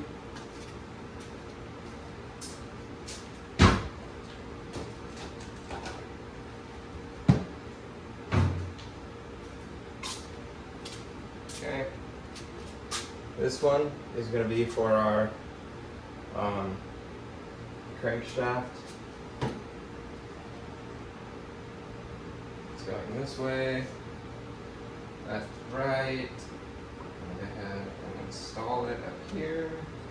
Make sure our lines are right where they need to be. Should be good there. that way.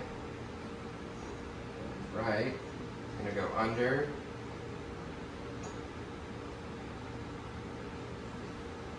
Why is that off though?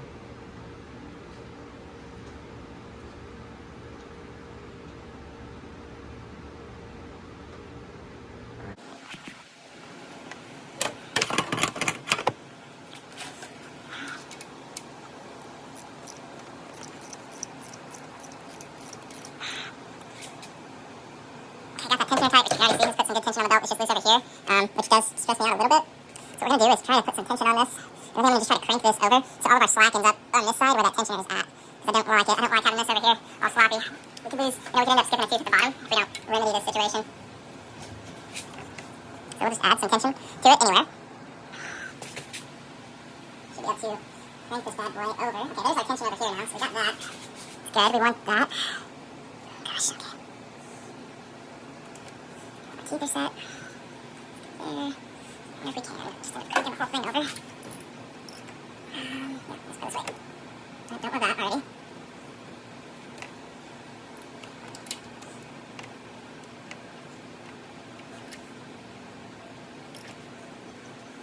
See, so we've already begun to lose some shit here. Which is not ideal. Okay. Double check. There are. Line. And my dimple are still good. Okay, I think we're alright. That's still good, that's still good. We're alright. We'll just move this up a little bit, which is fine. We will get the tensioner on, and then, so we'll put our whole thing on here, right? And this will all be enclosed. And because we kind of got somewhat equal tension everywhere except for up here, this is a little loose. We get that tensioner on, that should tighten everything up pretty good, and we'll move it around my hands until we get back up here. And get it back in this position.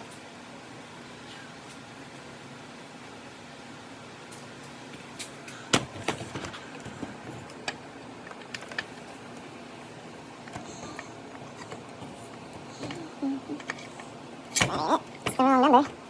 It's also the wrong number. So we need that right there.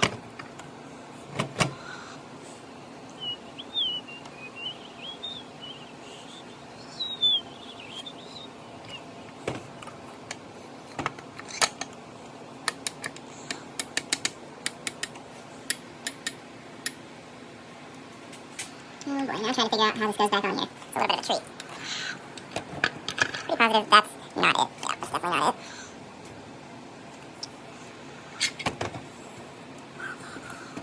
And it goes like this somehow. Okay. You already see we're starting to get that belt to move. That's how it goes right there. Cool. So we just need that tensioner kind of back in its spot.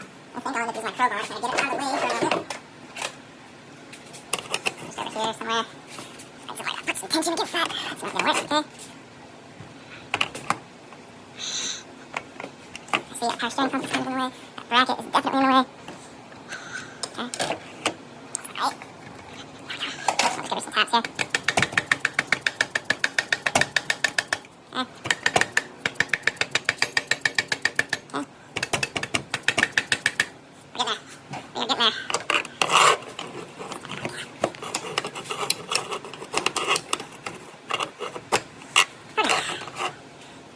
Tighten up a bit. We'll make sure all of our things are still in line. Okay, everything's still pretty good. Come on now. Go home.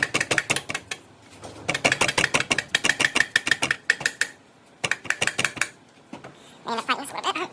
Just fine. Okay. So now we really need to, for some reason that tensioner is really wonky in there. So, just gonna try against it like this. There we go. Cool. That's it. That's pretty neat. And you can see now we've got a lot of tension on our belt everywhere. Right, so this is, even up here is tight. And we haven't even released the actual pin yet. Now we come down here, right? This is our knob looking thing. So up here is our pin. And we can go ahead and yoink this guy out. And that'll release that pin to really make sure this guy's tensioned properly. And we can take our clothespins off. It works surprisingly well. You can see that, again, our marks are still lined up. So now we're going to roll the engine over from the bottom here.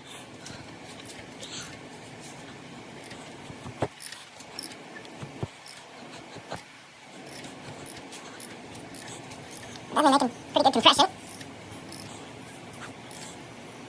Okay, this is a real test here. Let me get our lines back. Definitely plenty of compression. Holy crap, I'm not sure I'm going to be able to get that. That is some compression if I've ever seen it. Alright, let's put it back up here for a minute. Okay, you can see, probably not. Alright, I'm going to go ahead and for this mess. Okay, come on. Let's go. Okay, there we go. Cool. That's it. Let's put it neat. I can see we now we got a lot of tension on our belt everywhere. Right, so this is, even up here is tight. We haven't even released the actual pin yet. Now we can take our clothespins off. And we can go ahead and yoink this guy out.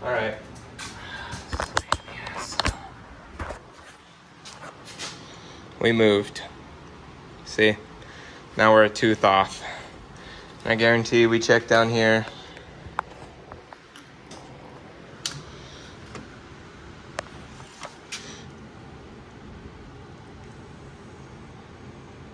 We are a tooth off. Okay, so I'm gonna take this apart again. Fucking get it right. This is just one of these things you just gotta check, guys. Make sure you're getting it right. There was still obviously some awkward spots in there.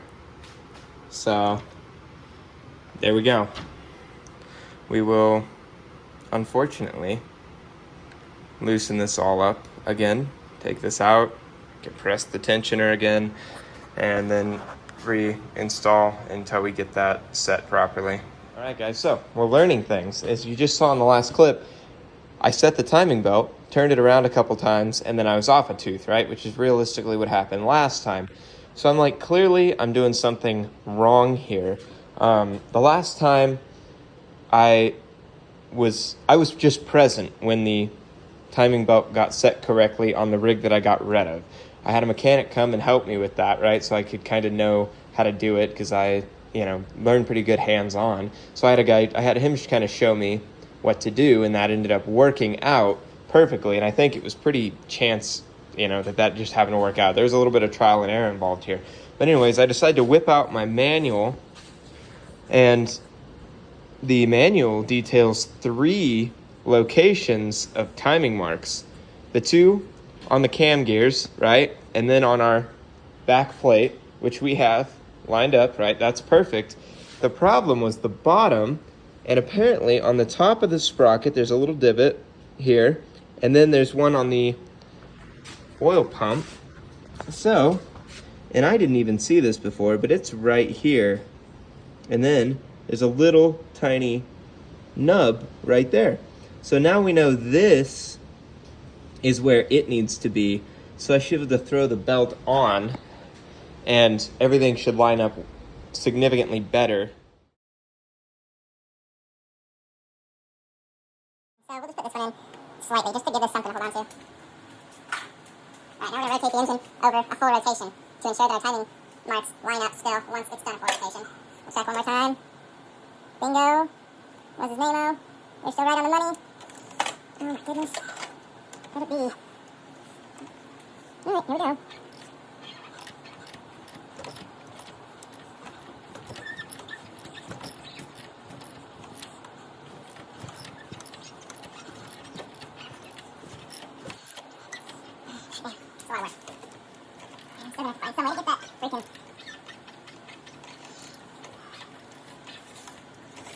Improvised timing mark on the belt.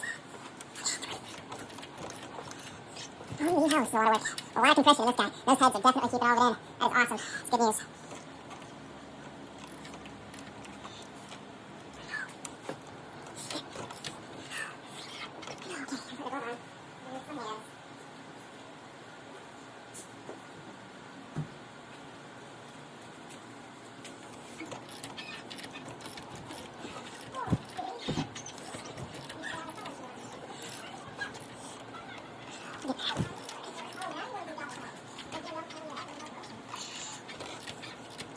Should be the moment of truth here. Are we going to be good? Are we not good? How do we lose a tooth again? How is that even possible? We lost a tooth. I don't know how that this time. How is that possible? How is that possible? It was perfect. This is so painful. How in the fuck? Left side. Where do you look at? You don't know?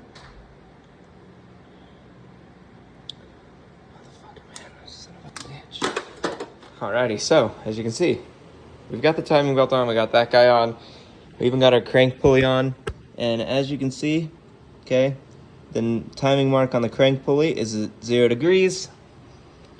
We're lined up here and here, and I guarantee if we could see the mark on the bottom there, it's going to be lined up as well. Everything is tensioned. This belt is not going anywhere. Took some trial and error. Again, I'd recommend lining up your marks, okay? Backing your crank just back a little bit, just to where you can get your timing mark on the belt to line up with the timing mark on the sprocket, okay, down there. Then tension it this way till your timing mark on top lines up with the timing mark on the oil pan, or on the oil pump right behind here, okay? Then, if these two are still in line, you should have good tension here and good tension here, leaving only slop over here for you to install this and release your tensioner there in completing the tensioning process. Make sure that you put your cover on at the bottom first, and then put your fan on, because that's got to go on first. And then we should be ready to go. So now we're going to just get that crank bolt tightened down real good and tight so it doesn't back out on us. We'll get the rest of that pulley put on. Then we can start putting stuff like our power steering bracket on and whatnot. We can get our valve covers on. And that's really it, guys. So this is pretty much the conclusion of this. I will, of course, show you guys when we've got it running, hear how it sounds and all that jazz. It's pretty easy once you've got everything put back together to set the distributor. There's a mark somewhere on here. Maybe there's not on this one. Well, there's a mark on our old head. So we'll find wherever that mark is, and that mark needs to line up with the mark on our distributor, and that will sit right into place. And of course, once that's in at base, you guys, you'll have to play with it a little bit. But what's important is that your timing belt is correct, so that your timing between your valves and cylinders and all that jazz is correct. This, right, your distributor, you can adjust the timing of when the spark gets wear, right? So when the combustion process is happening. But if this is off, you're never going to be able to make the difference with this guy. So that's set now. We're going to get our crank bolt tight and get it put back together, and I will bring you guys back in when we're all said and done. How's it going, guys? So it's been, not very long for you guys, but it's been about a week for me. I got everything put back together, and it didn't work. Obviously, it didn't work, because why would it work? So here's what's happened. It's not that it didn't work, okay? So I did get the truck to run. However, I had the distributor way the fuck out, totally off. It's like 60 degrees out. So what happened is, I was struggling getting that timing belt to hold its place. I think the tensioner is bad. So I went and I bought a new timing belt tensioner. I hope, for your guys' sake, that on your rigs, your tensioner is good. Because this little guy, that thing that has the, thing that does the stuff, $140 for this piece here. So, let's hope yours is good on your rig. But now, unfortunately, as often happens with vehicles, I'm going to have to take the front of this car all the way apart again to get to the timing belt. And then change the tensioner, and then put it all back together, and hope it works, because I don't fucking know at this point. But yeah, so it's definitely a timing issue, 100%. Because I was able to get it to run. It didn't run well, and it was about 60 degrees out. Luckily, again, like I said, these are non-interfering, so you're not going to hurt them like you would if the timing belt slipped on something that was interfering. You probably would have already, fucked something up pretty good. But they're non-interfering, so they're not a problem.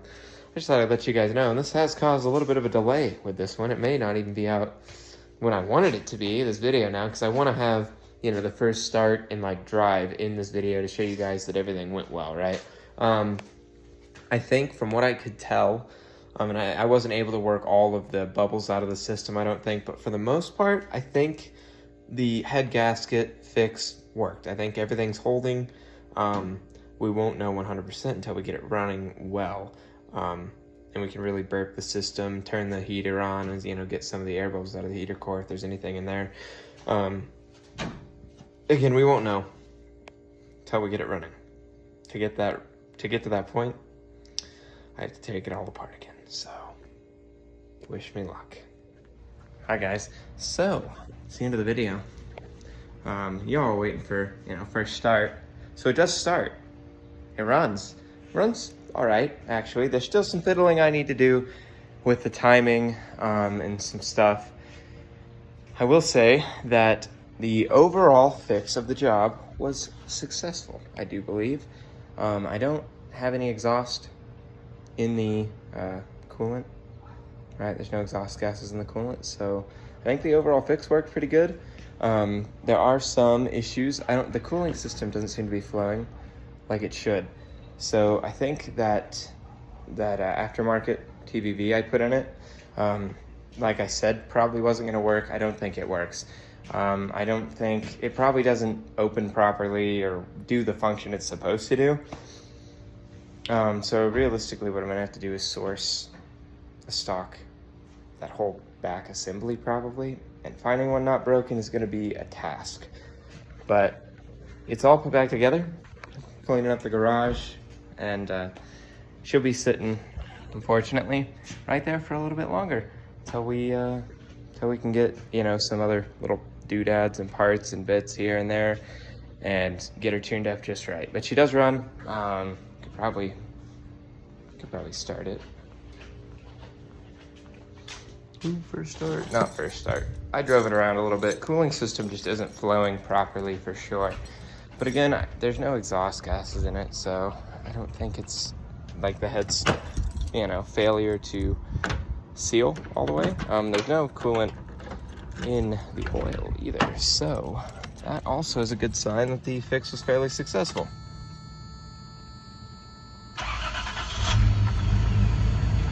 There you go. It runs. See?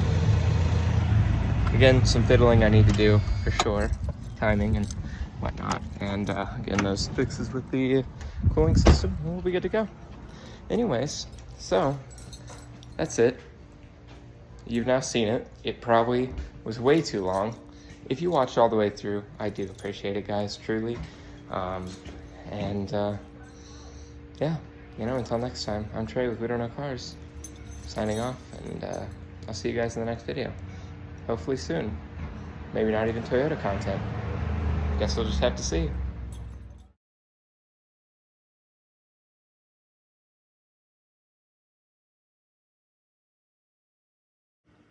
I'm a mechanic.